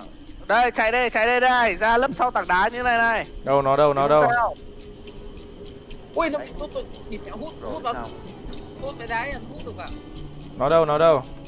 Rồi đây. Nó kim đéo gì hút mình vào nhỉ? Ui đồ bay là tá các bạn, đéo biết đồ nào của mình thôi. Ui, đi, còn mẹ nó chém cái đèo luôn. Đéo kịp làm gì ạ. Giật quá. Ui hỏng mẹ hết đồ rồi. Dẫn ra ngoài này. Giật nó ra. Cơ bản là cái này giật quá, không nghĩ đến Nó hút giật mẹ quay tôi đâu. vào rồi. Nó hút vào bạn ạ. Nó hút vào là chết đấy. Đi. Chạy thôi. Đồ bây bay là tá đéo biết đồ nào. Mà mất hết đồ rồi, đéo có đồ đánh rồi. Đồ nó cho bay. Nhẹ nhàng 6.000 máu. Ô tôi nhìn tôi tưởng 18.000 cơ. 6.000 máu thì đánh được. Ông loát lại đi, loát lại đi ông ơi. Lót lại nha. Loát lại đi. Vỡ lại cái đầu. Rollback 1. À rollback Đừng 2 đi. quét hai nha. 2. Chó này. Ui mẹ lại hút được. Nhầm. C. Không cần phải thoát đâu. À thế à? Thế ông bảo. Không thoát. Tôi C rollback là nó tự back lại được. Bắt lại chưa? Thấy chưa tôi bảo phải bay lại. Ông kia đốt nhà thì mẹ chuẩn vãi cứt đúng lúc cái con boss này nó đến á. Con đấy là nó cứ xoáy thế thôi á? Đéo chịu được. Đéo biết đánh kiểu gì. Đánh kiểu gì được? Đấy nhá, tôi bảo bọn ông nhá. Bây giờ lúc mà nó đánh bình thường thì bọn ông hit N5 được chưa? Lúc mà nó hút ý là ông phải trốn ra sau tảng đá. Đấy, cái khi nào mà nó hết hút thì ông lại ra ông đánh tiếp. Nhưng mà là nào biết nó hút ông, là nào biết Lúc mà nó hút nó sẽ đứng lại một chỗ nó tụ khí đan điền đấy. Còn lúc Thì ông không, nhìn thấy như thế là ông phải trốn ngay tảng đá rồi, trốn sau tảng đá rồi. Đến lúc mà nó hút mạnh thì nó sẽ kéo ông vào là ông phải trốn ngay sau tảng đá đi là nó không bị hút. ok nha. À Rico-san đang chơi Human Phone Phát với Dũng. lag quá. Bảo sao bây giờ thầy Hiếu là nó bay luôn sang đấy rồi. Thôi Rồi, xong vào rồi. đi. Bao nhiêu cây tôi trồng mất hết rồi. Đô lại một ngày thôi, ông đôn quá rồi. Đâu một ngày mà. Một ngày thì lại về sáng thì vẫn cháy.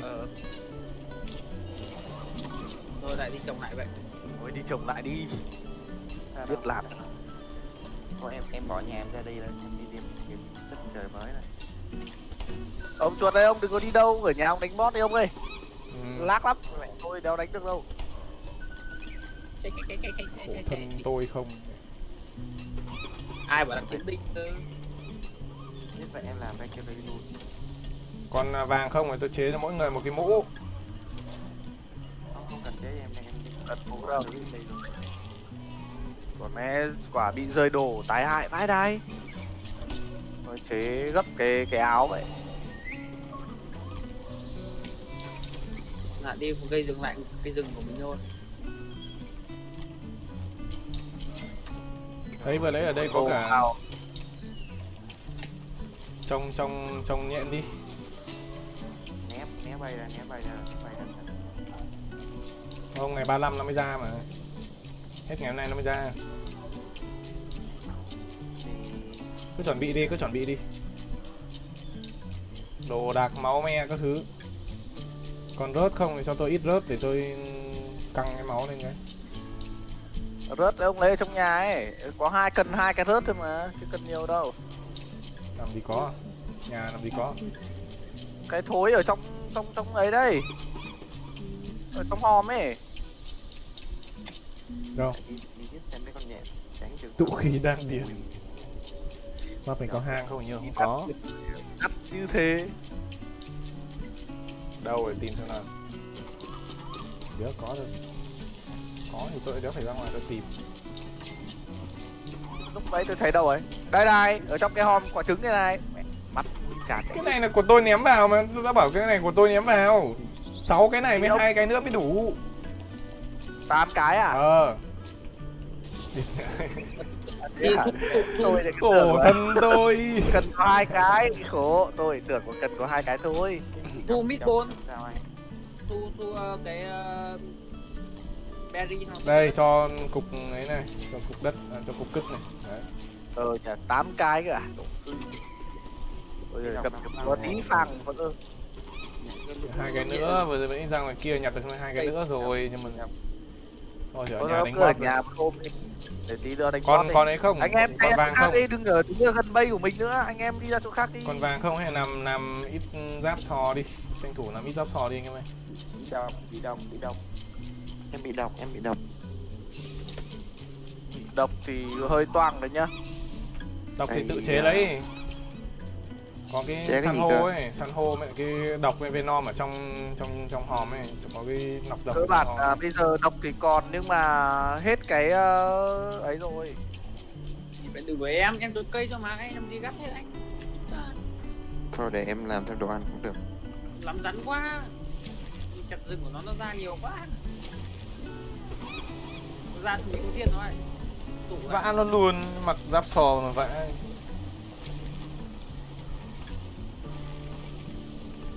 Rồi Đây tôi ra đây tôi cuốc ấy cho, ra cuốc san hô cho. Còn mẹ cái bọn này. Ông nào vào đánh hộ tôi một con rắn cái. Đây. Rồi anh cho. Mẹ. Ai ôi. em nấu sẵn mà một đống đồ ăn Ok, nữa. ok.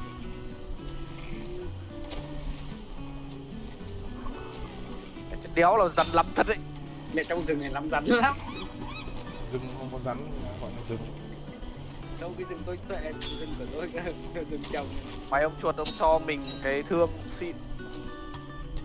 Thường hơi ngon đấy. Cứ mất máu. Rồi anh em đi ra chỗ khác đi. Anh em đi ra chỗ khác đi. Đừng gần bay nữa. Không cần là toi đấy. Anh em làm đuốc nhá. Không đừng có ấy đấy. Không làm đuốc là toang đấy. Em đi Có này nó San đẹp. Cute hơi bị Đáng quá, rồi. chắc thì bảo lắm. What the fuck? Hạn chế để cho nó hút đồ nhá. Mẹ đồ bay tung tung mẹ lắm này. Anh em dụ nó đây này, có 2 cái tảng đá đây này. Anh em đứng ra chỗ nào mà gần có đá để con lấp ở đằng sau để còn chiến.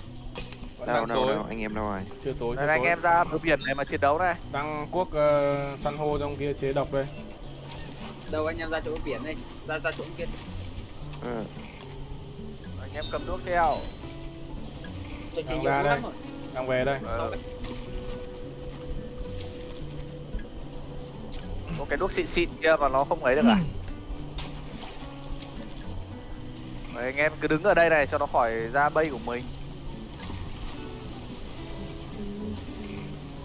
Để thêm cái đuốc nữa là chắc. Ôi chứ mẹ, con cá kiếm nó chọc thủng mẹ tàu rồi. Thôi. Toang. Đi. Thành điên cánh tem. À cái ấy này. Cái núi lửa, thấy núi lửa rồi. Núi lửa thấy từ tập trước rồi. Nhưng mà giờ nó mới hiện hết ra. Đồ ăn em để 250 ở trong con này nha. Ý, mẹ chán quá. Hay lại rollback lại Ôi, nhờ. cắt cái con đấy đi, không nó kéo là chết cả con này đấy. Cho con đấy nó đi ra chỗ khác đi, đừng để Mẹ nó không ra để chỗ ý này rồi nó con cá kiếm mẹ nó đâm phát thủng mẹ tàu. Và làm một khóa học bơi đi bạn ơi. Mẹ Ôi. mất mẹ hết đồ ở ngoài đấy. Rồi từ À đây tôi Được. dẫn nó về cái chỗ kia để kéo ra. À, Anh em đấy, cứ biết. cho cái con chim kia nó ra chỗ khác luôn. Mà tình hình là tôi Để không còn ấy, không còn đồ. Này đấy tôi vứt trong cái giáo ông đánh đi, giáo xịn mà ông chế. Ông đi đâu đây? Giáo mà nếu có giáp thì mẹ đập thế đéo được. Này, giáp đây, cũng có giáp luôn. Được, ok. Thế là đủ, Có không giáo cần nhiều. khác. À nhưng mà tôi còn có 100 máu để đấm đéo ấy. đây. Từ Không có kim tiêm, ý là thế. Không sao từ hết, đây. ông đam to được. Nào anh em đi theo tôi chứ cái tôi phải đi kiếm cái cỏ không thì ở đây có cái đuốc đây rồi. Nó không phải cái hồi máu mà là cái... Lên đây anh em ơi. Lên đây. Đéo có dốc nhỉ. Mẹ map này không có dốc. Đi. Đấy đấy tiếng nó đấy. Hiếu biến ấy đi, Hiếu biến quái đi. Không biết được đâu bạn. Mày không chặt đầy cái khúc cây đấy à? Rồi anh em chạy ra. Chặt đầy khúc chạy cây ra ăn này thịt rồi. quái. À may quá, nó đến vào buổi sáng không ạ? Anh em đứng ở đây thôi. Anh em đừng có về bay. Đây này, nó đến kia. Anh em vào vị trí chiến đấu. Từ em Đấy, nó đấu. hút trên này là anh em trốn sau gốc cây anh em. Trốn sau tảng đá anh em. Đây. Đừng có mò mặt ra. Nó hút kìa, ui to quá. Chim cứ lại.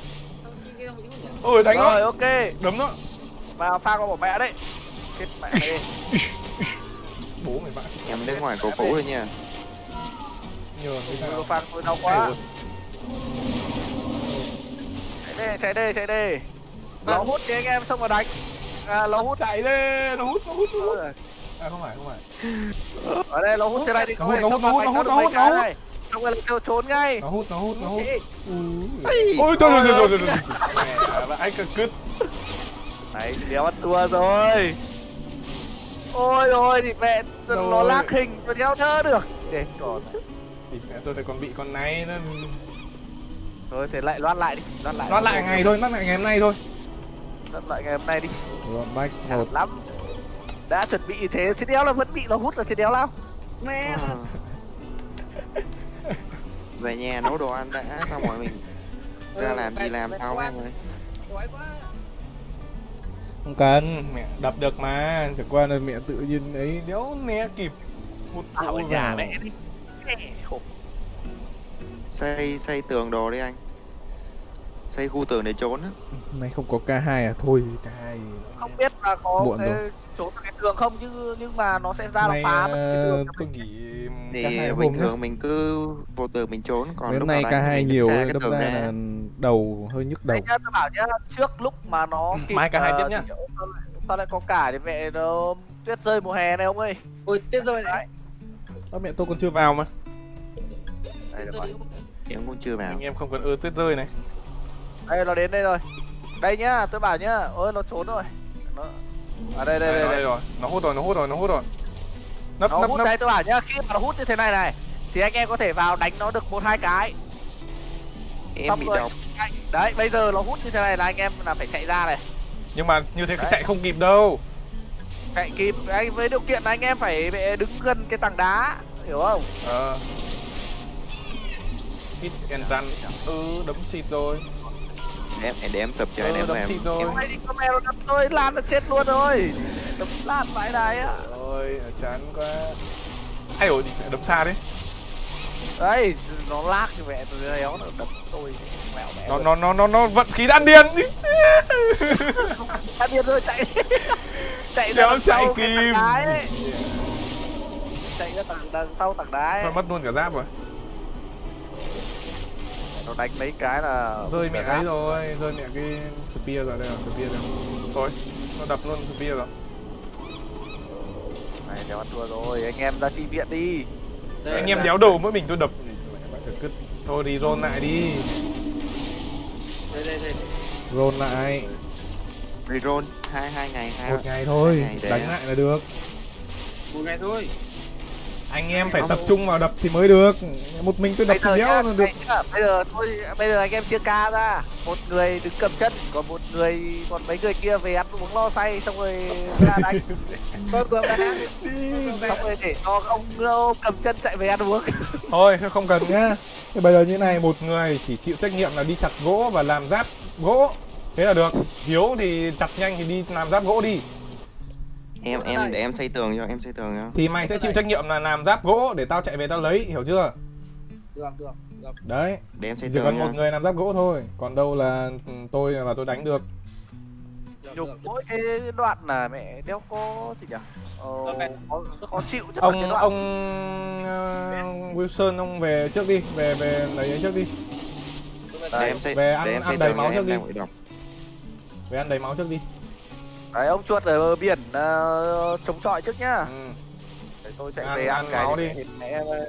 Ăn gì thì ăn đi. Em hết máu rồi, đang bị độc rồi. Đấm này. À, Con này Giáp hit gỗ ăn một. dễ mà. Anh em phải Để giáp tôi chế cái món đồ nhiều máu cho ông ăn nhá.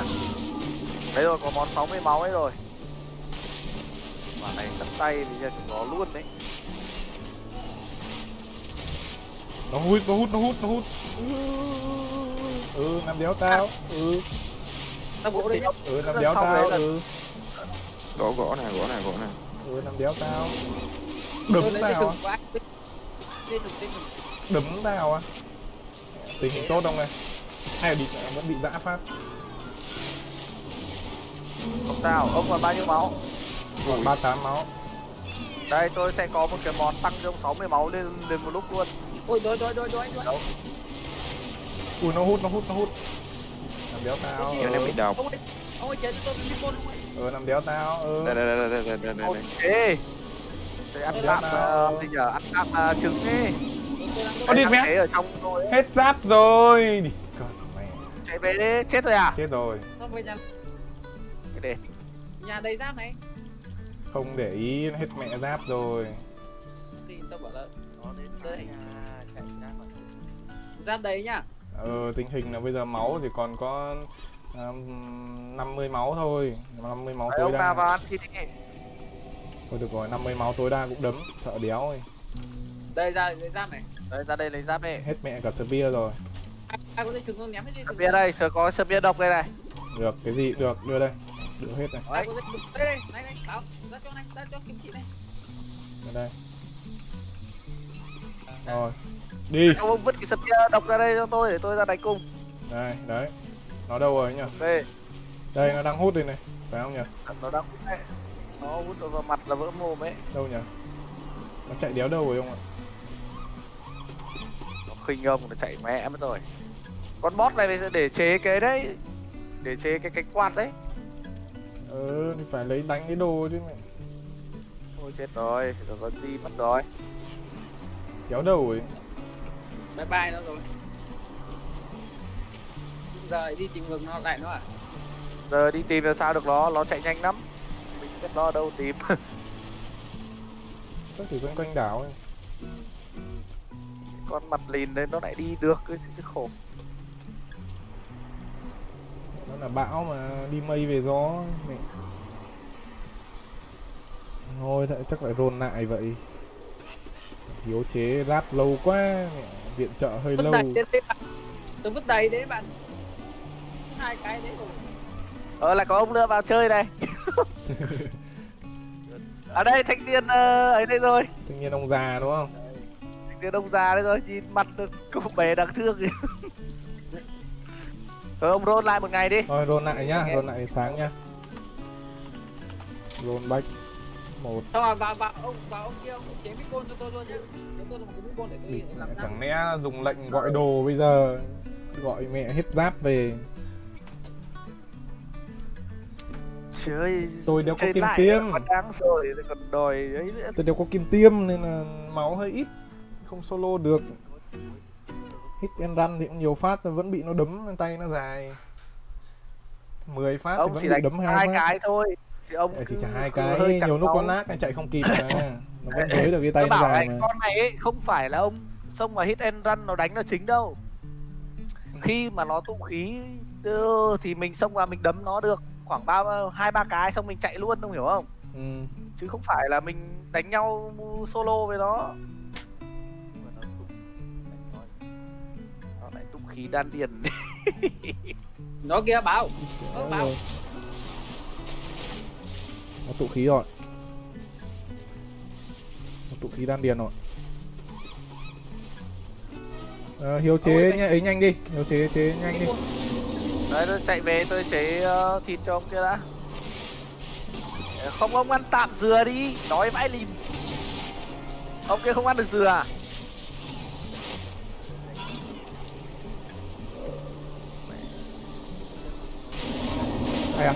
Ai à? Ăn tạm mà trứng Có thịt giáp nhá. vứt ra đây cho tao, Hiếu ơi, ship ra đây nhưng bắt tao Đây, chạy đây. về thì làm sao tao dẫn về thì. Ôi ông kia hút vào rồi. Thế đợi đi để tao mang ra bên trong này. Phải mang lên chứ không tao dẫn nó về bây nó được nát mẹ bây. Này có trứng thịt nhá, ông nào ăn thì Với xa vào đấy. ăn đi. Với xa với đáy. Đây nhá. Này. Giáp đây nhá. Hết giáp rồi nhá. Đây giáp đây nhá. 2 cái đèn. Ông ấy đứng dịch vào không hút vào, địt mẹ vừa nói xong. Ông kia lăn ra chết rồi. Mày đấy, thịt đây vẫn còn chưa kịp cho ăn. Khổ vai cứt.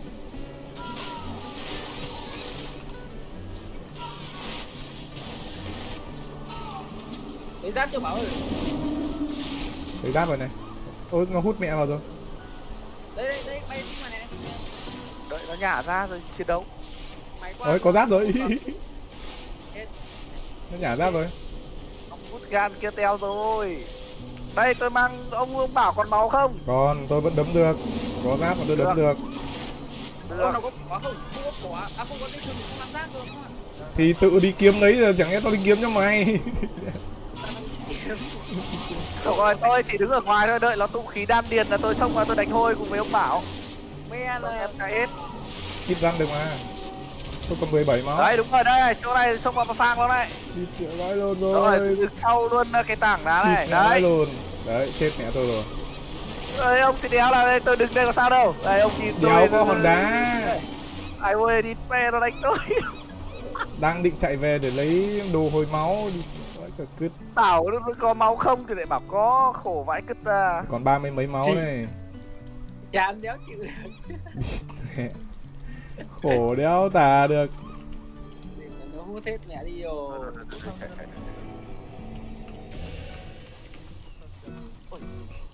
Không phải, Ôi, cơ ông bản kia là chạy bị vào hút vào. Chứ còn nếu mà nó đấm thì đéo sao. Đây là lại có giáp này nhá. Ai cần giáp này, bảo lấy giáp này. Có giáp thương ở đây. Chạy qua lại đây, chạy qua lại con dìu chị này. Thương giáp đưa hết đây. Không phải ra đây, ra đây.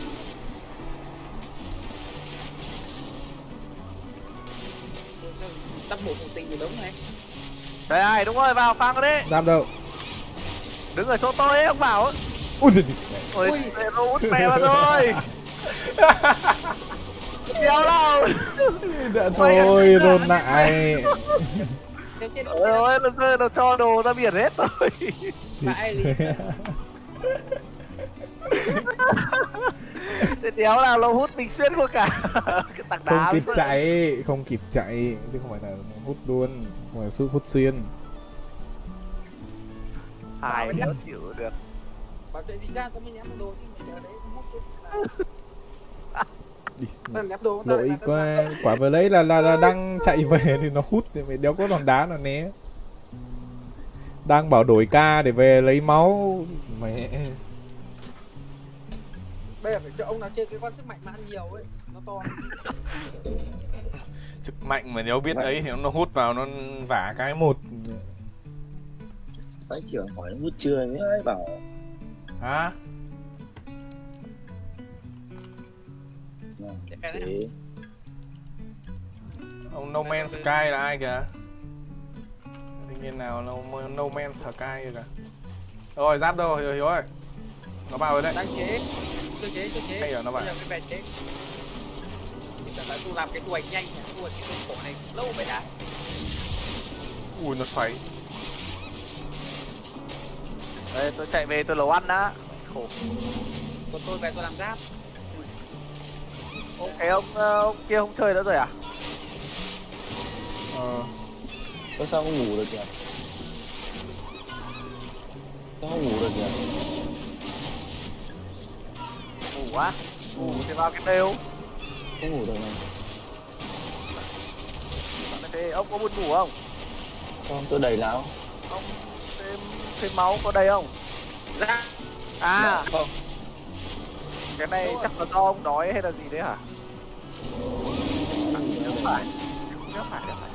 Ông ơi làm cho tôi cái Mẹ, thế mà vẫn dính. cái côn này. Bảo rồi. Đây tôi đang làm đây. Ông về là ông ăn được thôi. Tôi đang lên tôi nhắn giáp tôi bảo. Giáp đấy nhá. Này giáp này. Giáp này bảo ơi. Nó hút từ né đi. Néo rồi. Chắc con đá này rồi. Rồi nó quấn mẹ luôn cả cái giáp vào thì sao ấy. Không, đây còn cái nữa, đây còn cái giáp nữa. Đây còn cái này. Đấm bố lấy mẹ. này. Lấy nhá bảo ơi. Này. Đâu, ném đi. Ok, thôi rồi, cứ vứt ở đấy, cứ vứt ở đấy. Em bỏ mẹ đi. Lấy nhá này cái. Đâu rồi. Địt mẹ nó hút giáp luôn vào. Thành trò luôn. Hút can ơi, ông đi cho tôi đâu. Anh em lên hỗ trợ chiến đấu. Ôi chạy đi, tôi về. Ôi nó hút rồi, ăn cứt rồi. Kịp không? Mày kịp. Nó hút xong chưa? Nó hút xong chưa? Ôi cái địt. Mất cái giáp rồi Hiếu ạ. Nó hút mẹ luôn rồi. Ôi. Ba cái tôi mang cái này thôi. Nó hút mất cái giáp rồi. Đây để tiếp. Địt mẹ này còn con này nó đuổi tao nữa này.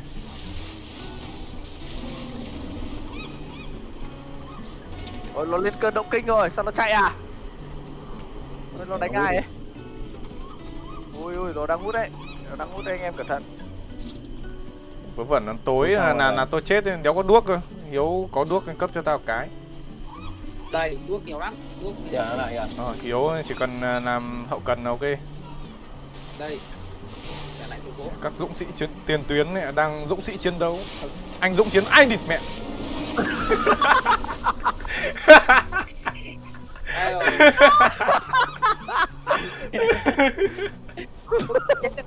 Đang gáy hả? Đang gáy này. Rồi chạy. Đứng đây được không? Ăn non tí thôi. Nhưng mà nó yên tâm. Ê, đứng đây được này. Tôi bảo nó còn 3.000 máu thôi, 3.000 máu, 3.000 máu. Đứng quanh mấy thằng đá đánh nhau với nó. Anh em ơi, tắt này. Ui cái địt mẹ nó sao nó đánh vẫn trúng tôi vậy? Bảo ơi. Ơi, Ảo vãi mẹ liền này ra. mất cái giáo Ôi, rồi. chạy ra biển luôn. Đâu còn đồ, Anh em còn mất đồ ở đây đập, này. còn đồ đập Quay không? lại. Nó vào. Đấy, thấy chưa? Nó vào. Nào. Đây, Ôi anh em vào. được. Nè. Ở đây. Được hết đây. Trốn. Cả giáo nữa. Đưa rồi đấy, giáo đưa rồi đấy. Đâu? Con thấy đâu? Điện đang gáy không? Chạy đi ông ơi. Rồi, ok, thế này được rồi. Đứng đây đánh Đấy nhau. về nhà làm đồ tiếp đi. Đứng lại cho Đói. Rồi. Đấy, về nhà Cẩn làm. thận, đừng có động vào lúc nó đánh thì chưa tránh ra. Khu này nhá. Mẹ xúc quán hết cỡ rồi đấy. Chạy tiếp đi, đi, chạy cứ đi. cứ chế giáp đi, chế giáp ấy. Có chế được cái spear cũng được. Tao Rồi anh em vào phang nó nhiệt tình mà. đi trên có. Đứng sau, Nó đang hút, nó đang hút. sau ơi. Rồi, Rồi. họ đầu ra là nó phang chúng đấy. Tôi đói đỉnh này. Rồi chạy luôn, chạy luôn. Anh chế ít gì nào. Đói vậy. Phải nhặt cái đất. Nó sắp chết rồi, mất nửa máu rồi. Có thực với bà. Anh em vào phang lên chúng đi. Đánh đừng cho nó trở tay. Đúng rồi, đây đánh tiếp đi. Tiếp đi. Chết con mẹ nó rồi. Chết con mẹ nó rồi. Các bạn đi. Đánh nhau cho nó trở tay luôn. Chết mẹ rồi. Chết rồi. Trả đồ cho bố mày. Oanh liệt cho quân và dân ta ngay. Ui đi. Mẹ con kia tỏ vẻ cute. Thôi nó trả đồ này. Thắng rồi, thắng trận rồi. Chiến thắng oanh liệt cho quân và dân ta ngay. Có con này. Giết. Có túi không? Đánh dao vắt túi là mẹ. Ôi kìa, không nhặt được cái rồi. Ok. Kỳ quá. Bỏ đi. Cục than à. Có cục Không, thịt. miếng thịt. Thịt lấy thêm nhá. Gáy to quá nó đấm không kịp rồi. ngáp. Kìa, tôi chết rồi. Đây. Đây. Đi về. Anh em dìu nhau về. Anh em dìu nhau về. Bao nhiêu đuốc mà. Tôi em nhớ ngã. vừa đưa tôi 3 cái đuốc này mẹ sợ điều rồi. Đây là em ngã anh nâng rồi.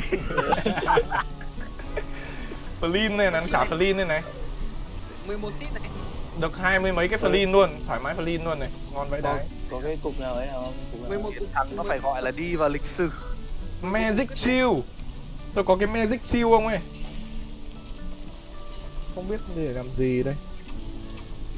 Hiếu gánh tim nhá. Đây là Hiếu gánh tim nhá. Hiểu hình tim. Thì này có thì ngon đâu. Chiến thắng vang mẹ nó dội luôn. Chiến thắng xứng đáng cho quân và dân ta ngay. Có bao nhiêu giáp bao nhiêu. Tôi nhặt được cái này đéo biết là điểm gì. Cái đấy là để chế cái gì à, lắp vào thuyền cho nó nhanh đấy. Cái này á? Cái target cái gì? Cái này thì biết rồi. Không cần quan tâm đâu. Kệ nó đi. Tôi cần vàng không ạ? Cần rất nhiều vàng để chế được cái đuôi thuyền. Thôi cứ vứt ở đây đi. Đây. Quăng cho cái miếng thịt. Nó cho cả thịt đây này. Đâu quăng vào đấy. Quăng luôn. Đây, ui, thịt ngon thế. Đấy, cái đấy để làm thịt. Vậy đuôi heo đừng ăn. Kìa ông nấu cái gì đây? Tôi chưa nấu. Ông nấu với cả mấy cái dừa đấy, ông định nấu món gì Mẹ đấy? có chiến binh ở đây mà đéo phải làm đùi heo đánh không mẹ. Nấu meatball không? Lấy thương mà chặt thì đéo phải. Ông chế được mấy cái mũ đâu đi đánh. Đây, Quậy. rồi đây. Điện Biên Phủ ấy. Chiến thắng Điện Biên Phủ. Ok đỉnh. Gọi cho con bốt ra nữa đi. Mẹ Gọi. Xã cho quân và dân ta. gáy để tôi lôi con Megalodon về. Mình buồn cười vậy đái đâu, chuột đang gáy rồi. Ông ta là mả bốp á. Về lạc luôn. Anh điên gáy rất to rồi. May mà farm nhiều gỗ trước nha. Đấy, may mà có gỗ này. Mẹ không Mày được. Rồi đi săn thịt thấy không ạ? Đói Anh em ra nhặt tới đi, anh em ra nhặt đá đi, nhặt lá đá ông mơ đi. chế mũ. Tôi bây giờ đi kiếm rốt về để làm ấy cái đã. Và lấy có ít Chuẩn bị nó có con sói. Ông chuột ở nhà mà chuẩn bị đánh sói đi. Chế thịt nè, chế thịt Chế nè. thịt bạc. Chế cho cái gạch. Chế cho xin Đói cái quá các Ơ bạn. cái xét này. Đây. Cái xét của thanh niên nào đây này? Vai của ông này, ông còn lấy cả hoa thì ông chế vòng hoa lại hồn vòng hoa tôi để làm rốt đấy ba. Sói. Kìa, cho sói đến. Ra bỏ mẹ đi. Cho sói đến nha. Có giáp mà. Thịt ăn rồi, có thịt ăn rồi. Ui ôi, đông vai lìn. Có thịt ăn rồi, đang đói. Đang thì đói. Đây. Đừng solo luôn, nó không kịp ngáp luôn đi. Cứ hai người đập là nó không kịp ngáp đâu. Nó cứ như kiểu biết mình là người gánh tim ý. Xoay.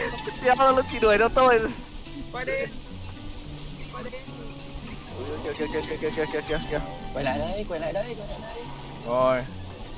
Đây, đúng rồi, mẹ Đói Đang đang đói đói. gặp chuyện đang buồn ngủ chiếu manh rồi. Mẹ, mèo mù vớ được cá rán này. Game nó xúc quá tận À, răng. đấy. Nhưng mà ướt quá. Thôi Chú mưa cái. Vào chú mưa thôi, chú mưa thôi. mua này trồng cây được này nữa anh chịu trồng. Chịu trồng cây ấy. Mẹ Tôi tôi đang sâu trồng- này. Tôi đang trồng Anh này. em ra thu hoạch thịt anh ấy. Ông bật bản đồ lên xem tôi trồng cây một đống này không? Đâu. Thịt ếch này anh em. Nhặt đá về ông ơi, nhặt đá về vứt vào tủ lạnh đi. Cho tôi cái nón này. Đây này, nó này. Còn cái thuyền nào? Còn thuyền tre hay sao? Tôi ra Cái thuyền mẹ của tre 12% lấy đồ về đã. không chế kim tiêm đi. Lấy cái gì mà chế kim tiêm ông ơi? Lấy gì để chế? Ê, Có một tí lấy hoa cái để tôi gì tích mà vào để chế? cho nó thối thì ông lấy ông chế mẹ cái vòng hoa rồi còn đâu nữa. Thì- Nhặt được ít hoa về để thối để làm kim tiêm thì thanh niên nên làm mẹ cái vòng hoa. Khổ đấy, chịu được. Giờ xong rồi kêu mình là đéo làm cái kim tiêm đi, mẹ đéo biết là lấy gì để làm. Đâu đây là Ông ơi, ông đi chặt dừa nhiều vào anh em ơi, anh em đi chặt dừa vào đi. Để bỏ Ông ơi. rồi. Kêu ơi. Đi nhặt thêm hoa về vậy mẹ khổ vậy đây. tôi đang bị ướt là làm sao đây? Đây vào đây ông, vào đây đứng. Lại sắp hỏng thuyền rồi, cái thuyền này hỏng rồi. Rồi đây rồi đi rồi. Ôi hiền đây chạy. Sắp Cái chết con đói, đói. Làm mẹ cái thuyền khác. con 6 tấm ván là Hiếu Sao còn tôi- lấy cho tao ít ván Hiếu ơi. Đây đây. tôi Ai tôi chế cái món này cho ông Quốc Cang này, ông Quốc Cang nhớ ăn chuối nhá. Chuối vừa to vừa xịn đấy. Cái soda này đừng để nó trôi mất. Hello, xong chưa? chứa Chưa.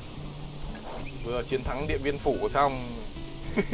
Vừa trận đánh lấy lưng của quân và dân Em bị ta độc, luôn. em bị độc. Bảo ơi. Cười ía ra để Cho bán này bảo ơi. Ôi, băng nhiều thì băng. Ván ui nhiều đẹp nhiều ván ấy mẹ. Làm tí giáp, làm tí ấy sò mới được. Gỗ hiểu nhiều ơi. Nhà chả đéo thì ngoài gỗ rồi. Cái này cũng đâu có ai bị con ấy kìa. rồi kìa, ai mà mất máu thì ăn cái đồ vàng vàng nhá, ăn cái đĩa súp kìa để nó lên máu. Mẹ, tôi mắc máu rồi, 50 máu mẹ luôn. Nói chưa. Mắc 50 máu mẹ luôn. Thì ơi. Ông kia này, tôi chế cho cái mũ nữa này ông Quốc Cang. Đâu rồi? Đấy. Này. Ông ơi cho Đâu? xin ít bôn ông ơi. Cho xin một cục mỹ bôn. Ai còn vỏ sò không? Để em ấy độc, em bị độc, em đang bị độc. Vào so đây, vào so đây. Ở đây vào so không? Có. Chục cái, Đây, đây. 10 cái. Ra đây. Ra đây, đâu rồi? Gió đéo chạy được. Đâu, đâu. Vỏ sò mới dây thừng, 3 cái dây thừng nữa thì mới được cái thuyền. Thì mình chơi cái món này vậy. Hiếu hiệp cái gì có bạn. Đâu, xin thằng nông dân. Đấy. Thì có dây không? Cộng 2 Không có dây có đâu. cộng 20 này. Có cỏ không? Chỉ cần Sao thế đéo là vẫn Có mấy đấy dây nhỉ? quát mẹ hết rồi. Cho xin chục cái cỏ nữa. Có mấy dây vẫn xúc quát mẹ hết rồi. Thế thì thôi đi tự đi tia kiếm vậy. Cái đấy vừa xúc quát hết rồi. Thôi chắc tôi nghỉ đây. Anh em chơi tiếp đi nhá. Tôi làm rửa đây. Bye. 1:30 rồi mệt quá này. Ok. Bye bye. Đây vứt lại cho anh em nào cái mũ này nào ông em nào cần này. Ông cứ ao nó khắc tự bung hết đồ mà. À thế à? Ông yên tâm là lần sau ông vào là dương trắng hết mà. Chết của mẹ. thôi thế Lưng đừng trắng có mấy cái hồn bay xung quanh. Anh em ra đi hết. Mẹ, ông thoát phát cho mấy cái mồm nó đang hóng hớt ở đây. Mẹ. Đây là béo có gì ạ? Có cái gì ngon tôi vứt ra cho anh em rồi. Ôi giời ơi lại tối rồi. Mình buồn cười đéo chịu được, quả đấy anh em xông vào táp lô đánh kể đi. Thật Nó thì mặt dạ. mũi đây. Đầu tiên thì cứ sợ mẹ đéo vào đang táp mẹ đi nó đéo làm được gì cả. Cứ sợ đứng Đấy. ngoài vào hội đồng. đéo đâu. Lúc đấy chẳng qua là nó gần hết máu rồi thôi.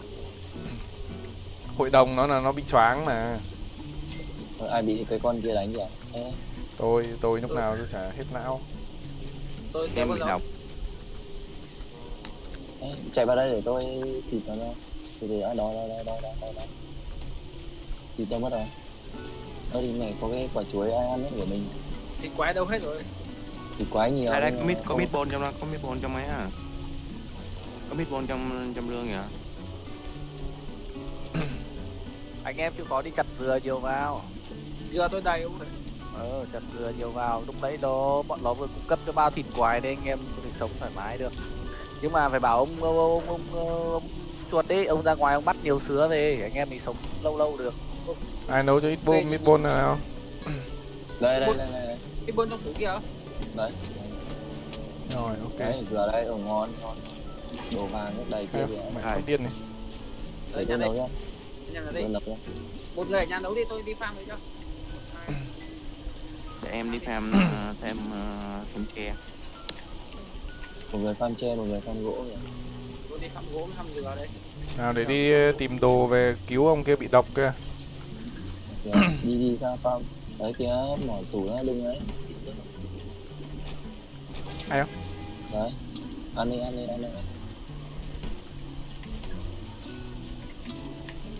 May mà làm được cái ấy này sớm nhỉ. May là tôi vào làm được đấy. cái lò này sớm. May là tôi vào đây. Cái đứa đánh cái nữa này. Này hack à? Cái này nó hack à? Không có ông nào chơi ấy nhỉ? Markville nhỉ? Tôi đi chơi Markwell ấy, nhưng mà thôi chơi cái này vào chặt gỗ nó thích. Chơi Markwell khó chơi lắm. Queo chỉ farm thôi, map này có cái đéo mà farm. Chết rồi, hết sati rồi. Sanity mà ông đi ngủ kìa, ăn no đi ngủ. Đánh con quái ở tao cũng được hồi sanity đấy. Ăn chuối. Mà đánh chết con Đi đấy. nhặt Ăn chuối rồi. cái đá này không ấy được kìa. Tao đi ra tao lấy đồ đó. Không nấu ăn được kìa. Nó đéo ngủ, chó này đéo ngủ. Đéo chịu ngủ. Con đấy không cần ngủ, ông hóa thành ấy là đi farm gỗ thôi, ngủ làm béo thì Nó đéo cho hóa ông ơi. thì ông cứ đi farm gỗ đi xong ăn gỗ ấy mà. Ăn được gỗ đâu. Không ăn Biến được. thành hải ly là ăn được gỗ. Đấy nha. Ông béo cần ngủ đâu. Cắt grab Anh biến thành 30. hải ly là anh ăn được gỗ. Ăn được gỗ hồi sanity, hồi máu luôn. Nhưng mà Cái potato này tôi ăn được không? Chặt nhiều nó mới thành anh hải nấu thêm ly. trước này. Rồi ông đi farm đi. Đấy, ông cầm búa vàng đấy nhé. Cầm búa. À sang mùa xuân rồi, bây giờ là chỉ có mưa thôi. Búa thì đi săn ếch nhỉ? Ê, Chưa, làm sắp nhiều có farm mùa lên ếch anh, rồi. làm nhiều farm lên. Làm nhiều farm để cho cây nó lên. Ui ra chỗ này Cái này con chim ông ạ. Cái vật đéo ngủ được. volcano đây này. Đang Mà ở cái giá này volcano ngon đây. này, cái khổ ngay. Ui mẹ ra đây phát tự nhiên nó zoom to đùng lên. Mất ông kia làm cái để tăng não rồi. À meatball vẫn còn này. Vỏ sò này, tôi chế xác sò nhá. Thôi chết rồi. Bị độc chết rồi.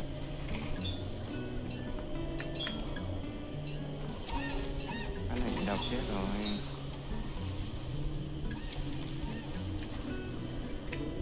Ý bị rắn nó đập. Mai chạy kịp. Tụi em đi. Đây mở cái túi lửa ra. Không biết túi lửa để làm gì. Thế ai có đồ để chế xác sò anh nhỉ? Là có rồi. Anh em ơi. Rắn à? Nếu có đồ chế vỏ sò rồi. Ui, Dùng cái dầu hồi- soi. Vỏ sò, xác sò kiếm được gì vậy? Đấy sò, Đây, đấy, sò. đấy sò với lại dây với lại tảo. À, Không ok. không có trong gương này. Thế nào biết là thiếu dây, thiếu Hết dây. lắc rồi nha. Các ông đánh của tôi con này vậy để tôi chế cái sân tị chế Đâu, con nào, Đây, con đây, nào? Chạy về đây. chuối với cái gì nhỉ? Hai cây một chuối. Mẹ với hai cái con gì? điên này nó cứ đuổi mình. Ông kia mở hai cây một chuối với cái gì nhỉ? Lên sân tị. Ok, lên rồi. Con này đúng không? Quên mẹ Rắn rồi. rồi. Ông ơi, không đánh của nó, ông đánh. Đấy đồ về rồi. Hai chuối một cây, hai cây một chuối với cái gì nhỉ? Ở nhớ. Cái gì? Đâu rồi? Cái chế để tăng não ấy. Một chuối cái gì nhỉ? 2 que một chuối. Ui, sắp chết. Mid-ball nó hết rồi. Đây, Mid-ball. đứng im. Sao ông đéo là ông đói vậy? Ông ăn để vô ngủ á. Trời ơi, mẹ. Nghe nó có ấm lòng không? Ăn xong để ngủ á. Chuột đấy, kiếm ít đồ để tôi chế vỏ sò ấy. Không, tại Lắp sò. đọc sắp chết rồi, ăn ngủ để hồi. Cần cái gì? hồi Cần đấy à? Cần cỏ à? Hai cây thừng. Thôi tôi tự làm được, tôi tự làm. Cỏ đây này. Cỏ tôi vừa nhặt một đống về đây này. Đấy. Ông chùa đã chế kháng độc cho em, kháng độc. Đây. Anh em có đồ đéo chịu chế đấy. Mẹ mấy Đây. con ma này. Giờ để chế kháng độc cho. Chế thuốc độc cho. Chơi mắc queo đéo vào hết não. Nó còn ngủ luôn, xong làm chế mấy thằng đệ đi farm gỗ, farm thịt thì sướng hơn nữa. Đây, Venom đây. Này, đâu thanh niên độc đâu này. Đây. Chuột, cứu. Từ đã. Tôi đéo cần, Đây, em đánh được. tôi đánh được. Quên mất giáp. Giáp đây này, đấy cho cái. Ok. Nhớ chẳng Rồi. làm gì. Đi farm thôi. Mắc eo Tắt chế rồi. đồ.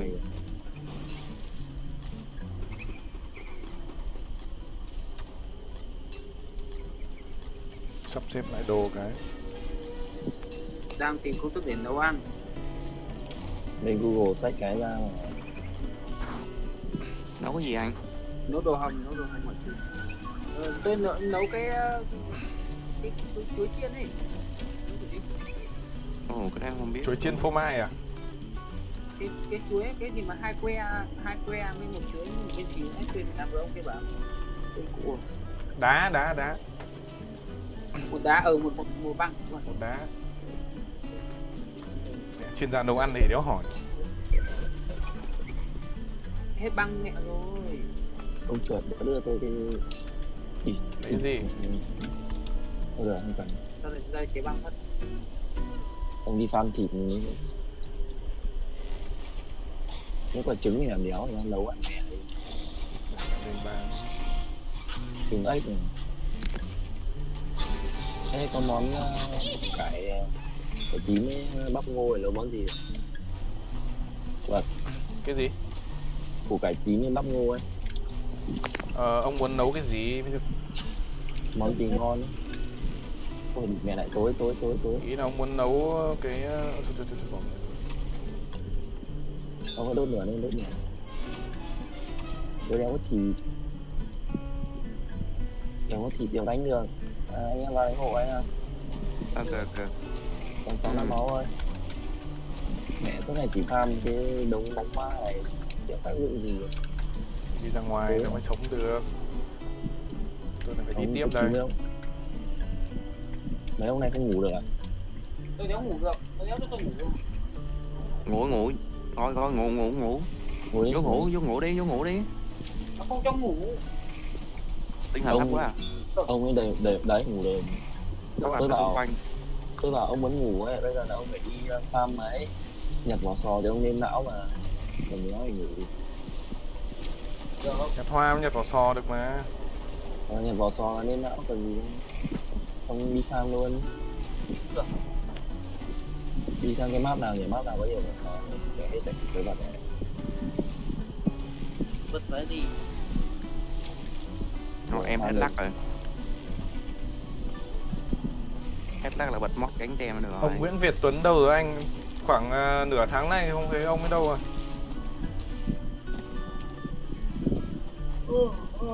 Xin cái big nào nữa quá. Trong con này cứ được 1 cm rồi đấy. Ê, cái đao Ướt thì chả tụ santi. Đấy trừ Sanity. Ừ. Ướt mà. thằng nào để đập mấy quả dừa đi ra. Đây tôi chặt thôi, tôi bật cái cột đây. Đây rồi. Trời. Thế mẹ đồ ăn này nha. Đây đang đi lấy cho đây. Ai Chuột cho gì? Đặt hết rồi nha. Cảm giác mình giống kiểu mẹ trụ cột gia đình vậy cứt. Mẹ thành viên chủ mình chốt mà thì mình mà ở nhà chơi một hôm phát là cả nhà đói dai họng. Hết rồi, em farm được rồi, em nói đâu Con farm này rồi. mới à, nhìn như Stardew thế không? Con này có lâu rồi mà. Mới gì? Con này ra gần như sau Minecraft có tí xíu. Con này lâu lắm rồi.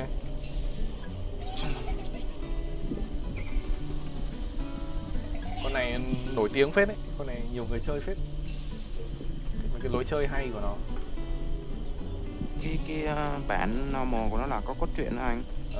Tôi biết rồi, lần trước có chơi cái bản normal rồi, chơi cái bản single. Sau em mua cái bản Together này. Không, bản Together này cũng có cốt truyện mà. có mà có chuyện mà làm nhiệm vụ không được cái đuốc mấy cái hòm này dương Từ có cái giáo không để em giết đám nhẹ đó đây. đây là giáo đều rồi. Cả nhà còn một cái giáo xịn, cái này giáo xịn đập cho nhanh. Ui, lại bị độc rồi. Sao lại bị độc vậy? Tình hình là chưa thấy cái khu châu nước đâu nhá. giáo đều cái ai Còn nguyên một cái khu trên này là chưa mở này, đi lên trên này cả. Ôi chết rồi.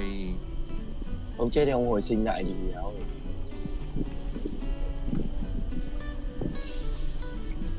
Đi chặt Ê, dừa, YOLO luôn. đi chặt dừa đây. Đâu rồi, cái thuyền của mình đâu rồi? quyền đâu rồi, đi kiếm ăn đây nói rồi. Em xuống em giết nhẹ này. Ê, ai cầm cái dao cái kiếm vàng của mình nhỉ? Machete vàng á. Để đi chặt đi đấy. Machete vàng mình chế từ đợt đấy là vẫn chưa hỏng cơ. Đâu tôi online đâu, hôm nay tôi online. Không, tôi vừa chế lúc đầu stream ấy. Lúc mới chơi. Chặt dừa.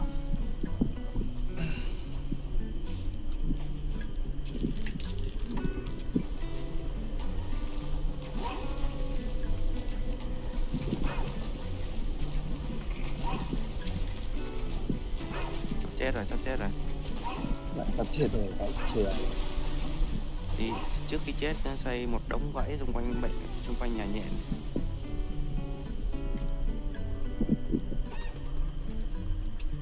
Rồi.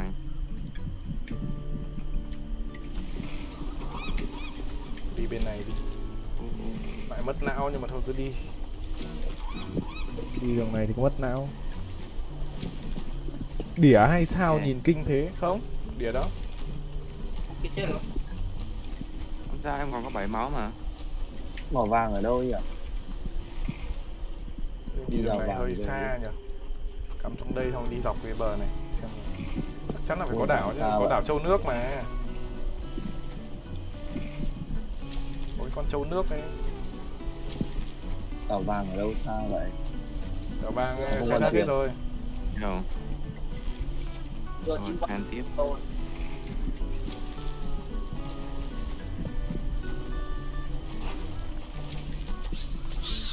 Có thịt nhện ăn rồi. Bây giờ là chuối rau này. Chế một cái thuyền nữa rồi. Ở nhà có 4 tổ nhện mà cứ thịt dần mà ăn thôi. Chuối rau Đây. này. Có dừa. Có gì thì tôi tìm thêm tổ nhện về tôi cắm nhá. Có dừa mà. Đây. Em chế bẫy. Chơi Không kiểu phải này nhau. khó khăn một tí lại lâm ra lại vui.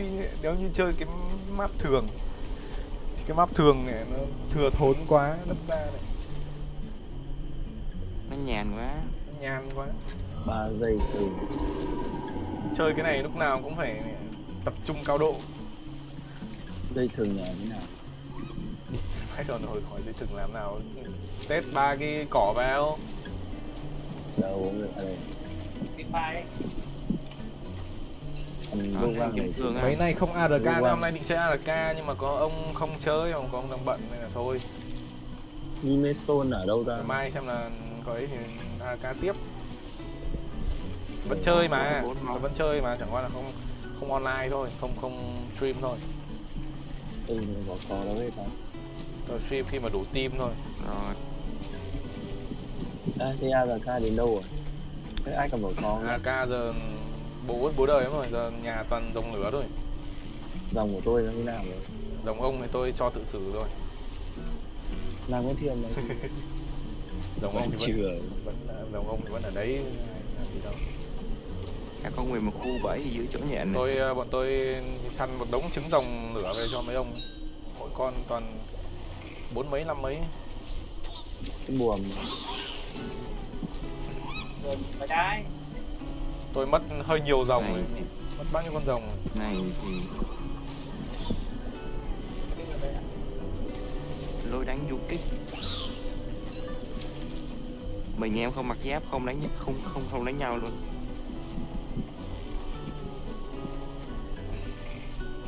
Ra khu khỉ Chặt dừa rồi. Tối rồi. Chết rồi tối ông ơi. Đó, cái này. Chơi không thôi. Chơi chưa? Tôi out rồi. Còn vãi trưởng. Ông Ôi, chạy ông... Rồi, vào đi. Ông chết mẹ luôn rồi này. Ông chết vào hồi sinh đi. Tự nhiên mình bị tụt máu nhỉ? Cái nào bị độc không? Anh không? Tôi đợi sáng tôi vào lại. 6 ngày. 6 ngày. Không phải đi ngủ. Nhện. Dạ anh cứ mang về anh ơi. Em farm nha. Tối chả nhìn gì mà đánh. Đâu cần đánh đâu anh, em đánh thôi em dụ nó vô bẫy. Không, tôi không chơi bẫy, tôi không giàu như thế. Tôi chỉ có 2 bàn tay trắng thôi. 2 bàn tay trắng làm nên tất cả. Đấm tay đôi thôi. Cầm lên. Nó là cầm cái giáo luôn kêu 2 bàn tay trắng.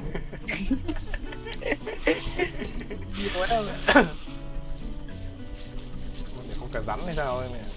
Đại chiến rắn rồi. Rắn nhện. Ủa sao nó không? Trời sáng chưa anh em ơi? Chưa. Anh đi nhặt đốt về đây. Em lại quên mất là không có đuốc. Vừa đuốc nó có bảo. Cái con Gorgon này chắc phải cầm những ở trên người có 20 cục meatball sống rồi.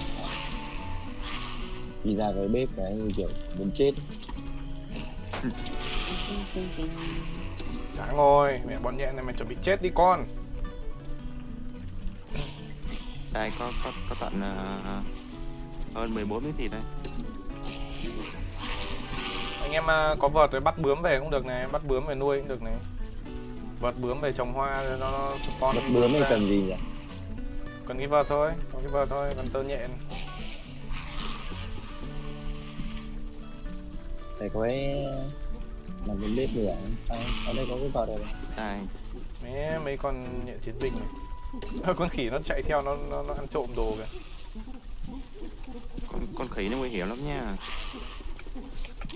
Ok, 2 cái nhện Mình không làm gì nó đâu có làm gì mình đâu.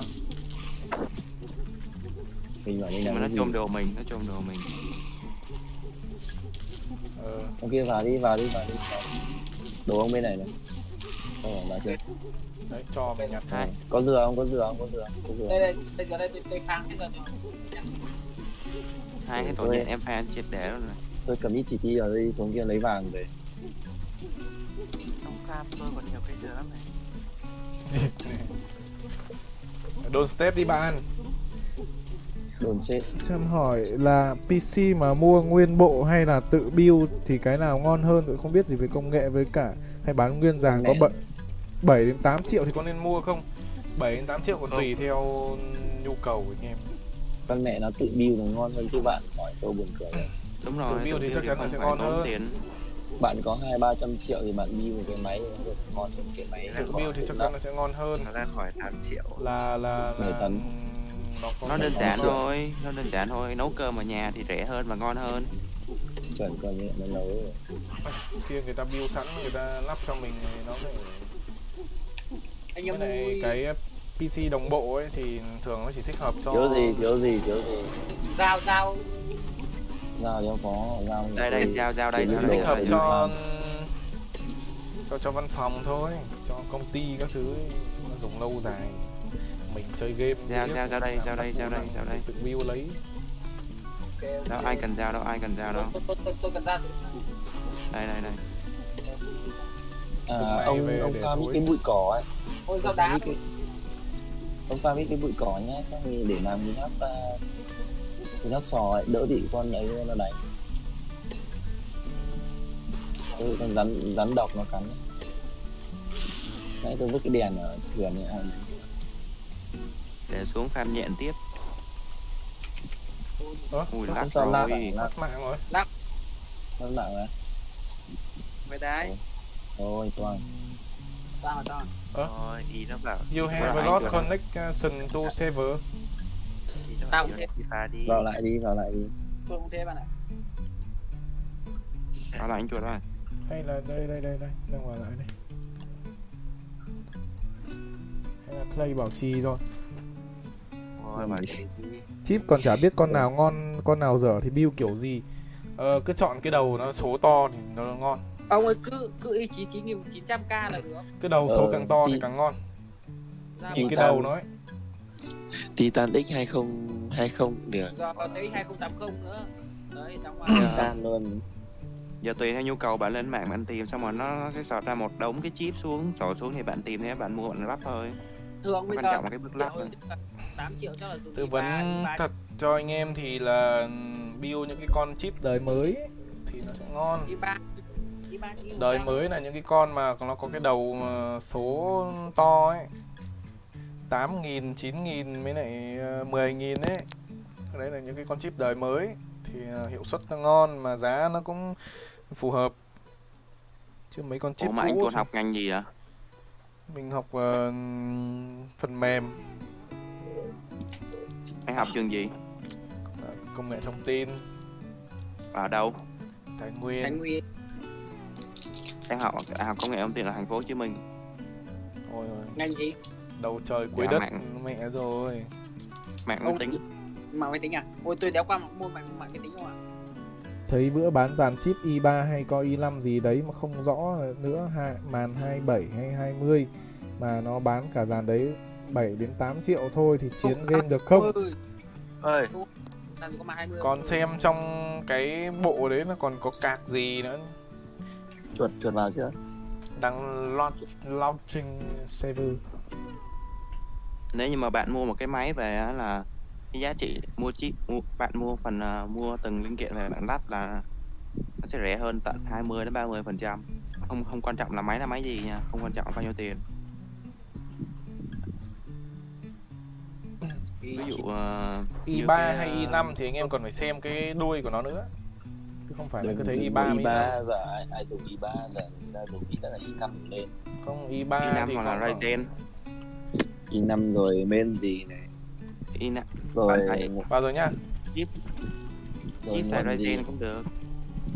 dùng nguồn gì để cho nó đủ, rồi sau đấy Nguồn thì cứ xem cái nguồn. Ôi, vãi luôn rồi. rồi đến màn hình này, rồi đến bàn phím rồi đến chuột này, rồi Bác tai cả nghe. lát lại từ đầu ngày luôn. Cái gì vậy? Lại phải chạy ấy thôi. Nó chưa xếp đi. Bị lót Sao tôi không vào được nhỉ? Ở đây nhiều nhện quá này, có phang hết đi không nhỉ? Sao không vào được nhỉ chuột? Không vào được á? Không được, Nó từ còn server bị disconnected rồi. vô lại lần nữa mà anh ơi.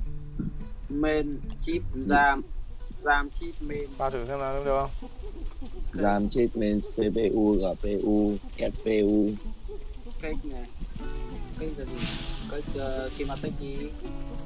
Schematic. Bảo nấu đồ nhà ăn ngon hơn. Nhưng mà khổ mẹ đéo biết nấu ăn, cái bị điên. Vậy thì đây view ra cái tôi không biết kìa.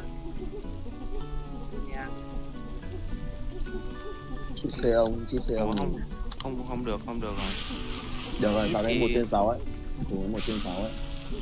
Nếu như mà chip thì bây giờ Ôi, em thấy cứ hợp lý đông là thế. tầm trung Ai là ủa? tầm chip Y5 Ryzen với lại Gặp bị chip độc i5. rồi. Y5 9400F. Nếu như mà bạn muốn chuyên về bên chơi game luôn thì xài i5, bởi vì là chip Ryzen nó sử dụng cho mấy cái phần mềm văn phòng. Bạn nếu như B365 Pro tương tự vậy. chip chip con rồi main này, RAM Không hiểu sao mẹ tự nhiên bị độc ạ. RAM Ủa? 16 Sao tự nhiên có hai chuột trên Word đây? Cái một đấy không phải cái kia đâu. Cái kia chắc là nó vẫn lấy ở đấy. Chắc là vẫn lag ở đấy. 1660 đi. Không ngon mà. Nó cái lá buồn đâu nhỉ? Cấu hình để chơi GTA 5 hay LOL thì cái nào là đủ ngon vậy? GTA 5 nó đóng Có i7. không. GTA 5 mà mắc cái lên cả có i7. GTA 5 thì cứ coi 5 9400F. Đấy. Coi 5 9 thôi lại đơ rồi. Kéo hiểu kiểu gì, server kiểu gì ấy nhỉ? Chip main RAM. Chip main RAM. Server hôm nay kiểu gì thôi có khi nghỉ đây nhưng mà. Nghe đi nghỉ. Ý nó bảo là Hiếu là chơi thế thôi. Thôi Đá nghỉ bóng nha anh đi. em Giờ nhá. đã FIFA rồi.